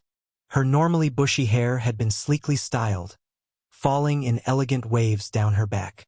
Her dress robes were a soft periwinkle blue that seemed to make her glow. She was smiling at something Crumb had said, her whole face alight with happiness. She was beautiful. She'd always been beautiful, Harry realized. He just hadn't let himself see it. Harry. Ron's voice was strangled. Is that Hermione? Yeah. Bloody hell. They both stared for a moment too long before Ron shook himself and went to find Padma. Harry was still trying to process when Fleur appeared at the top of the grand staircase with her date, a Ravenclaw 7th year who looked like he'd won the lottery. And then Daphne arrived. She descended the stairs like she owned them, her silver dress robes catching the candlelight with every movement. Her blonde hair was pinned up in an elaborate style that left her neck bare. Her gray eyes found Harry's across the crowded hall. She looked like winter personified, cold and elegant and utterly stunning. Harry forgot how to breathe. Potter. She reached him, amusement playing at the corners of her mouth. You're staring. You look. He couldn't find the right word. Incredible. You look incredible. You clean up reasonably well yourself. She reached out and straightened his collar. Although your tie is crooked. I've been nervous. I can tell. Her hands lingered on his chest. Don't be. It's just a party. It's a party where I have to dance in front of the entire school with the most beautiful girl here. Daphne went very still. That's... She stopped, restarted. That was smooth, Potter. I meant it. She looked at him then. Really looked, and her mask fell away entirely. I know, she said softly. That's what scares me. The champions were called to line up for the opening dance. Harry offered Daphne his arm, and they took their place behind Cedric and Cho. The great hall had been transformed into a winter wonderland, with ice sculptures and enchanted snow drifting from the ceiling. A full orchestra played from the raised stage. The music started. Harry led Daphne onto the dance floor, praying he wouldn't step on her feet. Relax, she murmured, her hand finding its place on his shoulder. Just feel the rhythm. 1, 2, 3. 1, 2, 3. They moved together, not perfectly but not terribly either.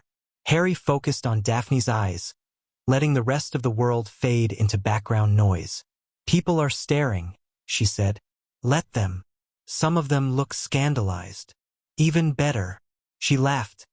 Light, genuine, surprised. You're enjoying this. I'm enjoying you. The dance continued.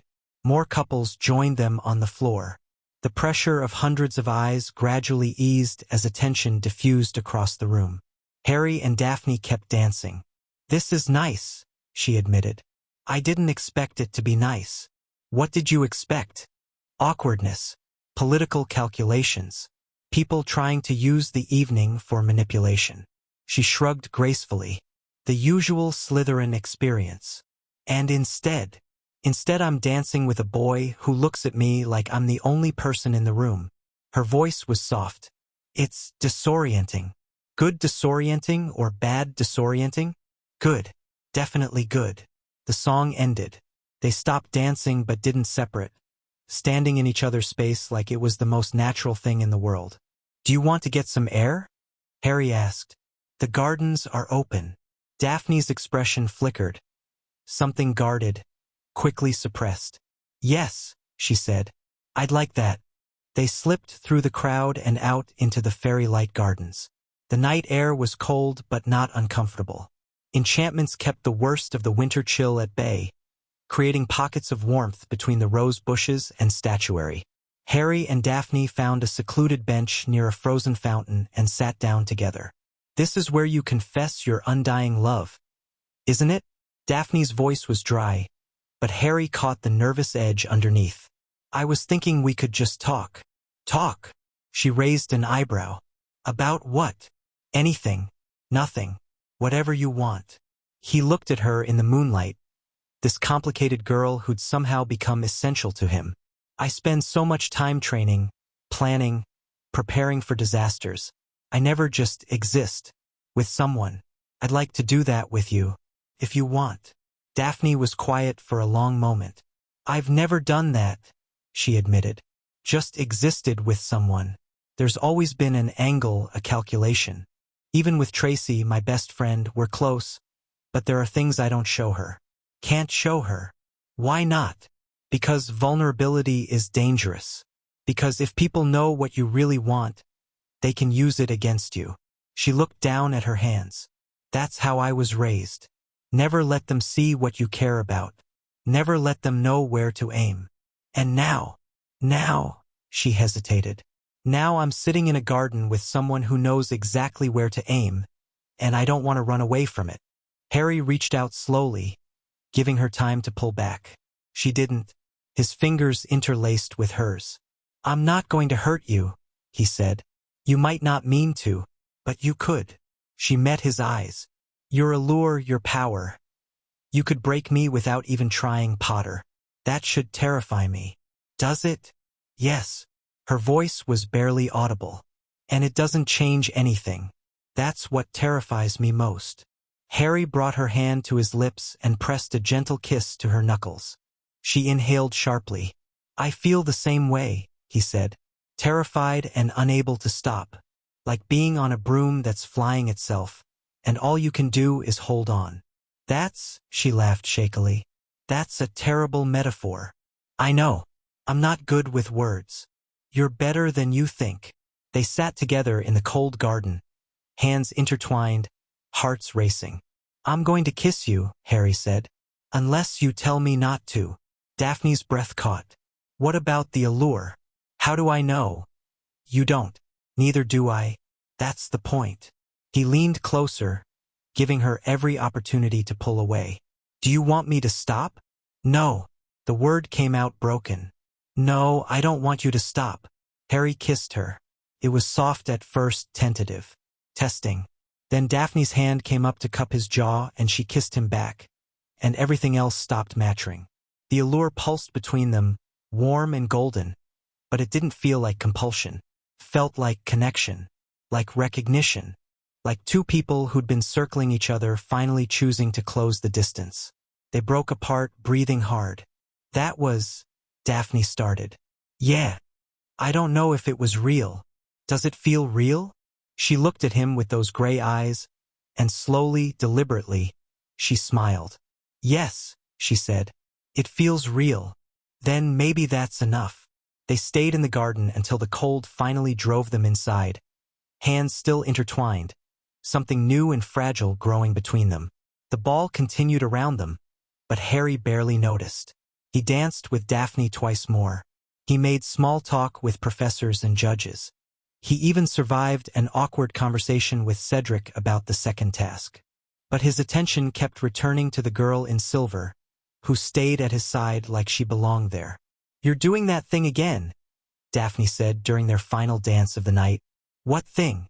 Looking at me like you can't believe I'm real. I can't. Harry pulled her slightly closer. A month ago, you hated me. I never hated you. I was inconvenienced by you. There's a difference. And now, she didn't answer immediately. The music swelled around them, carrying them through the final movements of the waltz. Now, she said finally, I'm terrified of losing you, which is infinitely worse than inconvenience. Harry's chest tightened. You're not going to lose me. The Covenant is still hunting you. The second task could kill you. 100 things could go wrong. She met his eyes. I'm not naive enough to make promises neither of us can keep. Then let's not make promises. Let's just have this, whatever this is, for as long as it lasts. That's remarkably pragmatic for a Gryffindor. I've been spending too much time with Slytherins. She almost smiled. Corrupting influence. The best kind. The song ended. The ball was winding down, couples drifting toward the doors. Harry and Daphne lingered, neither wanting to break the spell. "I should go," she said finally, "before the rumors get even worse. Let me walk you to the dungeons. That will definitely make the rumors worse." "I don't care." She looked at him for a long moment. Then she nodded. They walked through the quiet corridors together, the castle settling into sleep around them. At the entrance to the Slytherin common room, they stopped. Tonight was, Daphne searched for words, not what I expected. Good. Better. She rose up on her toes and kissed him softly. "Good night, Potter. Good night, Greengrass." She disappeared through the hidden door. Harry stood alone in the dungeon corridor, his lips still tingling, his heart still racing. The Covenant was still out there. The second task was still coming. 100 things could still go wrong. But right now, in this moment, none of that mattered. He walked back to Gryffindor Tower with a smile on his face. The attack came 3 hours later. Harry was deep asleep when the wards around his bed exploded. He rolled off the mattress on pure instinct, wand in hand, a shield charm already forming. Red light slashed through the space where his head had been. "Potter!"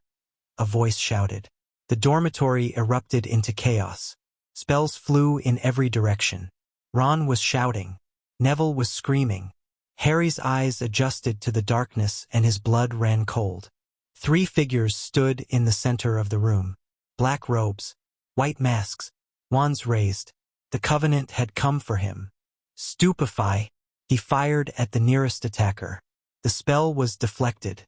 "Take him alive!" one of the figures barked. "The breeding stock is no good dead."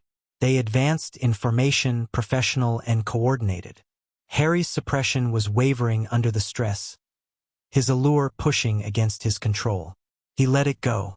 The golden pressure exploded outward, but the Covenant agents didn't falter. Resistant, just like the woman on the Quidditch pitch. Trained to ignore his most basic defense. "Ron, get help." Ron was already scrambling for the door. One of the agents turned to intercept. "Reducto." Harry's blasting curse caught the agent in the back, sending them crashing into the wall. 2 left. They split up, flanking him. Harry backed toward the window, mind racing. He couldn't fight them both. Couldn't use the allure. Couldn't call for help without leaving himself vulnerable. Unless the Sovereign will stirred in his chest. That deep, ancient power that had stopped a dragon. Harry reached for it. "Kneel." The command resonated through the room like a thunderclap. The 2 remaining agents staggered. One of them dropped to their knees, expression slack with shock. The other, the leader, wavered but stayed standing. Her mask had slipped, revealing hard eyes and a cruel mouth. "Impressive," she hissed. "But we've trained for this too." She raised her wand. "Diffindo." The cutting curse slashed across Harry's shoulder, drawing blood. He stumbled, his concentration shattering. The leader advanced, triumph in her eyes. "Did you think you were the first male Veela we've hunted? We've had centuries to develop countermeasures." She pointed her wand at his heart. "Now be a good boy and come quietly or—" "Stupefy, stupefy, stupefy." The door burst open. McGonagall, Flitwick, and Snape stormed in, wands blazing. The leader's eyes went wide. She grabbed her fallen companions and they vanished. Apparition. Inside Hogwarts. Impossible. Except apparently not. Harry collapsed against the wall, blood streaming from his shoulder. The Sovereign will fading into exhausted silence. "Harry!" Hermione appeared in the doorway, her face white with terror. "Harry, are you—" "I'm alive." He managed a weak smile. "They didn't get me. But they got in." McGonagall's voice was grim. "They penetrated the castle's wards. That should be impossible." "The Covenant has had centuries to find weaknesses," Snape said. His dark eyes swept the room, taking in the damage. "They will not stop until they have what they want." Harry looked at the blood on his hands, at the terrified faces of his friends, at the destruction of what should have been a safe space. The Yule Ball felt like a lifetime ago. "They're escalating," he said quietly. "They're done being patient. Then we must be done being reactive." McGonagall helped him to his feet. Hospital wing. Now, and then, her expression hardened. We plan our counterattack. Harry let himself be led away. The war had truly begun. Chapter 5. The breeding war. Harry woke in the hospital wing to the sound of arguing. Completely unacceptable. They operate inside the castle, Albus. The wards should have. The wards were bypassed, not broken. Dumbledore's voice was calm but carried an edge of steel. The Covenant used an ancient method, one I had hoped was lost to history. What method? McGonagall demanded. Blood magic. Specifically, they used the blood of someone already keyed to the wards. Someone with authorized access to Hogwarts. Silence. Harry kept his eyes closed, breathing evenly, listening. You're saying we have a traitor, Snape said flatly. I'm saying someone's blood was taken without their knowledge and used to create a breach. The victim may not even be aware they were compromised. Then everyone is a suspect. Everyone is a potential victim, Dumbledore corrected. There is a difference. Harry opened his eyes. The hospital wing was dim, lit only by a few floating candles. Dawn light was just beginning to creep through the windows. Dumbledore, McGonagall, and Snape stood in a tight cluster near the foot of his bed, their faces grave. I'm awake, Harry said. They turned. Dumbledore's expression softened slightly. Harry, how do you feel? Like someone tried to kidnap me in my sleep. He pushed himself up against the pillows, wincing at the pull of bandages across his shoulder. How bad is it? The wound will heal cleanly. Madame Pomfrey is quite skilled. Dumbledore moved to sit in the chair beside the bed. The larger situation is more concerning. The blood magic thing. I heard. Then you understand the implications. The Covenant can now access Hogwarts whenever they choose, through whoever they've compromised. We cannot protect you here. Harry's stomach dropped. You're sending me away? No. Dumbledore's voice was firm. Sending you away would only make you more vulnerable. Here, at least, you have allies, resources, protection, imperfect as it may be. Then what? We change tactics. Instead of waiting for the Covenant to strike, we take the fight to them. Harry stared at him. How? Dumbledore was quiet for a moment. When he spoke again, his voice was heavy with old regret. I have avoided this conversation because I hoped it would not be necessary. But the time for caution has passed. He met Harry's eyes. The Covenant's headquarters is in the Alps, a fortress called the Eyrie, built into the mountains centuries ago. It is where they take their acquisitions, where they conduct their breeding programs. You know where they are? I have known for decades, since before you were born. Dumbledore's expression darkened. During the First War, Voldemort attempted to ally with the Covenant. They refused, not out of moral objection, but because they considered him an inferior partner. He destroyed one of their breeding facilities in retaliation. I learned of the Eyries' location from intelligence gathered during that conflict. Then why haven't you done anything about it? Because attacking the Eyrie would require resources I did not have. Because the Covenant operates in shadows, making public action difficult to justify. Because, Dumbledore paused. Because they had something I wanted. Information about certain magical artifacts. I made compromises I am not proud of. The honesty was startling. Harry had never heard Dumbledore admit to weakness before. What changed? You did. Dumbledore's blue eyes held something like admiration. Your awakening forced the Covenant's hand. They cannot allow a male Veela to remain free. You represent a threat to everything they have built. And now that they have shown they can breach Hogwarts, half measures will no longer suffice. So we attack their fortress. We gather intelligence. We identify weaknesses. We build alliances with others who oppose them. Dumbledore stood. And when the time is right, yes, we attack. Harry absorbed this. The scope of what Dumbledore was suggesting, open warfare against an ancient organization, was staggering. What about the second task? He asked. That's in 6 weeks. The second task will proceed as planned. We cannot show weakness by withdrawing you from the tournament. Dumbledore's expression hardened. But we will take precautions. The Covenant will not find you easy prey again. He swept out, McGonagall and Snape following. Harry lay in the hospital bed, staring at the ceiling, his mind racing. War. Real war, not the shadow conflicts he'd stumbled through in previous years. He wondered if he was ready. He wondered if he had a choice. Daphne arrived an hour after dawn. She slipped through the hospital wing doors like a ghost, her face pale, her composure cracked in ways Harry had never seen. "You're alive," she said. "Last time I checked."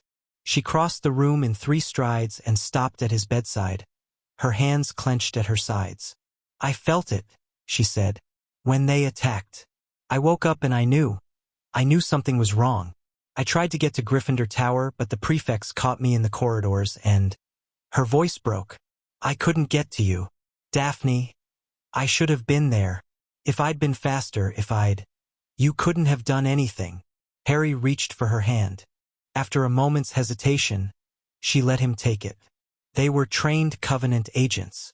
3 of them. Even the professors barely stopped them in time. "That doesn't make it better." "No. But it means you don't have to blame yourself." She looked at him with those gray eyes, and he saw something he'd never seen there before. Fear. Real, genuine fear. Not for herself. For him. "I don't know what I'd do if they took you," she said quietly. "I've spent my whole life making sure I never needed anyone. Never depended on anyone.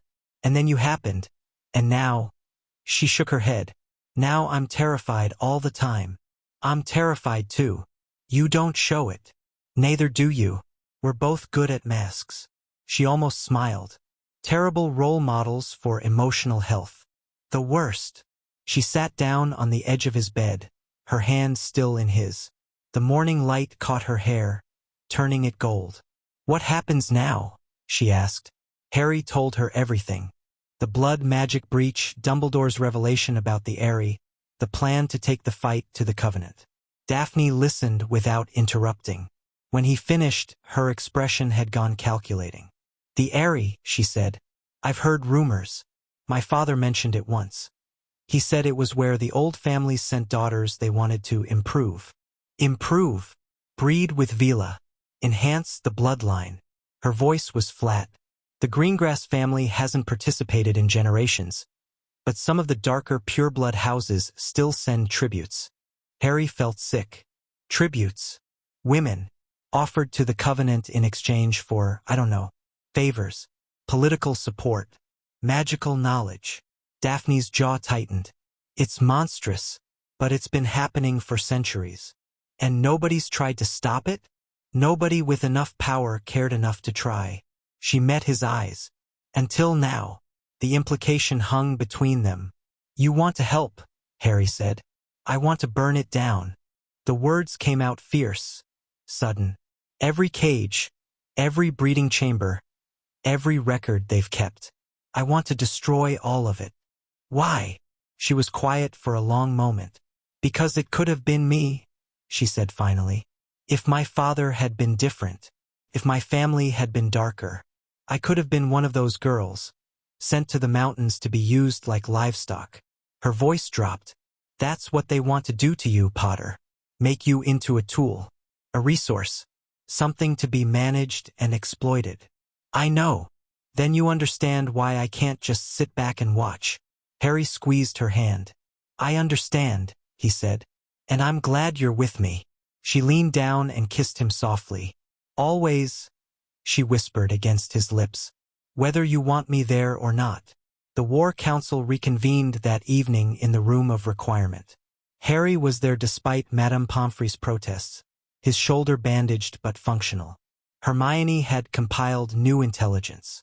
Ron had news from his father at the Ministry. Fleur had contacted her grandmother's network. Even Neville had contributed, bringing updated maps of the underground passages near the lake. "The Covenant has 3 major power centers," Hermione reported, standing before a conjured map of Europe. "The Aerie in the Alps, which serves as their headquarters and primary breeding facility. A network of safe houses throughout Western Europe, used for recruitment and transport. And financial holdings in Zurich that fund their operations." Can we hit the financial holdings? Ron asked. Cut off their money? The Swiss are notoriously protective of banking privacy. Even if we had proof of criminal activity, the legal process would take years. What about the safe houses? Too dispersed. We'd need an army to take them all simultaneously, and even then we'd just scatter the Covenant into deeper hiding. So the Eyrie is the only viable target, Daphne concluded. The Eyrie is a fortress. Fleur spoke up from her position by the window. My grandmother's generation attempted to assault it in 1952. They lost 43 Veela in the attack and barely scratched the outer walls. What defenses are we looking at? Harry asked. Wards dating back to the medieval period, layered and reinforced over centuries. Physical barriers carved from the mountain itself. Magical creatures bred specifically to guard the facility. And of course, the Covenant's own agents, trained from childhood to resist Veela influence. So we can't use the Allure against them. Against most of them, no. But there are always vulnerabilities. Fleur's expression sharpened. The Covenant's greatest weakness is their arrogance. They have been unchallenged for so long that they have forgotten what it means to face real opposition. How do we exploit that? We make them believe they have one. Fleur moved to the center of the room. The Covenant wants Harry. They have shown they are willing to take great risks to acquire him. What if we gave them what they wanted? Silence. You're suggesting we use Harry as bait, Hermione said, her voice tight. I am suggesting we create an opportunity. A situation where the Covenant believes they have the upper hand, when in fact we control the board. That's incredibly dangerous. All warfare is dangerous. The question is whether the risk is worth the reward. Harry listened to them argue, his mind working through the possibilities. The second task, he said. Everyone turned to look at him. The Covenant already tried to grab me once. They'll try again during the task. I'm practically guaranteed to be vulnerable, alone, underwater for an extended period. He met Fleur's eyes. What if we let them think they're succeeding? Go on. They breach whatever security we set up. They grab me from the lake. They take me to the Eyrie. Harry's voice was steady despite his racing heart. And then I bring the whole place down from inside. That's suicide, Ron said flatly. It's a possibility. Harry looked around the room at his allies, his friends, his family. The Covenant has been 3 steps ahead of us this entire time. We can't beat them by playing defense. We need to take a risk. There has to be another way, Hermione protested. If there is, I'm open to hearing it. Silence. Daphne spoke up, her voice carefully controlled. If we do this, if we use Harry as bait, we need a way to track him. To know exactly where he is at all times. There are tracking charms, Hermione said slowly.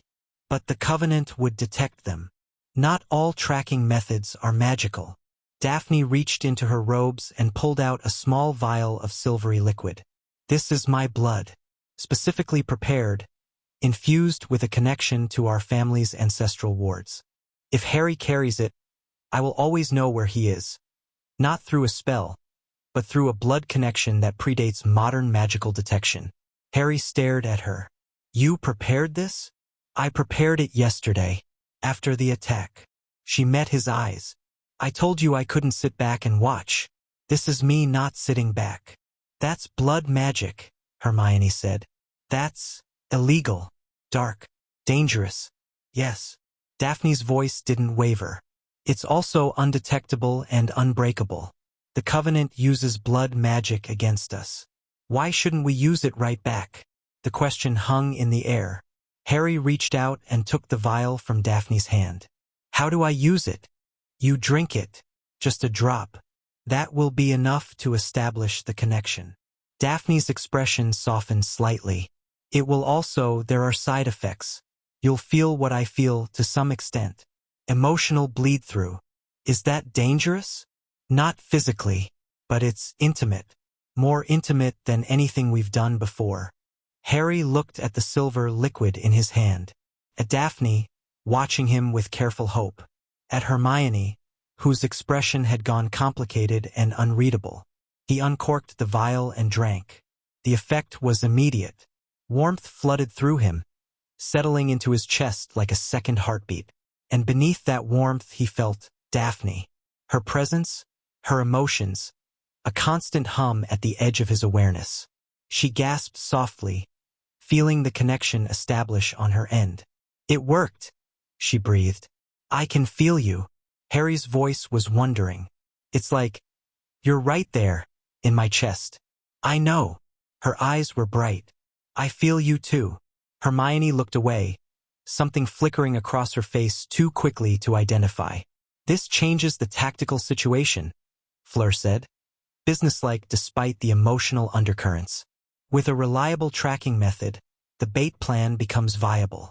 We let the Covenant take Harry, follow him to the Eyrie, and assault while their defenses are focused inward." "We'll need an assault team," Ron said. "People who can fight. I can bring Veela from France. My grandmother's network includes warriors, women who have been training for a confrontation like this for decades. And we'll need inside information, building layouts, guard rotations, weak points." Hermione's analytical mind was already working. "Is there anyone who's escaped the Eyrie who might help?" "My grandmother.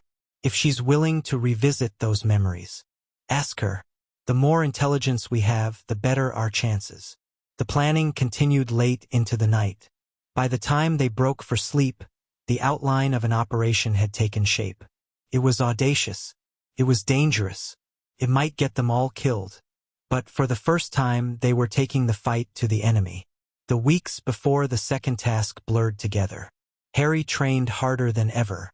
Combat with Moody, who pushed him until his body screamed. Allure control with Fleur, who refined his modulation until he could shift his effect like tuning a radio dial. Sovereign will with Dumbledore himself, who emerged from his office to personally guide Harry through the terrifying process of commanding without destroying. "The will to dominate and the will to lead are separated by a razor's edge," Dumbledore said during one late-night session. "One creates slaves. The other creates allies. You must learn to recognize the difference." "How?" "Intent. When you reach for the sovereign will, what do you want? If you want obedience, you will get obedience, and you will lose something of yourself in the process.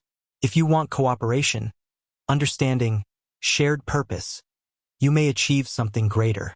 Harry practiced, failed, practiced again. Slowly, painfully, he began to understand. The sovereign will wasn't about forcing others to kneel.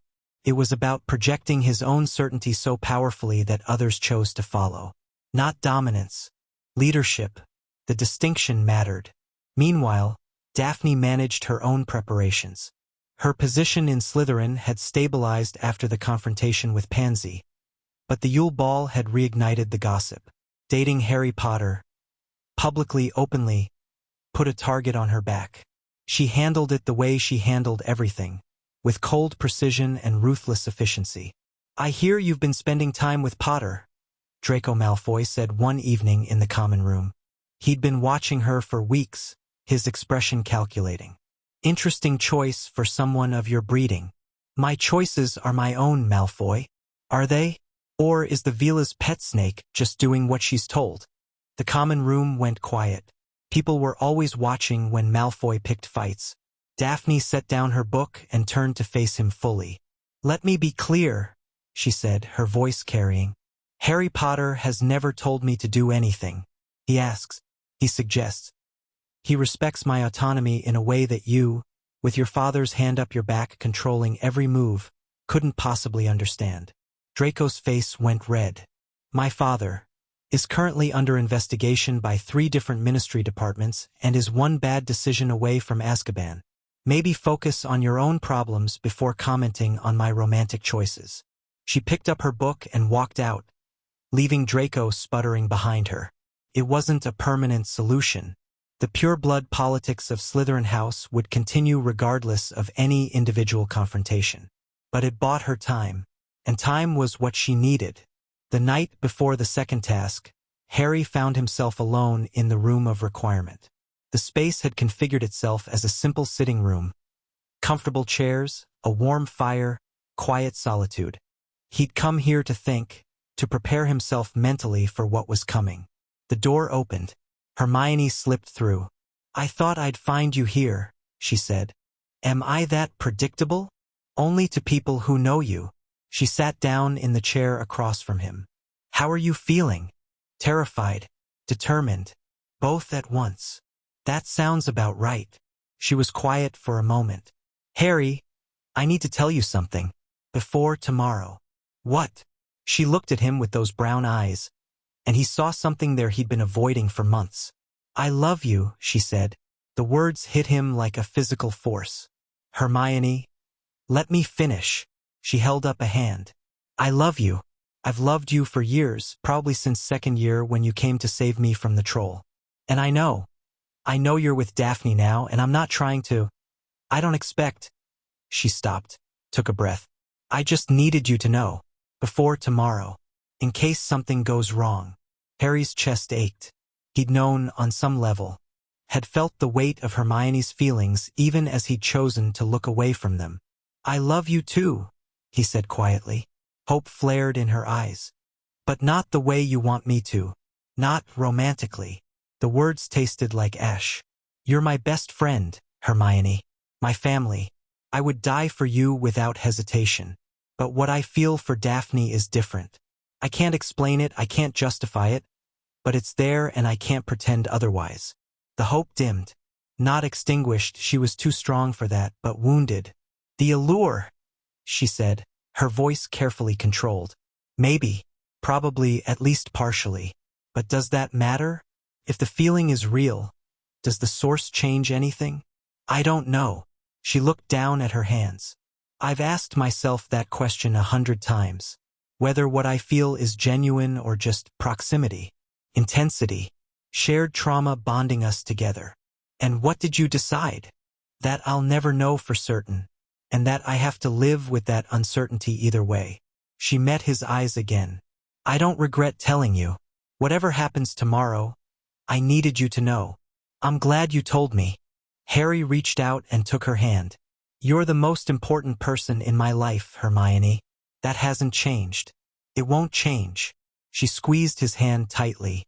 "Promise me you'll survive tomorrow," she said. "Promise me you'll come back." "I promise." Liar. But she was almost smiling. "You can't promise that." "No. But I can promise I'll try." She stood, still holding his hand, and leaned down to kiss his forehead. "Good luck, Harry. With all of it." She left him alone with the fire and his thoughts. Harry sat in the quiet room for a long time, thinking about love and choices and the impossible complexity of human hearts. Then he got up and went to find Daphne. She was waiting in their usual spot by the lake, wrapped in a heavy cloak against the February cold. "Couldn't sleep either?" she asked as he approached. "Too much in my head." "I know the feeling."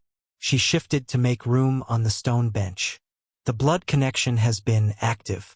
I felt your anxiety all evening." "Sorry." "Don't be. It's actually comforting, knowing what you're feeling, even when what you're feeling is fear." Harry sat down beside her, close enough that their shoulders touched. "Hermione told me she loves me," he said. Daphne went very still. "I see. I told her I don't feel the same way. Not romantically." "And is that true?" Harry considered the question seriously. It deserved a serious answer. "I don't know," he admitted. "I love her. I'm not sure where the line is between types of love. But what I feel for her and what I feel for you, they're different. What I have with you is more. Or different. Or," he struggled for words, "when I think about a future, you're in it. When I imagine coming home after whatever happens tomorrow, you're who I want to see. That has to mean something." Daphne was quiet for a long moment. "The blood connection," she said finally. "It shows me your emotions. I can feel how you feel about me, warm, intense, protective. I can also feel how you feel about her." Harry's heart clenched. "Daphne, it's not the same. What you feel for Granger is older, deeper in some ways, like bedrock." She turned to face him. "But what you feel for me is alive, growing, like something that hasn't finished becoming what it will be. Is that okay? That it's not finished. It's honest." I'd rather have honest and incomplete than polished and false. She reached up and touched his face. We're 15, Potter. We don't have to have everything figured out. I feel like I should, though, with everything that's happening. Feeling like you should and actually having to are different things. She leaned in and kissed him softly. Stop trying to be perfect. Just be here. With me. That's enough. Harry kissed her back, deeper this time, and let himself stop thinking for a while. They stayed by the lake until the cold drove them inside, hands intertwined, the weight of tomorrow pressing down on both of them. Whatever came next, they would face it. Together. The morning of the second task dawned cold and gray. Harry stood on the platform above the lake, surrounded by spectators and judges and fellow champions. The water below was black and still, hiding whatever waited beneath. Dumbledore had explained the modified plan in hushed tones an hour earlier. The assault team was in position, hidden in the Forbidden Forest. Fleur's Veela warriors had arrived overnight, disguised as tournament spectators. Daphne was in the stands, the blood connection humming between them. All Harry had to do was survive an hour underwater, retrieve whatever hostage had been taken, and, if the Covenant made their move, allow himself to be captured. Simple. Terrifying. The cannon fired. Harry cast the bubblehead charm and dove into the black water. The cold hit him like a wall. Even with the charm protecting his breathing, the temperature seeped into his bones, slowing his movements. He kicked downward, following the dim light of his wand. The lake was darker than he'd expected. Murky water limited visibility to a few feet. Strange shapes loomed in the depths. Plants, probably, but they looked like reaching hands. He swam deeper. The merpeople found him 20 minutes in. They circled him warily, their faces alien and suspicious. One of them, a female with green hair and sharp teeth, swam close enough to speak. "The champion comes," she said, her voice distorted by the water. "We have what you seek. Show me." She led him through a forest of kelp, past underwater caves and strange rock formations. And then the village. Crude stone dwellings clustered around a central square. Merpeople gathered to watch as Harry approached. And in the center of the square, tied to a statue, were 4 figures. Hermione, Cho Chang, a young girl who must be Fleur's sister, and Daphne. Harry's heart lurched. Of course they'd taken Daphne. She was the person he would sorely miss. He swam toward her, but the green-haired mermaid blocked his path.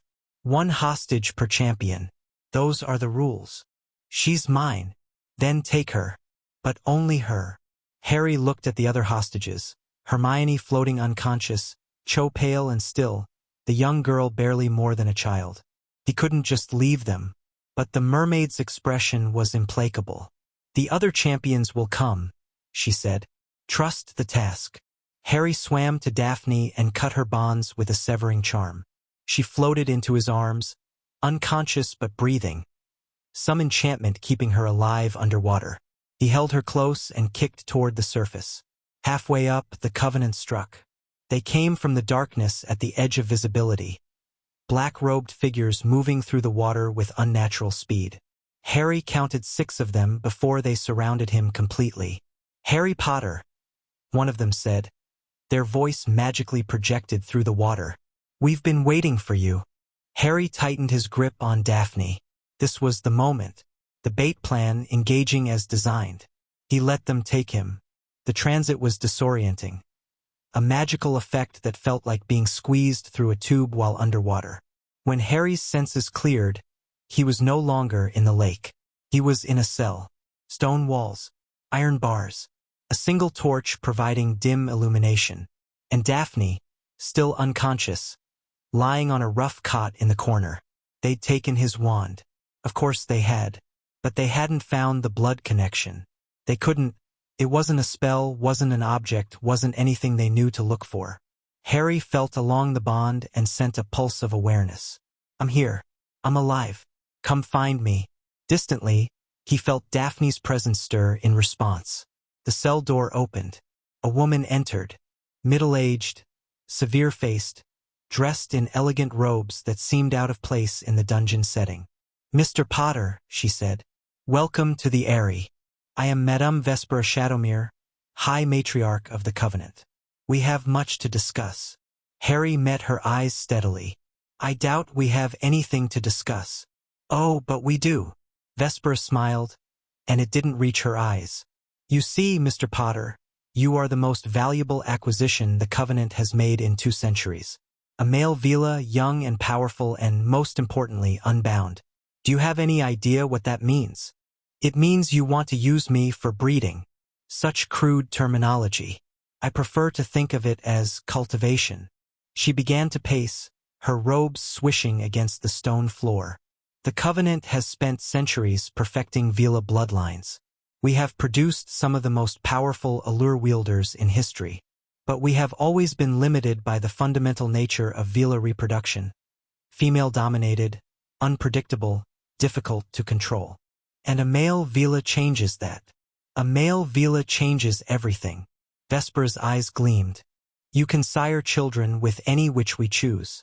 We can select for specific traits, guide the development of new bloodlines, create Veela who serve our purposes rather than their own instincts. Harry's stomach turned. You're talking about enslaving people, breeding them like animals. I'm talking about advancing magical evolution. The natural order is chaotic, wasteful. We impose order, structure, purpose. Vespera stopped pacing and faced him directly. You could be part of something magnificent, Mr. Potter, the father of a new generation of Veela, shaped by the Covenant's wisdom. And if I refuse, then we will proceed without your consent. The breeding process does not require enthusiasm, merely biological function. Her smile sharpened. We have methods for ensuring cooperation. Some of them are even pleasant. Harry felt the sovereign will stir in his chest. The urge to reach out and command this woman to kneel, to submit to, he pushed it down. Not yet. He needed to buy time. The assault team is coming, he said. By now they know exactly where I am. Vespera laughed. The Eyrie has stood for 800 years, Mr. Potter. It has weathered sieges, wars, the rise and fall of Dark Lords. A handful of Veela warriors and their allies will not breach our defenses. You're sure about that? Quite sure. She moved toward the door. Rest now. We will begin the orientation process tomorrow. By this time next week, you will understand that resistance is futile and, I think, undesirable. She left. The door clanged shut behind her. Harry sat on the cold stone floor and reached for the blood connection. Daphne, he thought, I need you to wake up. Took an hour, but she woke. Harry. Her voice was groggy, confused. Where? The Eyrie. We're in the Covenant's fortress. She sat up sharply, her eyes going wide. The plan is working. They think they've won. Vespera just gave me the whole villain monologue about breeding programs and magical evolution. Charming. Daphne pressed her hand to her chest, feeling the blood connection. The assault team should be getting into position. We need to give them an opening. How? Harry looked around the cell. Stone walls, iron bars, no obvious weaknesses. But he'd been studying the Covenant's methods for weeks. He knew how they thought. They took my wand, he said. But they didn't take yours. Daphne's eyes widened. She reached into her robes and her wand was still there, hidden in an inner pocket, overlooked in the Covenant's hurry to secure their prize. Idiots, she breathed. They were so focused on you. They didn't even search me properly. Arrogance, their greatest weakness. Daphne stood, her wand gripped tightly. What's the plan? We get out of this cell. We find the ward control room. Every fortress this old has one, a central point where the defensive wards are maintained. We bring down the wards. And then the assault team gets in. And then the Covenant learns why attacking Harry Potter is a bad idea. Daphne smiled, a fierce, predatory expression. I like this plan. She pointed her wand at the cell door. Reducto. The door exploded. The Eyrie was a maze. Stone corridors twisted and turned, lit by flickering torches, guarded by creatures Harry had only read about in Care of Magical Creatures. They fought their way through. Daphne's spellwork precise and deadly, Harry's wandless magic crude but effective when necessary. Alarms began wailing within minutes.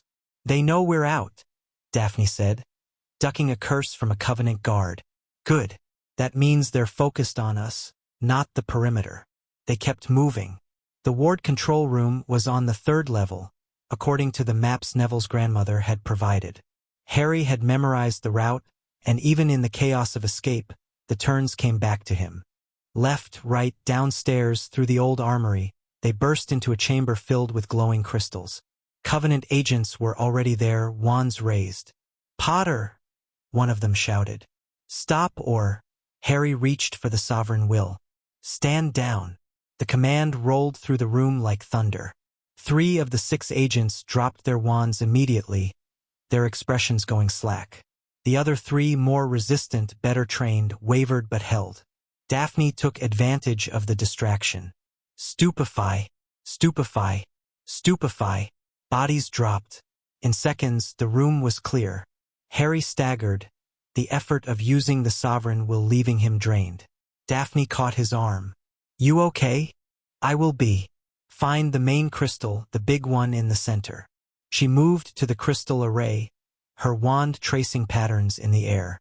"Got it. What do I do?" "Overload it. Pour everything you have into it. The wards will collapse when the central focus shatters." "That could blow up the whole room." "Probably." "Great." But she was already raising her wand. "Get behind something." Harry dove behind a stone pillar. Daphne's voice rang out, clear and powerful. "Bombarda Maxima." The central crystal exploded. Energy cascaded through the room, through the walls, through the entire fortress. Harry felt the wards come down like a physical pressure releasing. And then he felt something else. The assault team, flooding through the now undefended perimeter. Fleur's Veela warriors, their allure blazing like beacons. Dumbledore himself, his magic ancient and terrible. The Covenant had no idea what was coming. The battle for the Eyrie lasted 3 hours. Harry didn't see most of it. After the wardroom explosion, he and Daphne were caught in a running fight through the fortress corridors, hunting Covenant agents, freeing prisoners from the breeding facilities, trying to reach Vespera before she could escape. They found her in the highest tower. She was standing at the center of a ritual circle, surrounded by runes that glowed with dark light. Energy crackled around her, building toward something massive. "Mr. Potter." Her voice was calm despite the chaos below.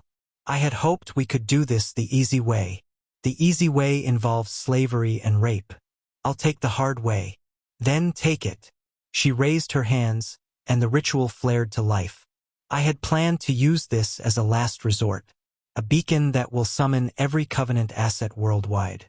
Even if you win today, the war will just be beginning." Harry felt the magic gathering. It was vast, larger than anything he'd faced before. But he'd faced a dragon. He'd faced Voldemort. He'd faced the darkness inside himself. He could face this. "Daphne," he said, "get everyone out of the tower." "What? No, I'm not leaving you. Please." He met her eyes. "Trust me." She stared at him for a long moment. Then she nodded, pressed a fierce kiss to his lips, and ran. Harry turned to face Vespera. "Just us now," he said. "Just us. And all the power of the Covenant behind me.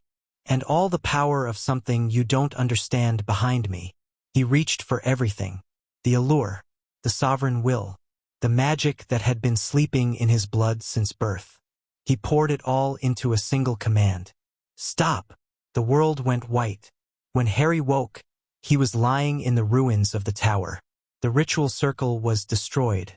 The runes had burned themselves out.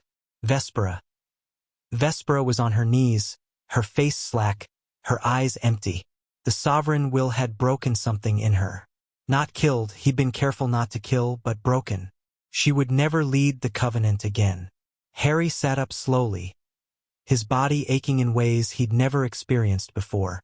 The blood connection hummed with Daphne's presence. Close, getting closer. She burst through the rubble seconds later. "Harry!" She dropped to her knees beside him, her hands running over his face, his chest, checking for injuries. "Are you? What did you—" I stopped her. His voice came out rough. The beacon never activated. Whatever you did, it ended. Good. He let his head fall back against the stones. That's good. You idiot. She was crying, he realized. Daphne Greengrass, the Ice Queen of Slytherin, was crying. You absolute idiot. You could have died. You could have. But I didn't. He reached up and wiped the tears from her cheeks. I'm here. We did it. We did it, she repeated. He pulled her down and kissed her, tasting salt and dust and victory. Around them, the Eyrie burned. The aftermath took weeks to sort out. The Covenant's prisoners were freed, hundreds of them, Veela and witches alike, some who had been held for decades. Fleur's grandmother reunited with friends she'd thought dead. The breeding records were destroyed, the cells demolished, the entire horrific operation exposed to international magical authorities. Vespera was taken into custody, her mind still shattered by Harry's sovereign will. Some called it justice. Others called it mercy. Harry called it survival. The second task was retroactively scored. Harry received full marks for rescuing Daphne and bonus points for exceptional circumstances.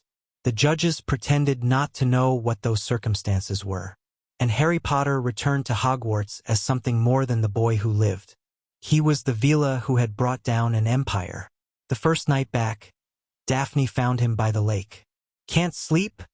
She asked, sitting down beside him. Too much in my head. I know the feeling. She leaned against his shoulder.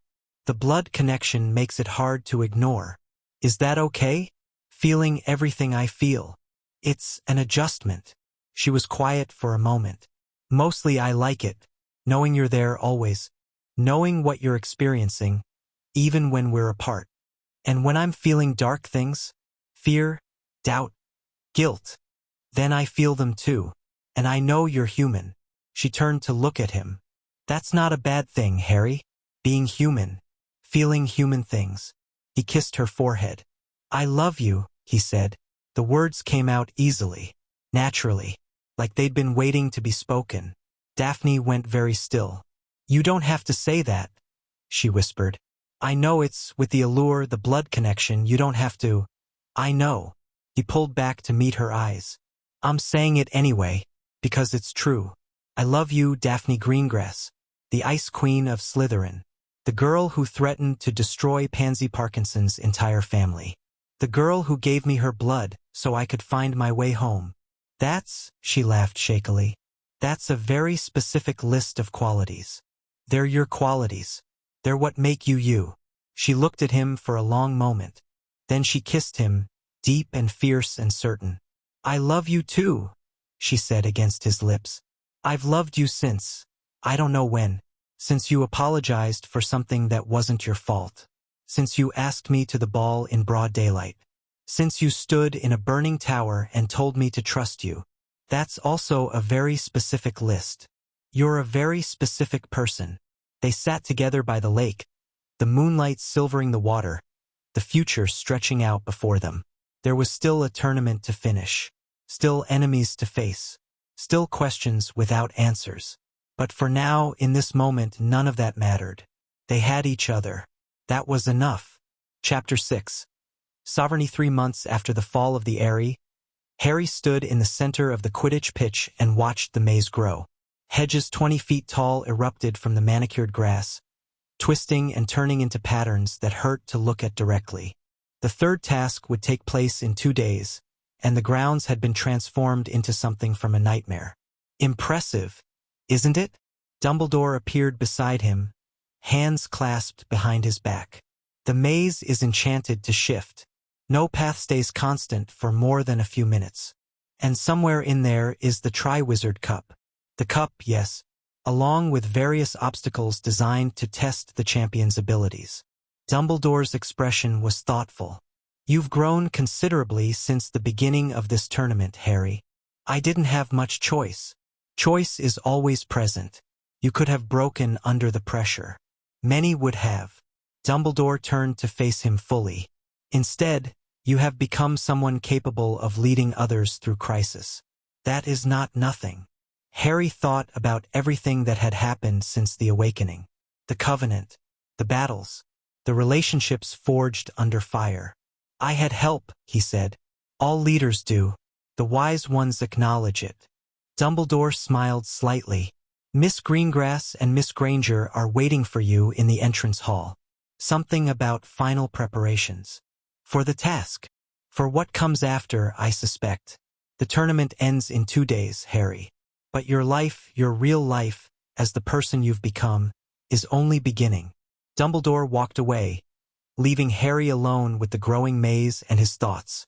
Hermione had spread maps across a table in an empty classroom, her expression intense with concentration. The maze will have creatures, she said without preamble as Harry entered. Hagrid's been bringing things in for weeks. I've compiled a list of likely threats based on what I've observed.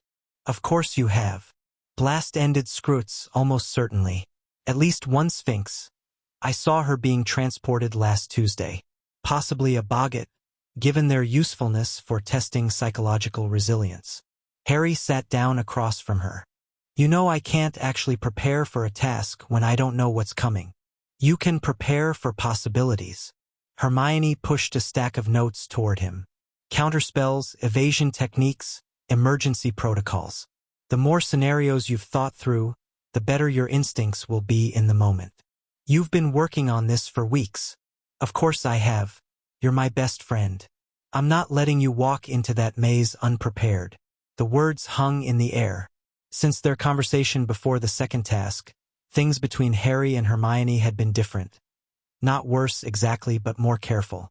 They'd both been navigating the new shape of their relationship. Thank you, Harry said quietly, for everything. Not just this, all of it. From the beginning. Hermione's expression softened. That's what friends are for. I know I hurt you. Before the second task, when you were honest with me. She cut him off gently.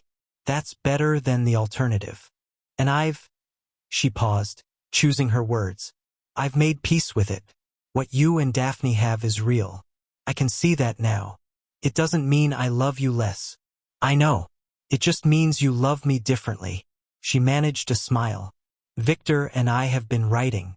He's surprisingly thoughtful when he's not surrounded by fans. Crumb. Harry grinned. Is there something there? Maybe. I don't know yet. Her cheeks flushed pink. We're taking it slow. Getting to know each other. The opposite of your whirlwind romance with the Ice Queen. It wasn't that whirlwind. Harry, you went from barely knowing her to blood-bonded in about 6 weeks. That's tornado speed by normal standards. He laughed. She laughed. Something that had been tense between them finally relaxed. Are we okay? He asked. Hermione reached across the table and squeezed his hand. We're okay, she said. We'll always be okay. Daphne found him that evening in the room of requirement. She'd been spending more time there lately, they both had. It was the one place in the castle where they could be together without scrutiny, without whispers, without the weight of their respective reputations. Granger got to you first, Daphne said, settling into the chair beside him. I could feel you going through tactical scenarios all afternoon. She's thorough. She's Hermione Granger. Thorough is her defining characteristic. Daphne pulled a small package from her robes. I brought you something. What is it? Open it. Harry unwrapped the paper carefully. Inside was a small silver pendant on a chain, a serpent coiled around a lightning bolt. Slytherin and Potter, Daphne said. Intertwined. I had it made by a craftswitch in Hogsmeade. Harry turned the pendant over in his hands. The metalwork was exquisite, the symbolism unmistakable. He struggled for words. Daphne, this is beautiful. It's also practical. The pendant is enchanted to enhance the blood connection. If something happens during the task, if you're in danger and I can't reach you, I'll feel it more strongly. I can guide the response. You're planning to coordinate my rescue before I even need rescuing. I'm planning for every eventuality. She met his eyes. That's what you do when you love someone. You prepare for the worst while hoping for the best. Harry fastened the pendant around his neck. The silver was cool against his skin, but warmed quickly to his body temperature. I love you, he said, I know. The blood connection makes it rather obvious. But she was smiling. I love you too. Even when you're being recklessly heroic. Especially when I'm being recklessly heroic? Don't push it, Potter. He kissed her. She kissed him back. The room of requirement, responding to their mood, dimmed the lights and added a comfortable sofa. They stayed there until curfew, talking and not talking, planning and not planning. 2 more days until the maze. 2 more days until everything changed again. The morning of the 3rd task dawned clear and bright. Harry woke early, unable to sleep, and made his way down to the great hall before most students had stirred. Ron was already there, working his way through an enormous breakfast. Figured you'd be up, Ron said around a mouthful of eggs. Nervous. Terrified. Good. Nervous keeps you sharp. Ron pushed a plate of toast toward him. Eat something. Can't face monsters on an empty stomach. Harry forced himself to eat. The food tasted like cardboard, but Ron was right, he needed the energy. Listen, Ron said, suddenly serious. Whatever happens tonight, I want you to know I'm proud of you. Everything you've done this year, everything you've become. It's been incredible to watch. Ron, I'm not great with emotional stuff, so let me finish. Ron's ears were red, but he pushed on. When you first got picked for this tournament, I was jealous. Angry that you always get the spotlight. But watching you deal with it, the Veela thing, the Covenant, all of it, I realized something. The spotlight finds you because you're extraordinary. Not because you seek it out, but because you keep stepping up when it matters. I couldn't have done any of it without you. Without Hermione. Without... Yeah, it takes a village. I know. Ron grinned. Just come back. Okay? Win the stupid tournament and come back so we can have a normal summer for once. I'll do my best. They clasped hands across the table. Brothers in everything but blood. The champions gathered at the maze entrance as the sun began to set. Harry stood between Cedric and Fleur, watching the crowds fill the surrounding stands. Somewhere up there, Daphne was watching. Hermione, Ron, everyone who mattered. The blood connection hummed with Daphne's presence. Warm, steady, grounding. I'm here, he felt her say without words. I'll always be here. Bagman's voice boomed across the pitch, explaining the rules, the point system, the glory awaiting the victor. Harry barely heard him. His eyes were on the maze, on the darkness waiting between those towering hedges. The cannon fired. Harry ran. The maze was worse than he'd imagined. The hedges pressed close on either side, rustling with things that scuttled and crawled. The path twisted constantly, directions becoming meaningless within minutes. And the obstacles. A blast-ended scrut burst from the darkness, its tail blazing. Harry dodged, rolled, fired a stunner that bounced harmlessly off armored plates. The creature charged again. He ran.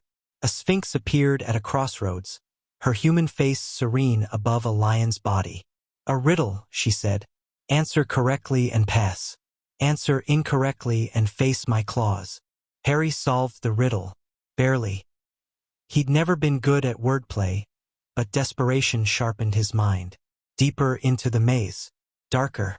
The sky above had vanished, replaced by roiling clouds that blocked even the stars.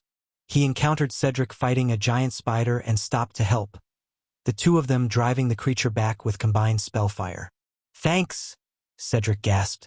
Don't mention it. They parted ways at the next fork, each pursuing the cup alone. Harry pressed on. The maze fought him at every turn. Paths closed behind him. Dead ends appeared where none had been before. Once, he walked for 10 minutes before realizing he'd been going in circles. But he kept moving, kept fighting. The blood connection guided him, Daphne's presence a compass pointing toward something. Not the cup exactly. Something else. Danger. The warning hit him like a slap. Harry stopped, wand raised, scanning the darkness. Nothing visible. Nothing audible. But the connection was screaming. Stupefy. The spell came from behind. Harry threw himself sideways, the red light missing him by inches. He rolled to his feet and saw Victor Crumb. But something was wrong with his eyes. They were blank, glassy, empty of recognition. Victor. Harry kept his wand raised. What are you? Crumb fired another spell. Harry blocked it, the impact jarring his arm. He's under the Imperius curse, Harry realized aloud. Just like Sarah Foley at the dinner attack. Just like the Covenant. They'd gotten to Crumb. Turned him into a weapon. Harry didn't want to hurt him. Crumb was Hermione's, whatever Crumb was to Hermione. He was a fellow competitor, a decent person underneath the gruff exterior. But Crumb kept attacking, relentless and mechanical, and Harry couldn't dodge forever. I'm sorry, Harry said. He reached for the sovereign will. Stop! Crumb froze mid-spell.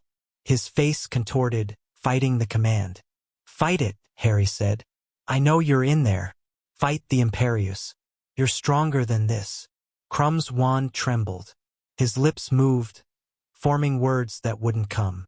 Fight! Something cracked. Crumb's eyes cleared, confusion replacing the blankness. Potter! His voice was ragged. What where? The maze. You were cursed. Someone's been controlling you. Crumb looked at his raised wand with horror. I was trying to. I know. It wasn't you. Harry lowered his own wand. Can you walk? I think yes. I think so. Then get out. Send red sparks. Get the professor's attention. Tell them the Covenant has agents in the maze. Crumb nodded shakily. He raised his wand and fired red sparks into the sky, then stumbled toward the nearest hedge wall.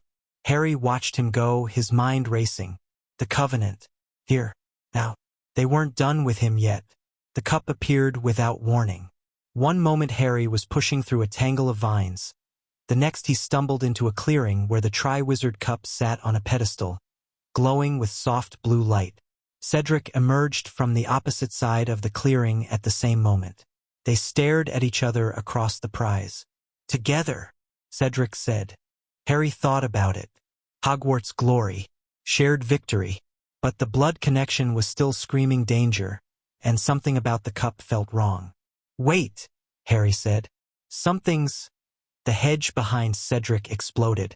A figure in black robes stepped through, wand raised, and Harry recognized the cold eyes even before the mask fell away. Barty Crouch Jr. not dead. Not imprisoned. Here now in the maze.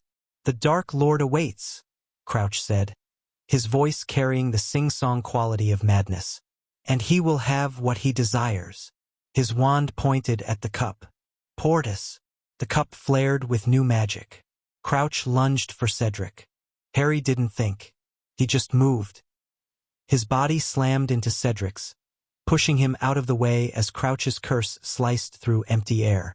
They tumbled across the grass, the cup just inches away. Harry! Cedric was shouting something, but Harry couldn't hear him over the roaring in his ears.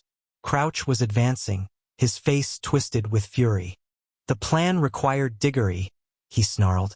Required his death to cement the ritual. But you, the Dark Lord, will be pleased to have you instead. The boy who lived. The Veela who destroyed his allies. Harry raised his wand. Crouch was faster. Crucio. Pain. Unimaginable pain. Every nerve in Harry's body screaming as the curse tore through him. He collapsed, writhing, unable to think or fight or stupefy. Cedric's spell caught Crouch in the side. The curse broke.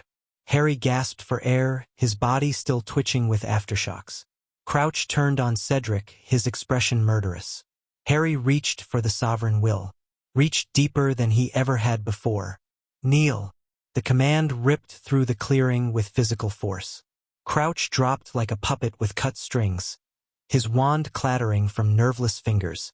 Harry staggered to his feet, his whole body shaking. Bind him, he told Cedric. Quickly, before he recovers. Cedric conjured ropes, wrapping them tight around the prone Death Eater. What the hell just happened? He demanded. Who is that? What's... Long story.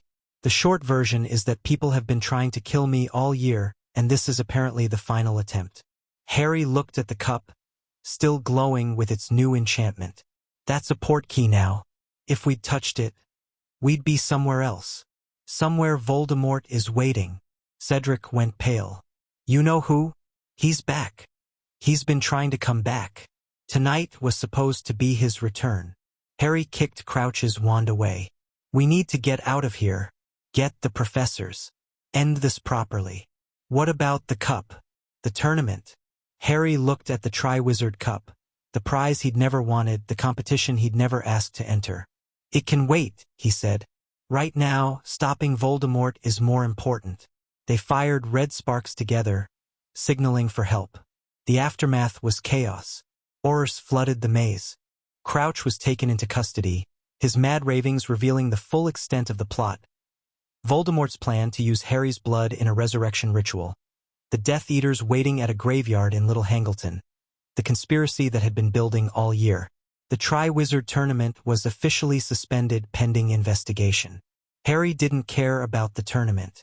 He sat in the hospital wing, surrounded by friends and allies, and tried to process everything that had happened. The portkey would have taken you directly to the Dark Lord, Dumbledore said, his voice heavy with suppressed emotion. If you had touched it, if Crouch's plan had succeeded. But it didn't. Harry met the headmaster's eyes. Because I had warning. Because Daphne's blood connection told me something was wrong. Dumbledore's gaze moved to Daphne, who sat beside Harry's bed with her hand in his. Blood magic, he said. Traditionally considered dark arts. Traditionally considered dark because it was most often used for dark purposes, Daphne replied coolly. The magic itself is neutral. It was our choice to use it for protection. A choice that may have saved Harry's life tonight. Then perhaps it's time to reconsider traditional prejudices. Dumbledore was quiet for a moment. Then slowly he nodded. Perhaps it is. The news spread quickly. Voldemort's plot exposed. A Death Eater captured. The boy who lived cheating death once again. Harry found himself at the center of another media storm. Another wave of attention he'd never wanted. But this time was different. This time he wasn't alone. The Daily Prophet wants an interview, Hermione reported, scanning the morning mail. So does Witch Weekly. And the Quibbler, though I'm not sure that counts. Tell them no. All of them. I already did. They're not happy about it. They can be unhappy somewhere else. Daphne laughed. A real laugh, warm and unguarded. She'd been doing that more often lately. You're learning, she said. 3 months ago, you would have felt guilty about refusing. 3 months ago, I was trying to please everyone. Now I'm just trying to survive. And succeeding. Rather spectacularly, actually. She kissed his cheek. I'm proud of you. For almost dying? For choosing to live. For fighting back. For becoming someone who doesn't just react to threats but anticipates them. Harry thought about that. About the year that had passed. The person he'd been before the awakening and the person he'd become after. He was different now. Harder in some ways, softer in others. More powerful but also more aware of the responsibility that power carried. The Veela heritage had been forced upon him. But what he'd done with it, the choices he'd made, the relationships he'd built, the enemies he'd defeated, that was all him. What happens now? He asked. Daphne considered the question. Now we finish school. Graduate. Build lives that aren't defined by crisis and survival. She paused. And we stay ready, because Voldemort is still out there, and he's not going to stop trying. So we prepare. We prepare. Together. Harry pulled her close. I can live with that. The end-of-year feast was subdued. No House Cup was awarded. No tournament victor was declared. Instead, Dumbledore stood before the assembled students and spoke about what had really happened. This year, we have been reminded that darkness does not rest, he said. That evil takes many forms and threatens us through channels we never expected. A student among us was controlled against his will. A professor we trusted was revealed as an imposter. A tournament meant to build international friendship became a vehicle for murder. The Great Hall was silent. But we have also been reminded of something else. That courage rises to meet crisis. That friendship proves stronger than fear. That young people, when called upon, are capable of extraordinary things. Dumbledore's eyes found Harry in the crowd. Harry Potter did not ask to be entered in this tournament. He did not ask for the abilities that awakened in him this year. He did not ask to become a target for forces that have been operating in shadows for centuries. But when faced with each of these challenges, he rose to meet them. Not alone, never alone, but with the help of friends who stood by him regardless of house, regardless of blood status, regardless of personal cost. He paused. That is what I want you to remember as you leave for the summer. Not the darkness that threatened us, but the light that pushed back against it. Not the enemies who plotted against us, but the allies who came together to defeat them. Not the fear we felt, but the courage we found. His voice softened. Be brave. Be kind. Be there for each other. That is how we win. Not in single moments of heroism, but in the countless small choices we make every day to stand for what is right. He sat down. The applause started slowly, then built into something thunderous. Harry didn't join in. He was too busy looking at the people around him. Ron and Hermione at his sides, Daphne catching his eye from across the hall, Neville and Luna and all the others who had become part of his strange, expanded family. Dumbledore was right. He hadn't done any of this alone. The train ride home was quiet. Harry shared a compartment with Daphne, Hermione, and Ron. An unusual combination that would have been unthinkable at the start of the year. Now it felt natural. So, Ron said, breaking the comfortable silence. Normal summer this year? No dark lords. No evil organizations. No magical awakening. We can hope, Hermione said. Hope is for optimists, Daphne countered. I prefer contingency plans. Of course you do. They laughed together. Even Daphne, whose smiles had once been rare as diamonds, joined in.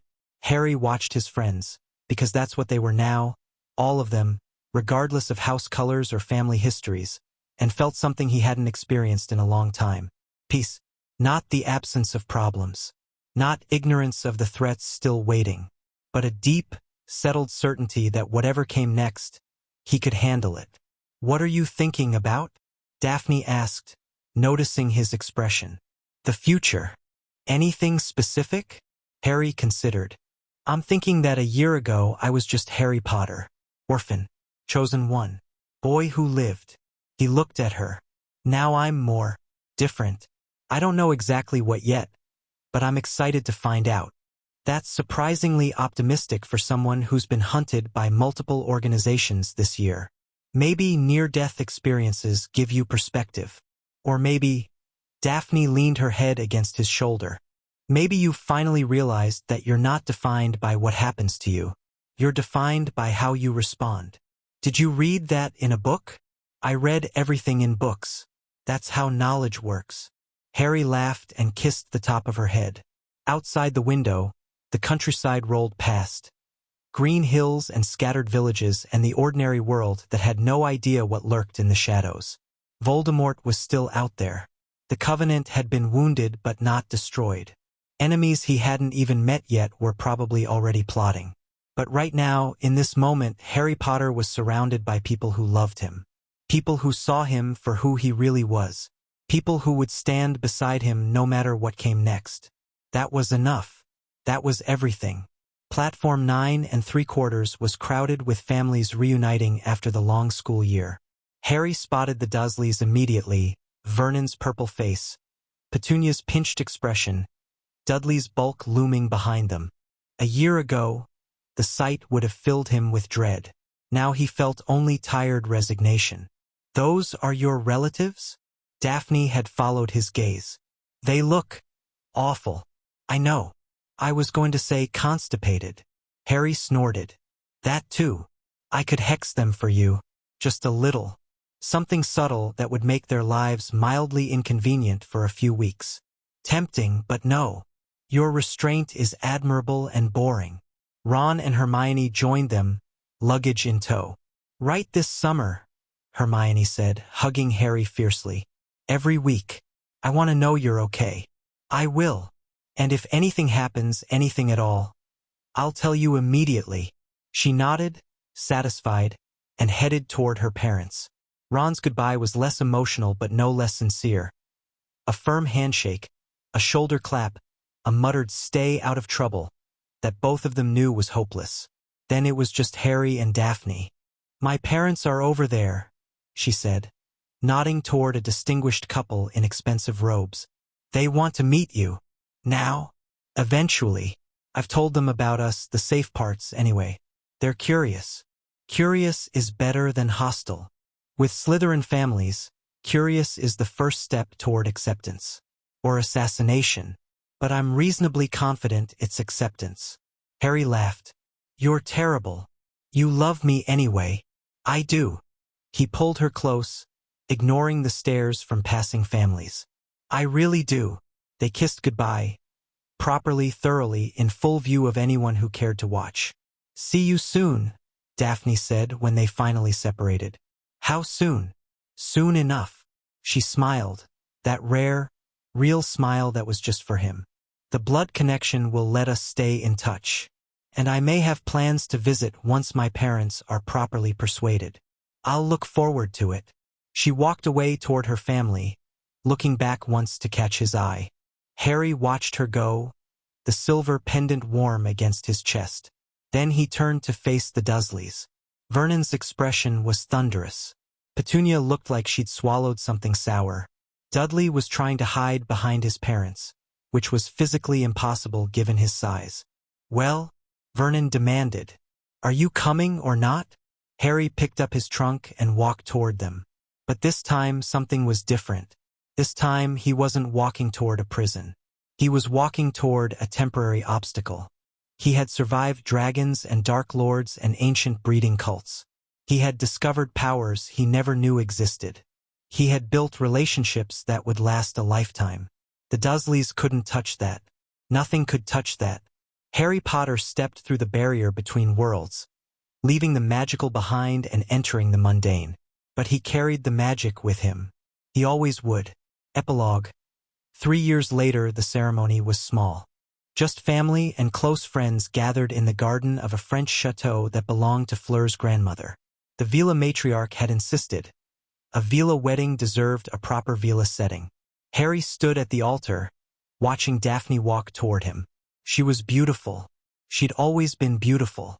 But today, in a dress of silver and white, she took his breath away. The past 3 years had been difficult. Voldemort's return and eventual defeat. The war that had consumed their final years at Hogwarts. The friends they'd lost and the enemies they'd vanquished. But they'd survived. Together. "You're staring," Daphne murmured as she reached him. "I'm allowed. It's our wedding day." "Fair point."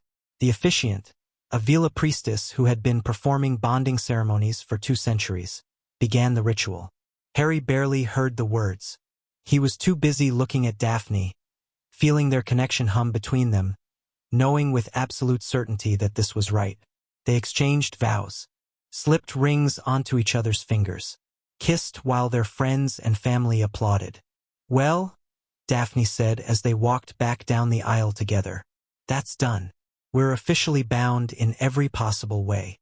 Having regrets? Never." She squeezed his hand. "You're stuck with me now, Potter. It's Potter Greengrass now, or Greengrass Potter. We never actually decided. We'll figure it out. We always do." They stepped into the sunlight, into the future, into a life they built together through blood and magic and love. Behind them, the past. Ahead of them, the unknown. But they faced it together. Always together.